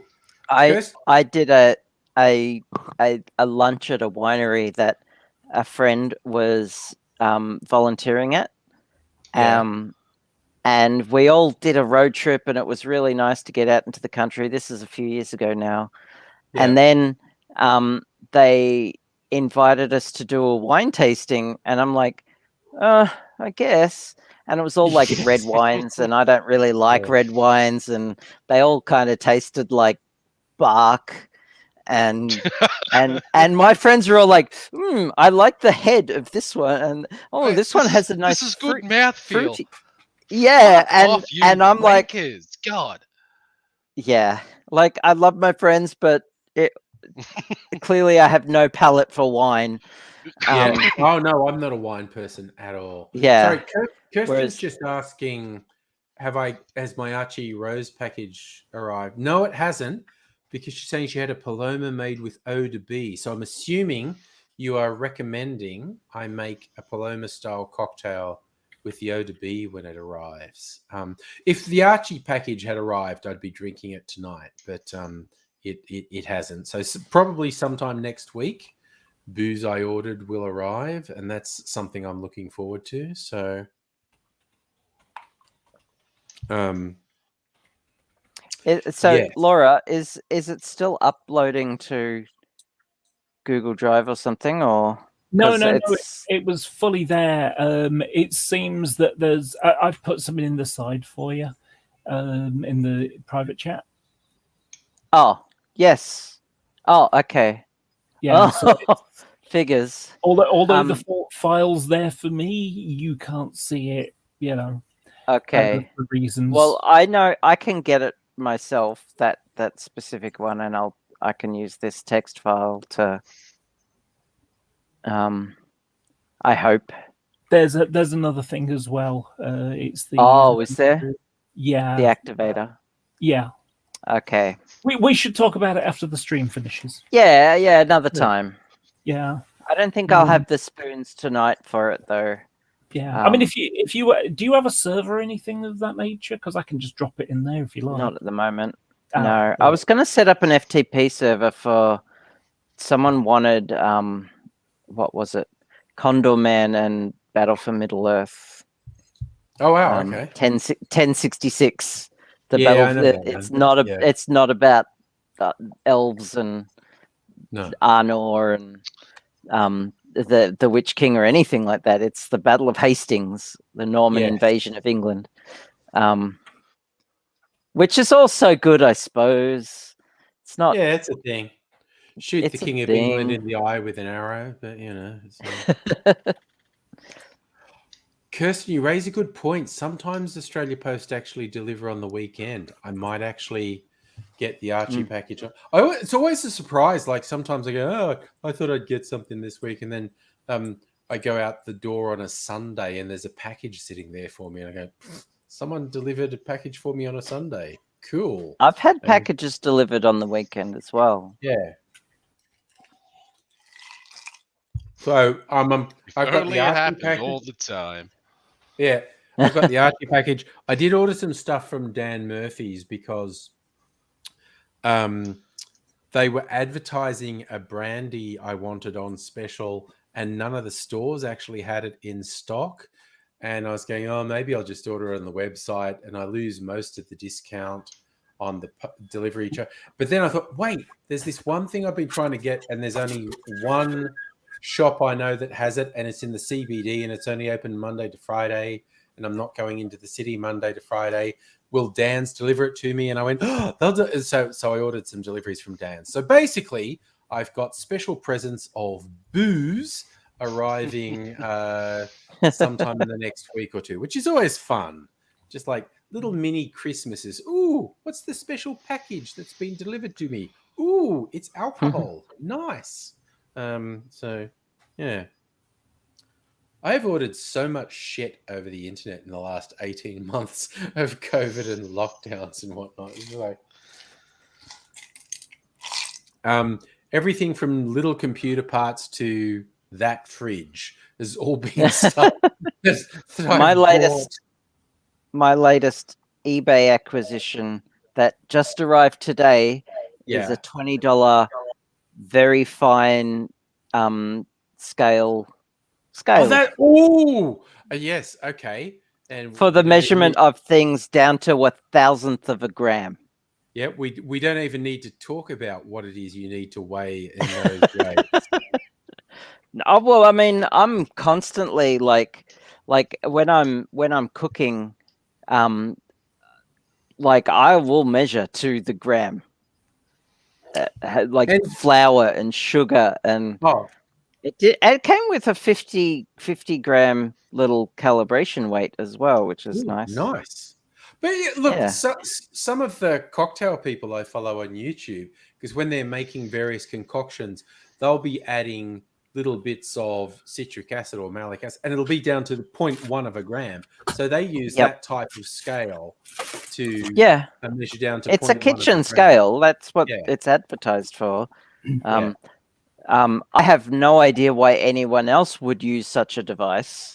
No. Apart from I cooking, don't I can't think of anything Yeah, else. exactly. Yeah, no idea. I still remember one of my ex-girlfriends talking about how when she was in high school with her friends and they, like bought a baggie of weed and they had a scale like that and they're in the friend's bedroom and they're dividing it up into really precisely equal parts when the friend's grandmother comes into the bedroom. They're like, whack it off. And they're instantly trying to justify why they've got this electronic scale out. And they're pulling all their jewelry off and say, oh, hi, Grandma. We were just having fun weighing how much our gold jewelry is. So how much it's worth. And I was just like, I'm sure she fell for it. That you're just all sitting there weighing your jewelry on this scale. Oh, my God. But yes, it's a perfectly legitimate kitchen accoutrement to measure stuff to that precise degree, and I don't know any other reason apart from kitchen things why people would have a scale that's down to fractions of a gram. I just don't. Yeah, I mean, apart from in a scientific context. Yes, and you are, after all, I am. Abigail. I do have a chemistry degree. I've never used it. I mean, I kind of used it in the 90s. And yes, Strictly Sega is also pointing out those coffee grinders or herb grinders only used in the kitchen. Only used in the kitchen. Herb chopping, little herb choppers. Yeah, and you get these things that How says, else are you supposed to grind your coffee? yeah, Exactly. grinds your herbs nice and fine, great for the kitchen. And everyone's going, yes, that will serve my kitchen needs adequately. Laura, if you double zip the file, it might confuse it as well. I used to live in a share house when I was 18, like we all did. Yes. And I swear this is true. I swear I've never smoked marijuana. But and I have a good reason why not either. Yeah. But I've never done it. I have nothing against people who do it. It's more just myself. But I lived in the share house where they constantly were just smoking heaps of. They had bongs going everywhere. Yeah. And they eventually found out that I was the best person to chop for them for their cones because I didn't smoke it and I was patient. And if you can imagine me, nerdy teenage tiny little person with like a couple of grams of of this substance which will be unnamed of someone else's that they've just given me, and I'm like just carefully chopping it, and these like one of them was a skinhead and like these like adult like 30-year-old like just tough as guts people who like you would be afraid of them if you saw them walking towards you on the street. Fuck knows what I did to do what I was living there for. Like to this day, what the fuck was I thinking? But anyway, they they were hanging for a smoke, and I'd just be nope, not ready. Not ready. Just Not ready. constantly. It was kind of great actually. You were in Not ready. control. Yep. And when it was finally ready, and because they knew that like I had patience and I would do it properly, they were willing to wait. So Nice. All right. I'm just in a completely wholesome move. I'm just topping up my water reservoir because I've been drinking. Strictly a lot of Sega, she just likes you to make her coffee. I apparently am really good at making coffee. I can't stand coffee. But I did a barista class and I make a mean, like really awesome cappuccino Ooh, that I nice. can't stand drinking. But everyone thought it go figure. Oh dear. Yeah, I'm not a coffee drinker. Don't like coffee at all.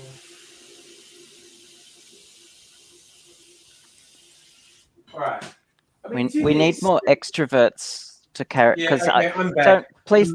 don't rely on me to carry the stream. No, I'm back. So I dislike coffee to the extent that I don't like coffee liqueur, and there's an Australian coffee liqueur called Mr. Black, which is kind of taking over the world in the last year or so. They've been doing really aggressive international marketing, and they had a cocktail competition run through an Australian YouTube channel, a guy from Adelaide who's known as Steve the Bartender.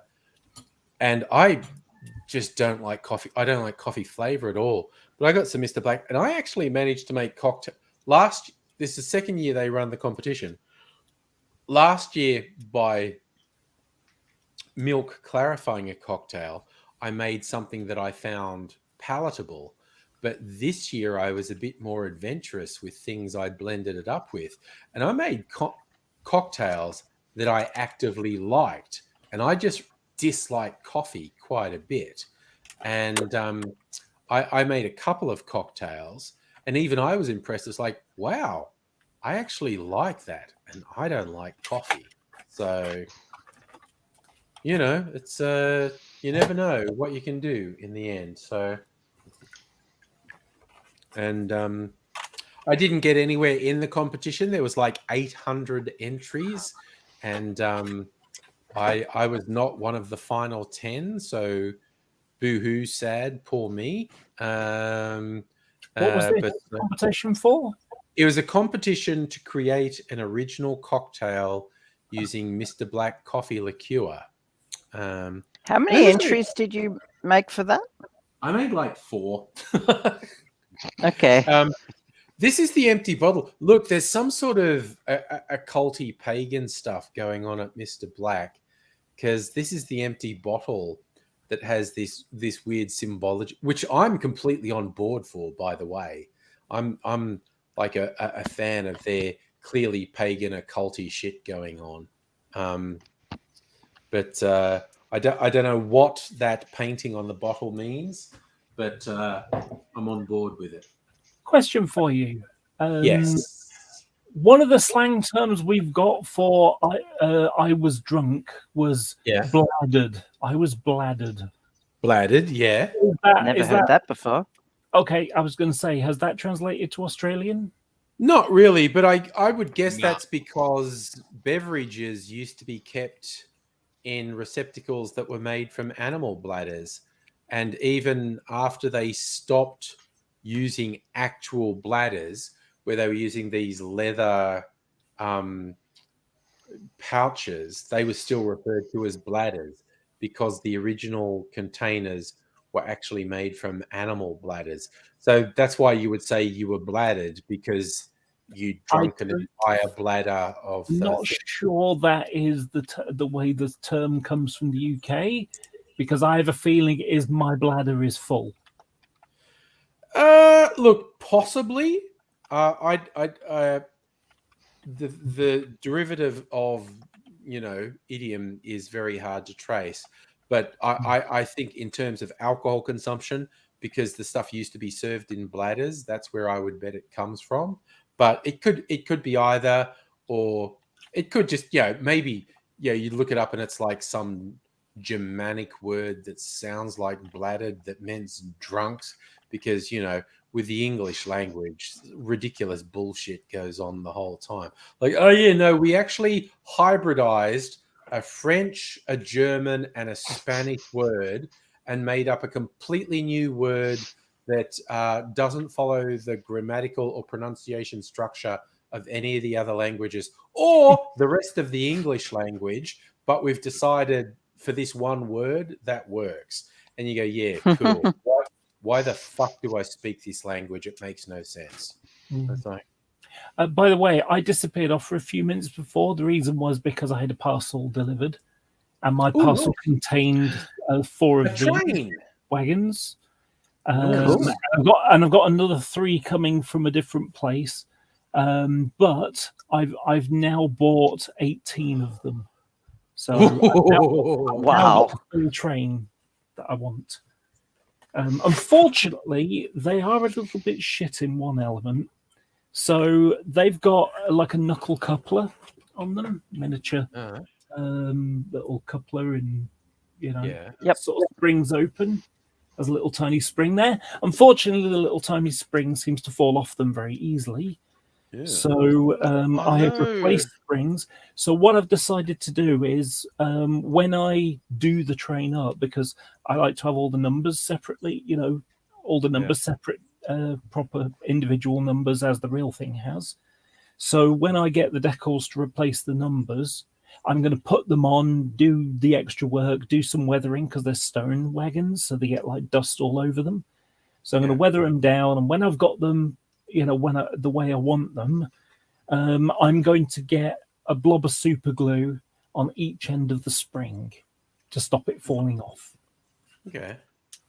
I was just saying, with all those trains you say you've ordered, Laura, you're almost ordering them at the rate that I've been ordering alcohol online. I think you might be a trainaholic.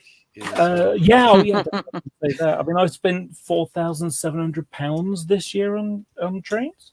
Okay. I was joking, but I think you've actually spent more money on trains than I've spent on alcohol, which is no small achievement.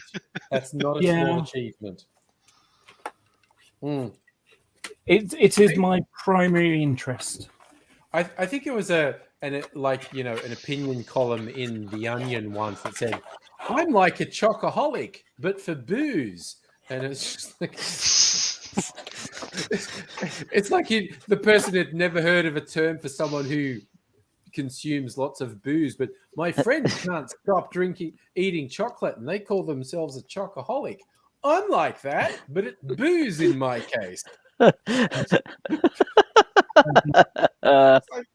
my god. Okay.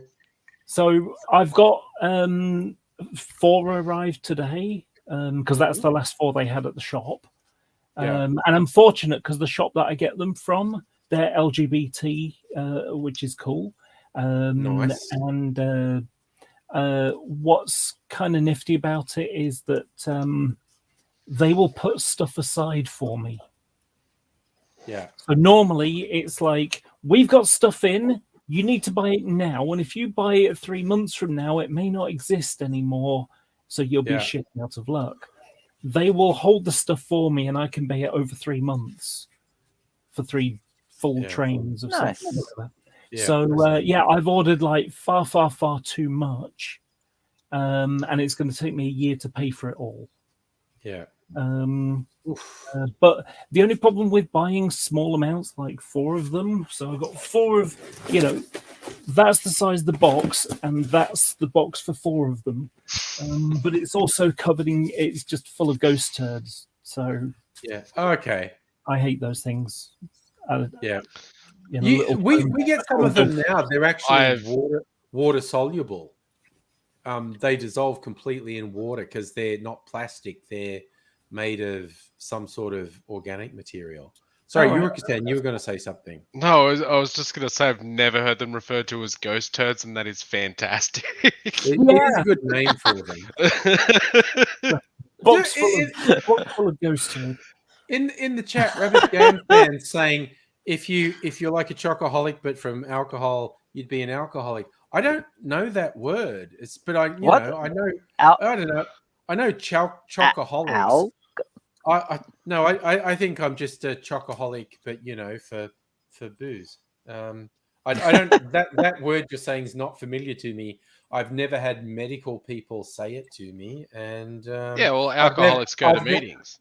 yeah, I've never had interventions on that front, and anyone who says otherwise is a dirty liar. So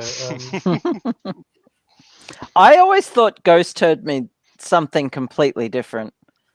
it probably does to other people. Mm. It's just But a I term know, a like- friend used, and I He- liked it, so I used it. Here in this apartment, they're called cat toys Oh yes, because yeah. the kitten, Cats- who is cats would love huge, 'em. Yeah. I see if he's up. I saw him just before. I'll go get him and show you how big he is now. God, I bet the He's bloody still a thing- kitten too. Yeah, I'll be back. I bet the bloody thing is bigger than I saw it 2 weeks ago. But yes, no, Rabbit Gam fan, I get that you were in on the joke. I just wanted to keep playing the joke as well. I remember there was a weird animated series ages ago. Will Ferrell was the voice of one of the lead my God. characters, and it was these weird. Oh, there's that kitten. Oh my god, That's Look at not a this- kitten. That's a Cat. space. That's not a kitten. That's a space station. yeah, it's a beast. Look at it. Okay, so this kitten is now 10 months old, Oh my god! and he's got a year and like maybe even 2 years of growing still left to go. Oh good god. You Yeah. probably didn't hear me say it because you didn't have your headphones. I said that's not a kitten. That's a space station. He is massive, aren't you? Huge. Aren't you? Look at the size of those paws. They're just I know, there. and he that's goes. giveaway. The size of the paws is the Yep. giveaway. And his whiskers were always just Yeah, out there. Yeah. Actually, speaking of space, sorry, you just remind me. Disney Plus have been advertising. They've got so many new series of Marvel and Star Wars happening next year. It's doing my head in. The Obi-Wan Kenobi series, the Looking Boba forward Fett- to that one. Boba Fett series, probably another season of The Mandalorian. Moon Knight, Oscar Isaac as Moon Knight, and it's like he's slimmed down and he's all fucking cheekbones and jawline. There was a teaser trailer. It's one of the more obscure Marvel characters, Moon Knight, and Oscar Isaac seems to be the lead. And in the little teaser they did, it's like, oh my god, Oscar Isaac, he's all clean shaven and cheekbones and jawline, and he's got a range of 20 years. He can fucking look like he's under 30 or almost like as Leto Atreides. I mean, we're going to go and see the Dune movie at some point. Yes. But yeah, he's like Daddy Leto in that movie. But in this, Is that teaser Oscar for- Isaac or is that someone else? Oscar Isaac, isn't that what I'm saying? He was in the Star Wars movies. That's his name, isn't it? Oscar. I could be wrong. Yeah, that's him. Yeah. Yeah, I yeah. just had a brain fart. Yeah, no. He's got a range of late 20s to fucking 50. He's got a range of my pants to Oh no. He's got a range of To- hottie.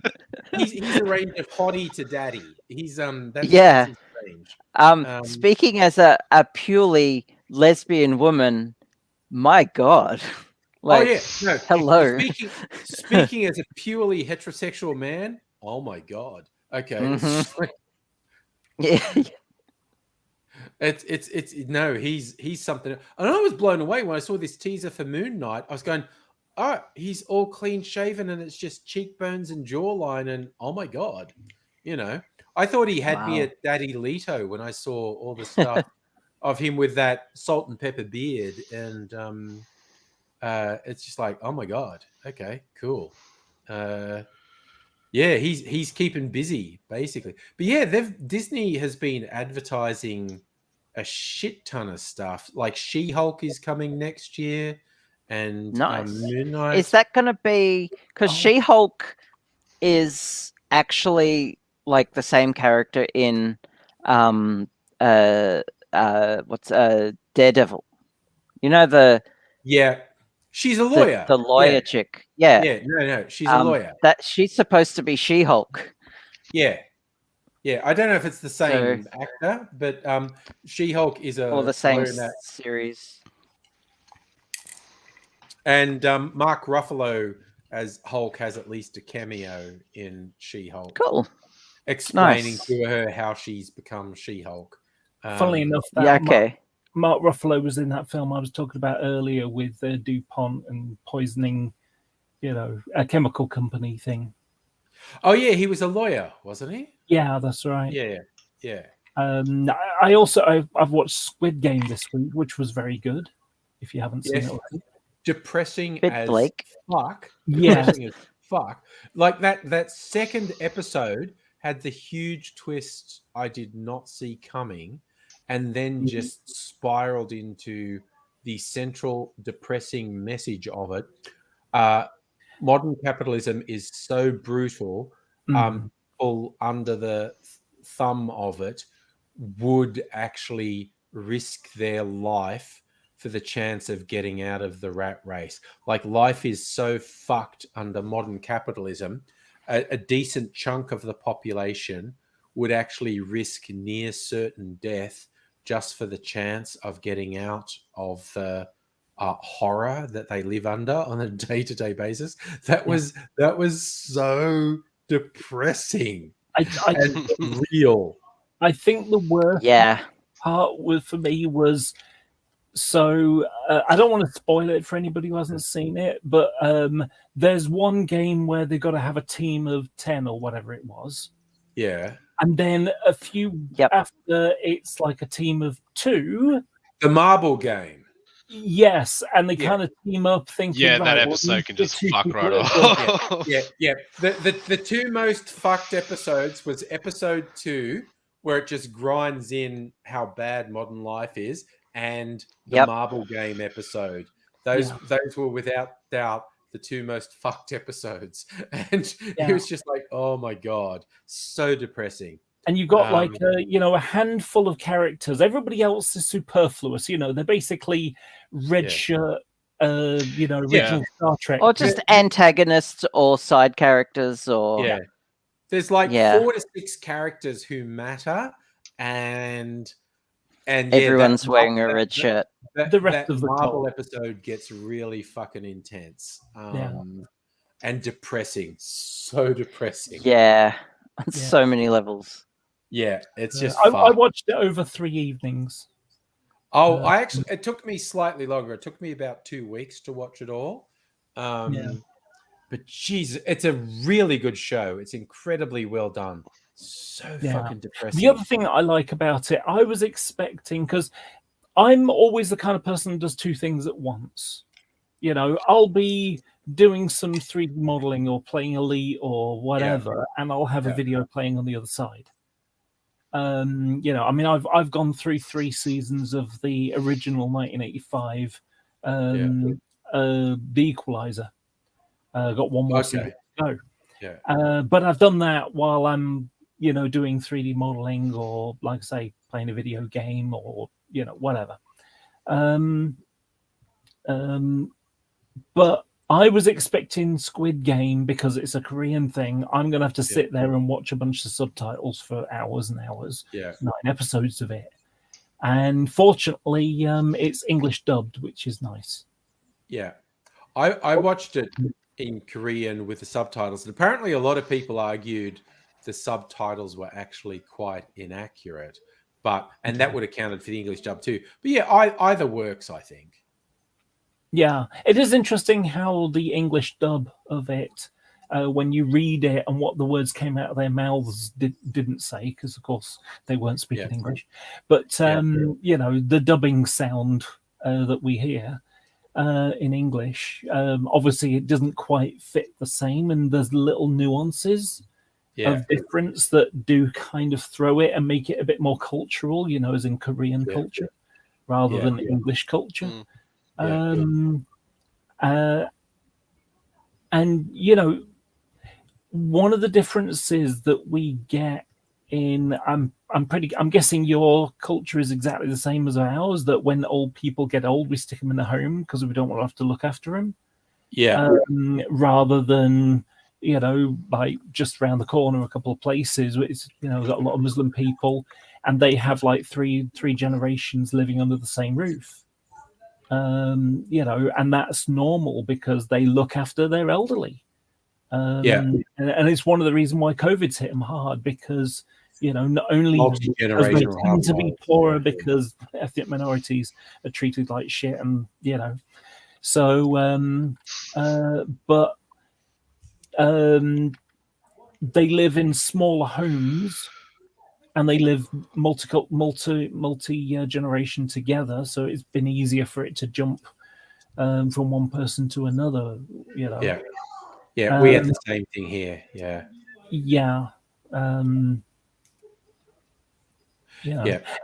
Actually, so I was thinking about something earlier, and I forgot. I think I mentioned it before, but I can't remember the answer that you may have given. So I used to watch Neighbours a lot. And one of the weird things that I found was, like, My you know, condolences. everything was open on Christmas Day. Sorry? You know, the coffee shop was open on Christmas Day, and it's like, who? Why? Who goes to a coffee shop on Christmas Day? And yes, I know it's the summer, but here's the thing: the 2 days when things are most likely to be closed are Good Friday on Easter and Anzac Day up till noon.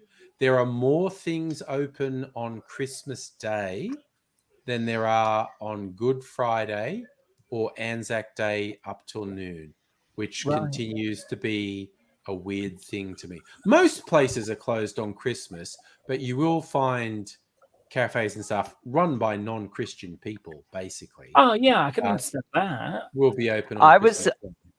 I was in Bangkok on a Christmas one time, and there was no Christmas activities whatsoever. There were no decorations up. There were no sales. There was nothing Christmassy. It was such a breath of fresh air. I gotta say, no crappy Christmas music, no Whamageddon. You know what? That is another interesting one. So in the UK, and by the way you made it sounds like you have the same thing, where, you know, you go into a shop in the sort of, you know, the month and a half before Christmas, and it's Christmas music. Yes. You know, the idea of, you know, and it's like, you know, all the Christmas songs that you get on the top 40, they're for Christmas week or whatever, you know. So you've got the Wham one, or you know, Last Christmas I Gave You My Heart, and yes, that's the one. Slade, Merry Christmas Everyone, and all that kind of stuff, you know. So Mariah Carey. In America, not like that. They play, like, you know, Bing Crosby and singing White Christmas or whatever, you know. Okay. It's old stuff. It's not like, you know, the Christmas number one is an obsession in the UK. Who's going to be number one at Christmas? Oh yes, no, that's always a big thing. Yeah. But in America, they don't have that, because there is no Christmas number one. There's just, you know, you play Christmas songs, and Christmas songs are the kind of stuff, you know, you'd hear like in the 50s. Yeah.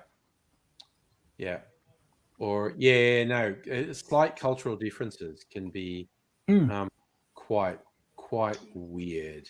Yeah, and that's one of the things I love about, you know, the internet, being able to chat to you guys. You know, I don't see your lifestyles. I don't see what things look like And yet I can go on Google Earth and like go on Street View and see what things are like, Yeah. and get an idea, Google- and then you talk to people and so on. Yeah. Have you ever Google it. used Google Earth in VR? No. It's so good. Right. It's so good. I'm going to go and visit my friend. It's and he's like got- flying around. It's very good. Right. He's got VR, and so I'll have a look at that. Oh, here's. Did I show you this? Is that something I you'd need a printed? sick bucket for, Abigail, or is it okay? No, there's a motion sickness mode that you can Okay. turn Oh on. wow. Okay. And what it does when you're moving or turn, actually no, it's just turning. It Yep. turns off your peripheral vision and just like focuses on a little point, and it Okay. works. I printed this out, and it's a little holder for my Oculus and the 2 controllers that go there. So the controllers will sit like that, Oh yes. and this bolts to the top, to underneath the desk, and my headset sits in there. And the That's cable, because it's like a 10-meter cable, sits Yeah. under there. You wrap it around there. Okay. Nice. That took forever to print. Mm. Wow. But I mean, an example of there's a Japanese drama called Hakusen Nagashi, which I really like. It's from the early 90s, and it's like Matsumoto, which is like northwest of Tokyo, and but just like going on Street View around Tokyo or wherever. Yeah. One of the big differences I've noticed between there and the UK is that in the UK there are very few power lines and cables and things like that above the ground. That poles with the cables on isn't a thing in the UK. We have them buried underground. Okay. Which is like, it's good for like, you don't see them, but it's Visual also a problem aesthetics. because it's a pain in the ass for maintenance, and like if there's a fault somewhere, you got to dig up the whole thing. Usually what they do nowadays, they just pull it out. They stick a new cable on one end, tie it on, then pull it all the way through, and then just redo it. That's on the very end. wasteful. Well, then they can check the other cable and see if there's problems with it, and then just snip it off of the bit where it's broken. Well, I mean, they would have points where they could test the cable along the way, and when they find the section with the fault, they can just rip that out. But and of course, I sort of thought, why would they have so many like electric and telephone cables on the poles in Japan? And then I remembered earthquakes. Yeah. Yeah. You've got earthquakes that happen. Well, you end up with the ground sort of twisting and ripping apart, and now you've got to lost your cables for everything. Whereas if it's on poles, you just stick up a new pole. Just put them back up. Yeah, exactly. Just hang it all back up again. Yep, that makes sense. Yes, it's little things like that make you think. I'm going to use Japanese again. I studied the language a bit. I can't remember because I didn't keep up with it. But one of the things that I learned through learning Japanese was how my own language works. If I refer to this as a box big brown, that sounds weird. It's got to be big brown box. Yeah. In Japanese, it doesn't matter. Yeah. No. And again, it's like, I'd never really thought about that. Those things that we take for granted. Yeah. I did see there's like a meme that broke that down with English. It goes beyond 3. Someone did it. It was up to 5 descriptors, and almost everyone isn't conscious of it, but everyone hears it. With these 5 descriptors, if you do them in the wrong order, people will go, "Ooh?" and Yeah. But if you told someone to explain why it has to be in that order, they'd be, I don't know. It just sounds really wrong if you don't do them in that order. Yeah. And we just absorb it, and we're like, yeah, no. If you change the order of those words, it messes with my head. Hmm. You know, and there's another interesting one I found from Canada. How everything is in 1 kilometer boxes. Oh yeah. You know that literally you can. I'll find it for you. I'll just show you. Just to open up Google Earth, and you'll be able to see what I mean. Yep, because I'm not immediately understanding what you're saying. But again, you know, Canadians. What do I understand about Canadians anyway? So if I go to, you know, sort of largely everywhere. If you watch if you zoom in, can you see how everything's in boxes? Yep. Yeah. On a hillside, it's all in made of ticky tacky. You know, everything is done in 1 kilometer boxes. Yeah. Or half kilometer boxes or whatever. You know, it's all set up in this weird. Ruka-sen, are you like just laughing at our nerdery and nerd references, and or are you like just like watching something else and laughing at that? No, I'm laughing at the nerdery, and thank you. Little boxes will be stuck in my head for 6 months now. So you're welcome. Thanks heaps. Little boxes on the hillside. Little boxes. Did everyone or anyone see the movie that came out a year or two ago called Yesterday, about the guy who lives in a world where something weird happens, then no one except him remembers the Beatles? Oh, and 2 other people. Yeah. In the whole world, yeah. And because he was a musician, he kind of remembers all the songs and then pretends he wrote them, and everyone thinks he's a genius. And I saw a few jokes. It was like, because he went for the big hit songs and became a huge star. It was like, if he'd started with something like Little Boxes, everyone would have just looked at him like, the fuck is wrong with you? You're not a genius. What the fuck? But he just went with all the big hits. It was a fun film that got about 90% of the way there. The romance subplot was for shit. It was one of the worst handled romantic subplots I've ever seen.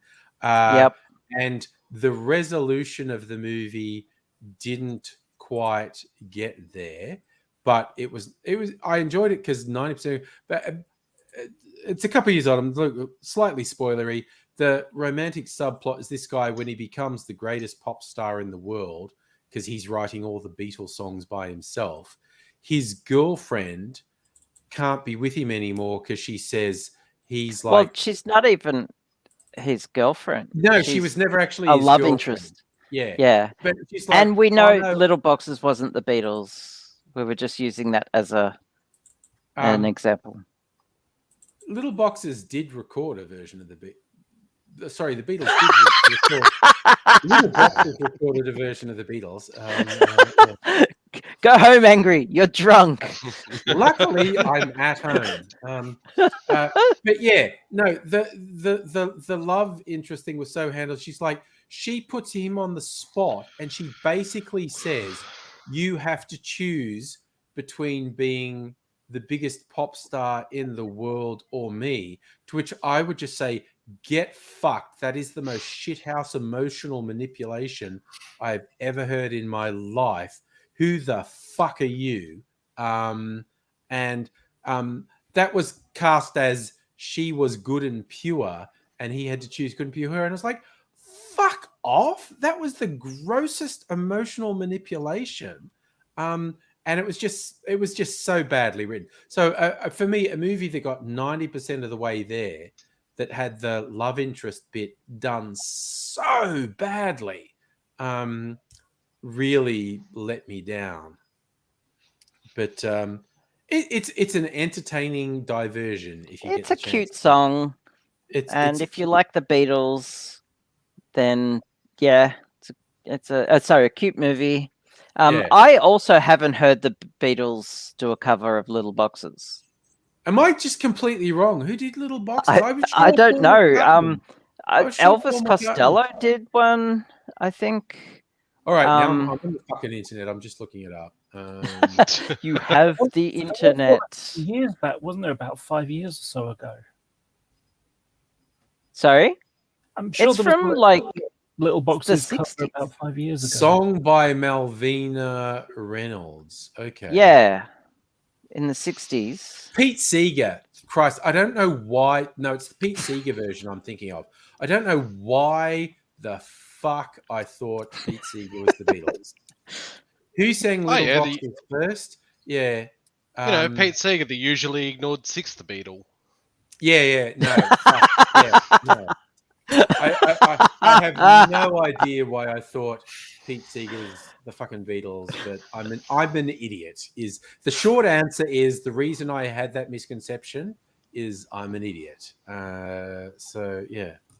I don't know about idiot. Maybe I've had too much to drink, which No, is I'm a universal. like 80% sober. I've been pacing the drinks. I'm just stupid. That's honestly what's going on.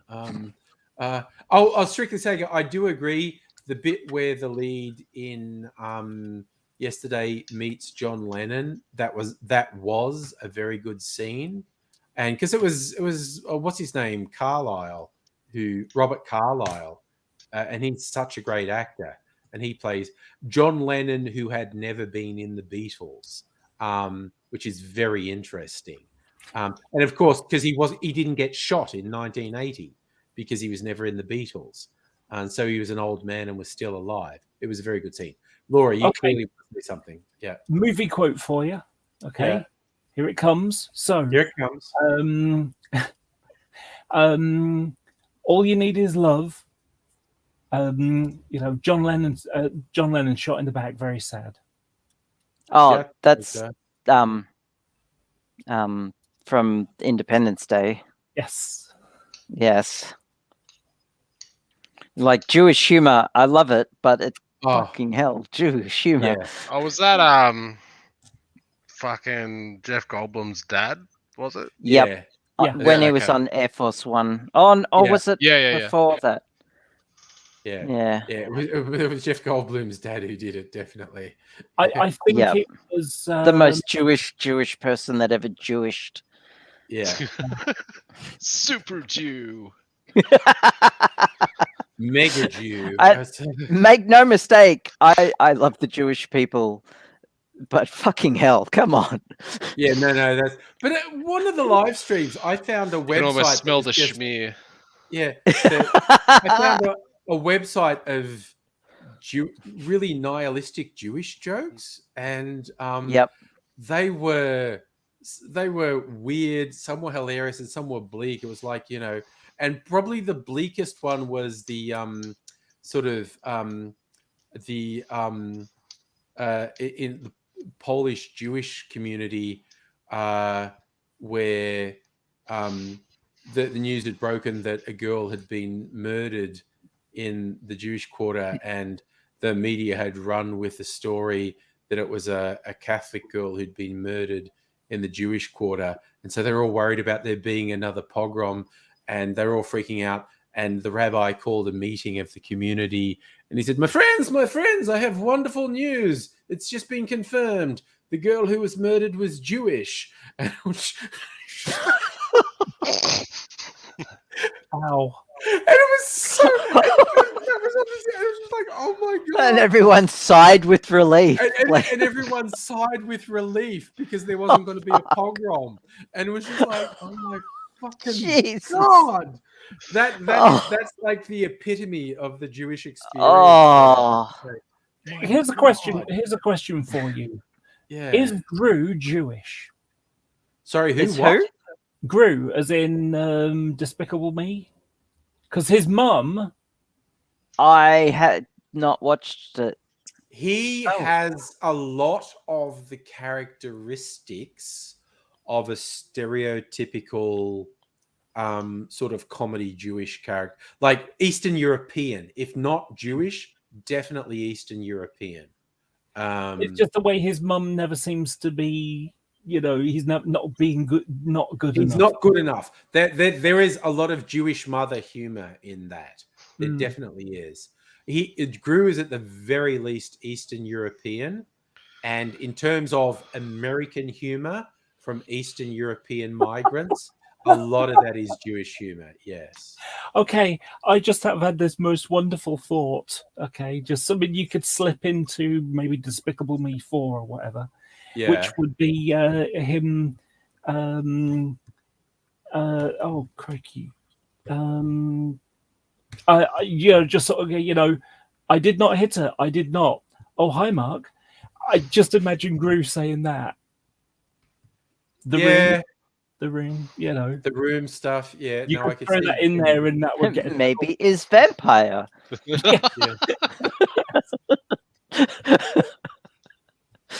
I can see that. Maybe it is vampire. Yeah. No, yes. His car in the room was almost a vampire. Yeah. And Oh my God. at the end of the movie, almost flew off as a bat. Like, yeah. Fucking Can't Tommy make this shit up. Wiseau. I know. The movie The Disaster Artist, where it comes like people like saying like, Tommy, where's the money coming? Like Tommy Wiseau was clearly a Russian drug lord, and he just had access to a bottomless pit of money because he was a connected Russian drug lord, and he wanted to be a Hollywood star. No, he was obviously He's taking that money. He's taking that secret to the grave. Yeah, no, but he's fucking obviously a fucking Russian mobster. How is that obvious? Because he doesn't seem intelligent enough to be a mobster. No, he's got that sort of blank spot in his personality where he seems definitely not conscious how he comes across to other people. He seems to very much lack the ability to understand how other people see him. But he's just like, I have a bottomless pit of money and I'm going to be a Hollywood star. And people are like, what? Where's all the money coming from, Tommy? And he's going, nah, why do you care? And it's like, yeah. Because it's just, there's so what much. What was his excuse? I don't think he ever gave one. He gave like several different ones from my recollection. Yeah, but like not where a the good money one. came from. Yeah, where did the money come from? None of What them I were, heard, he were just sold a good. fuck ton of jeans. Oh yeah, but that's ridiculous. It's like sure, Counterfeit buddy. jeans. Yeah, no, he's a fucking Russian mobster. To me, there's no doubt he's a Russian mobster. And also, I think he wasn't so much, but he was from a Russian crime family, and he didn't really want to do. He didn't really want to do the crime, but he had access to the bottomless pits of money. See, that makes way more sense. Yeah, no, he wasn't a didn't want to do the mobster. He crime. was just connected. Yeah, no, he was in a crime family. Again, just so funny and weird and strange. But yeah, even I remember years ago, friends of mine who were going to obscure cult showings of The Room and raving about it, and I never went. I'm going, what the fuck are you guys talking about? And they're going, it's the best. It is so good. And then it's not. No, it's terrible. No, it's awful.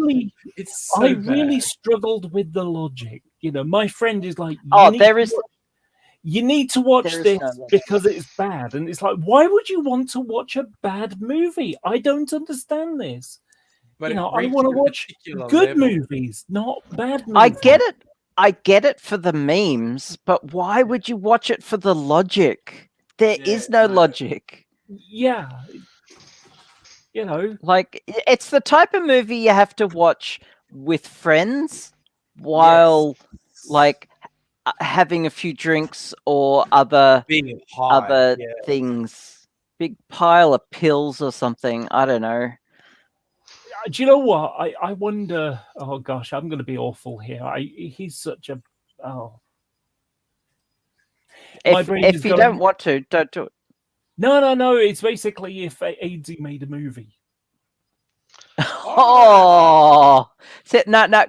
AD knows how to tell a narrative. No, He's a Yeah. he's a good Look at storyteller. Code I'd Grey. say an AD knows AD how to movie tell be a better story. written. Still fucked in the head, just better written. Oh Oh, yeah, yeah. just entertaining and funny, And but making- also kind of fucked in the head. Oh, But absolutely in the best way. Like I can see AD doing Bad Boy Bubby, for example. Yes, no, yes. Okay, that's Yeah. the nail on the head, Abigail. Yep. 80s movie would be Bad Boy Bubby. I don't know what Bad Yeah. Boy Bubby is, so that doesn't. help. Oh, Jesus. Oh, It's an Australian Oh. movie that is a fucking trip. It is. Oh. God. yeah. Have you, Rukasan? Have you seen that movie, Bad Boy No. Bubby? You I saw have the to. way he reacted I've to heard seeing I'm looking Bad at Boy it. Bubby. I'm looking at I've strictly heard saying, things. I'm It's looking a at AIDS it's the a movie. trip. It's a trip. It's so fucked. And yet oddly has a happy ending. Yeah. It is. Okay, I just reckon. I'm just doing ice cube trays. Bad Boy Bubby is like Forrest Gump, but for really fucked up people. Yeah. It's Yeah.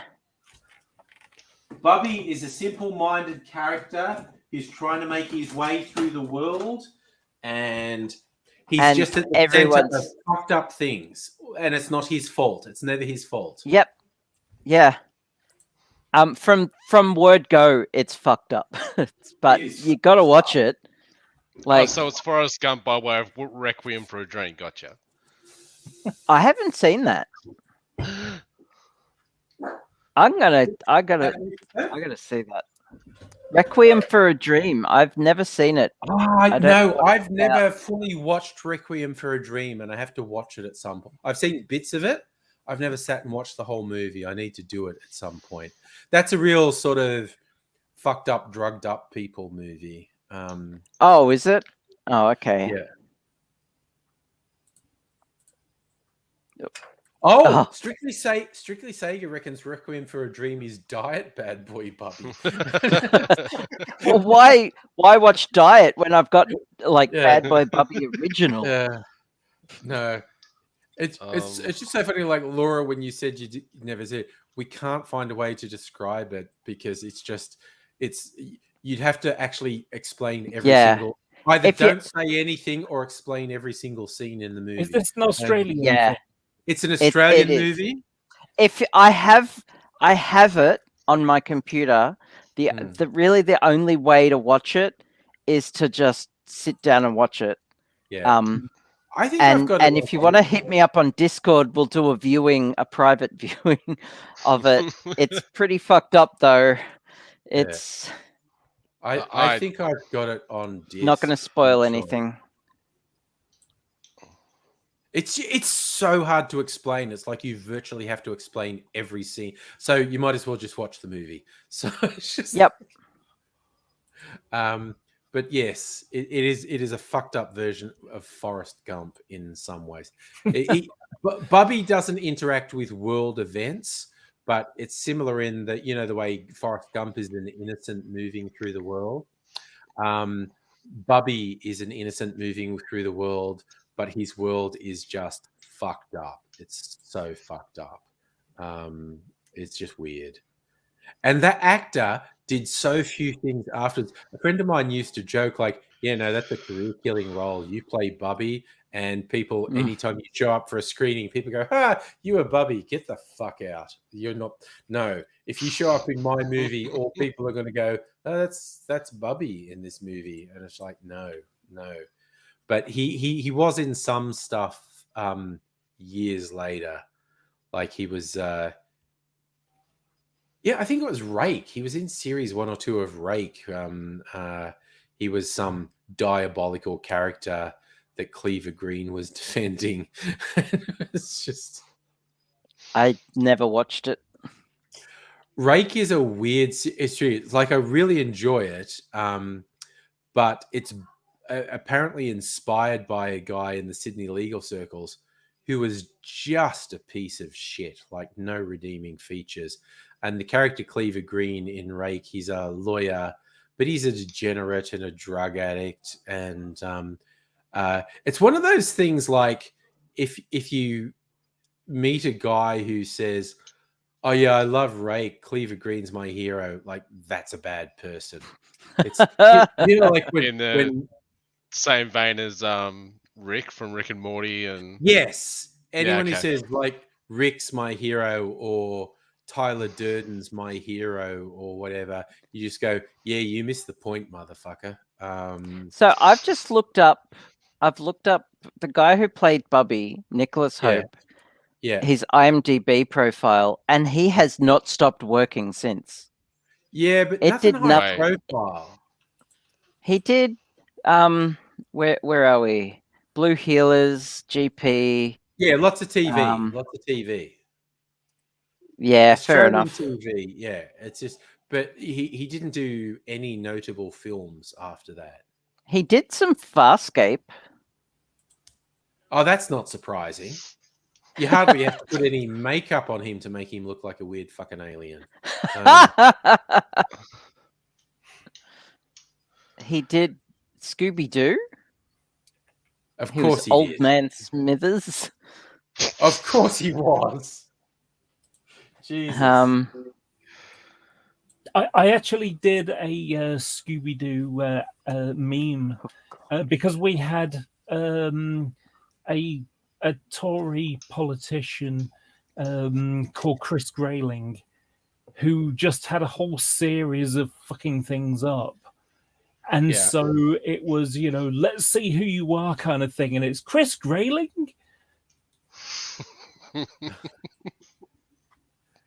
Yeah, there's a few of them. I think. May I impart some useless trivia about Nicholas Hope? Yes, please. Yes, please. He lectured at my uni. He lectured at your uni. Yeah. Oh my god. Wow. I'm guessing it was for acting and directing, like that sort of thing. It's like, oh yeah, wait. So when Abigail brought it up, I was like, I know that guy. He was in Clever Man. He was in Oh yeah. I what miss else? Clever Man. He's by been the in a way. bunch of stuff. I'm just reading his IMDb profile at this point. I but wish he they'd does look continued like an making alien. Clever Man. Oh, definitely.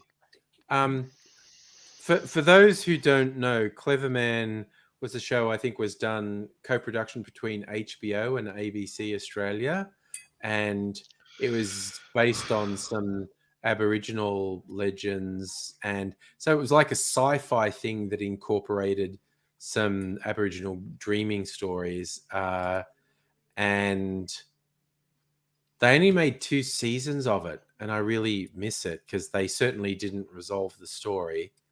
My only thing is the pace of it was a bit slow. I felt the pace of it was a bit slow, but the Clever Man was a real thing. It was in other cultures, the Clever Man's like a shaman, actually has supernatural powers and can do stuff. But they also, in this thing, they discovered another race that had believed to be like a mythical dreaming story of Indigenous Australia, the hairy people, but they were real, and they were kind of like Cro-Magnon people, and they looked like people, but they were bigger and they were stronger, and Homo sapiens were quite threatened by them because of their size and strength. And it set up all this really interesting stuff, and then they stopped making it. I was really sad because I really wanted to know where they were going to go with the story. But It was a TV show they had on in the late 80s, maybe very, very, very early 90s. No, it was the 80s. I was living with my parents then, called The Interceptor. And it's kind of weird and rubbish, but it was really cool at the same time. I was a kid, so yeah, it was cool. So what you had was you had a couple of teams, and they had like a backpack, and you remember the whole light gun thing you know, where you'd shoot someone and if they got hit, you know, and the sensors. Well, laser tag. Oh yeah, Laser tag, yeah. It was basically Yeah. laser tag, except Yeah. for that it was like a puzzle game and the team had to go to like certain places and had to use public transport or whatever to do it. And you had the Interceptor, which was a Scottish guy with white hair, and he looked really cool, had a big long leather jacket or something. And he had an arm with this big gauntlet kind of arm thing with this gun on it, and like zap zap, and you know, it was really cool. It was a puzzle game, you know, like half an hour thing, but it was cool. And it's like they cancelled it. It's like, oh, I love that show. Another show, actually, you'll know who I'm talking about. There was a TV show called Bugs in the UK, and it was like neo-techno problem solvers. And one of the characters in that was Craig McLaughlin. Okay. No, I'm not Um, even vaguely familiar with that. Right. No. Never heard of it. Yeah, it was really. I mean, really I've good. heard of Craig McLaughlin. Yes, But, and his famed sexual assault stuff that he got away with. Yeah. Yeah, do you know How what? good was season 2 of Firefly though? in an alternate Right in the timeline. feels. Yeah. Yeah. But then I just get upset when you find out Joss Whedon's a piece of shit. And it's like, Death Oh, of the I- author. I Just- loved so many things that he's a driving force behind, and you find out he's just a complete fucking piece of shit. And it's like, oh, that's sad. Like, honestly, Dr. mean- Horrible's sing-along blog. He was a piece of shit, but he wasn't a complete piece of shit. He still smelled like shit, but Yeah. you know, he wasn't like a complete like absolute runny like diarrhea of a piece of shit. He Yeah, I mean, he was made like, an attempt in all the worst ways. he wore the mantle of I'm a feminist and pro strong women characters while abusing women on the set and exploiting his position to fuck women who wanted roles in the things he was doing. Oh, I guess he's a complete piece of shit then. Yeah. I didn't No, know no. that part. Okay. Okay. No. The first stuff that came out that it was like, and to an extent you're going, well, those were adult women choosing to have sex with him to get ahead in their career. So no one's accusing him of sexual assault. He's just a fucking sleaze. But he was married and it wasn't an open relationship and he was just doing it. And when Charisma Carpenter came out about her Buffy and Angel experience in how brutally abusive he was to her, the one that just fucking floored me, because there was clearly a non-disclosure agreement involved. The actress who played Buffy's younger sister, she said, like, yeah, it got so bad, there was something written into the contract. Joss was never allowed to be alone with me in a room again. And I was just like, that reeks of an end. She can't say why, but she put in the word again. He's never allowed alone in a room with me, because she was like 14, and he's That's like, fucked. he's never allowed alone in a room with me again. And it's like, okay, that is the final fucking nail in the coffin right there. And because I love so much stuff he was behind, and God, he's just fucking awful. Yeah. And it just fucking And- sucks. And like you said, he just, he touted himself as this progressive feminist fucking thing. It was like, Yeah, and that's that what aged makes it worse. really well, Yeah. mate. Yeah, that he was very public. I'm a feminist, strong female leads, girl power, blah, blah, blah, blah, blah. And all the time, he was a gross, stereotypical, manipulative fucking piece of shit. he's such a stereotype in that way. There's the whole thing about guys who trumpet, I'm a feminist and whatnot, and are horrible fucking creeps. And he absolutely fits into that stereotype. But yeah, I'm just so upset that I like so much of what he's behind. Yeah. Oh God. Did anyone else watch Dr. Horrible's sing-along blog? Yeah. It's a thing he did when there was a writer's strike on. So they couldn't make any TV or movies because of the writer's strike. So he just did this thing, and it was for the internet. And it was like with his friends. So it had Nathan Fillion and Neil Patrick Harris. Neil Patrick Harris and oh God, what's her name? But anyway, I it was want to good. say Felicia Day. Yes, Felicia Day. Yes, thank you. Oh, Yep. And it is, to my mind, one of the best narrative arcs for a supervillain origin story I have ever seen, because he lays it out beautifully. Dr. Horrible, Neil Patrick Harris, is just a fucking nerd who's oppressed and feels marginalized. And the hero of this world, Captain Hammer, is a fucking prick who yes, does heroic things because he's virtually invulnerable. His superpowers are so strong, he's virtually invulnerable. And so he can just do hero shit all the time because he can't be hurt. But he's a complete fucking prick, and he's a tool of the establishment. And he's a piece of shit. Captain Hammer's a piece of shit. And Dr. Horrible is just a sort of try-hard nerd until Captain Hammer backs him into a corner and fucks everything up. And almost against his will, Dr. Horrible becomes a real supervillain. And it's because Captain Hammer fucking backed him into a corner. It's one of the best supervillain narrative arcs I've ever I'm going to seen. have to watch this now, aren't I? Yeah. Okay, so on the topic of Felicia Day, now I really want to like Felicia Day, and she's Yeah. like super nerdy and gorgeous, She's very like nerdy, yes. fucking gorgeous. But The only problem, Um, is you don't want to say can I- goodbye to her. Sorry. Yeah.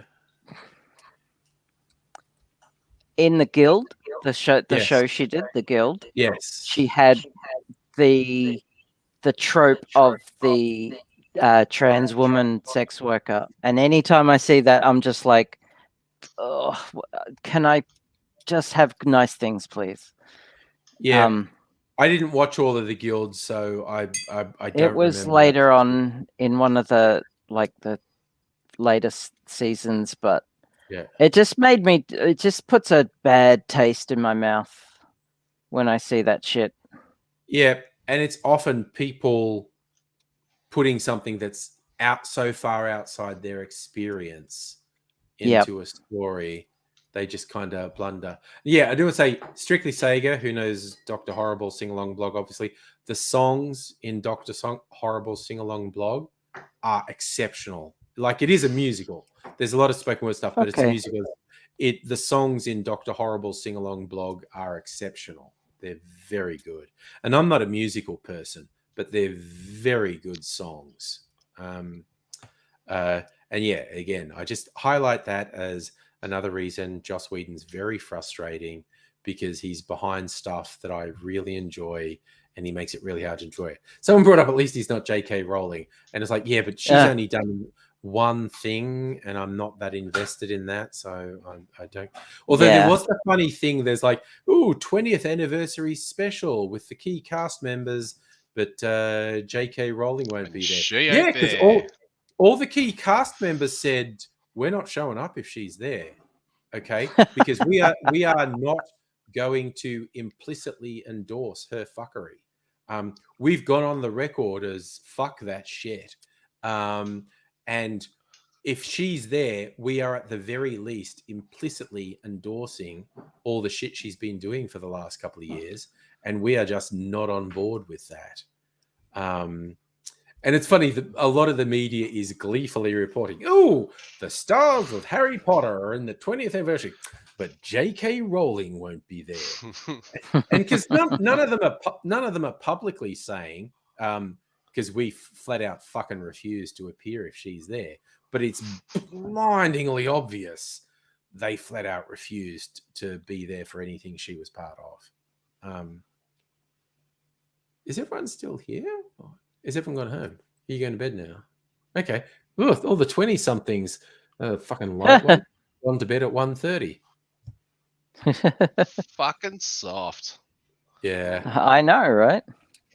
Sorry. I actually am starting Oh, to get migrainey again, so I might Oh yeah. head off No, now. I would actually be quite relieved at going to bed myself. I just had to wait. I had to wait for them to all finish. Sorry, I Laura, don't want to appear weak in front of the young people. No. I got something that looks like it's going to be really cool.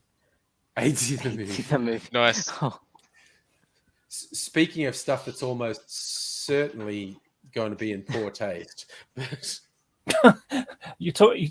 Sorry, why does talking about Easy and by the way, Yeah. something in poor taste? But by the way, talking about gross sexual degeneracy, You know what? I'm in the fucking chat, dude. Jesus. I just think to say I love Easy to bits, but he is a convenient dog to kick, and I don't think.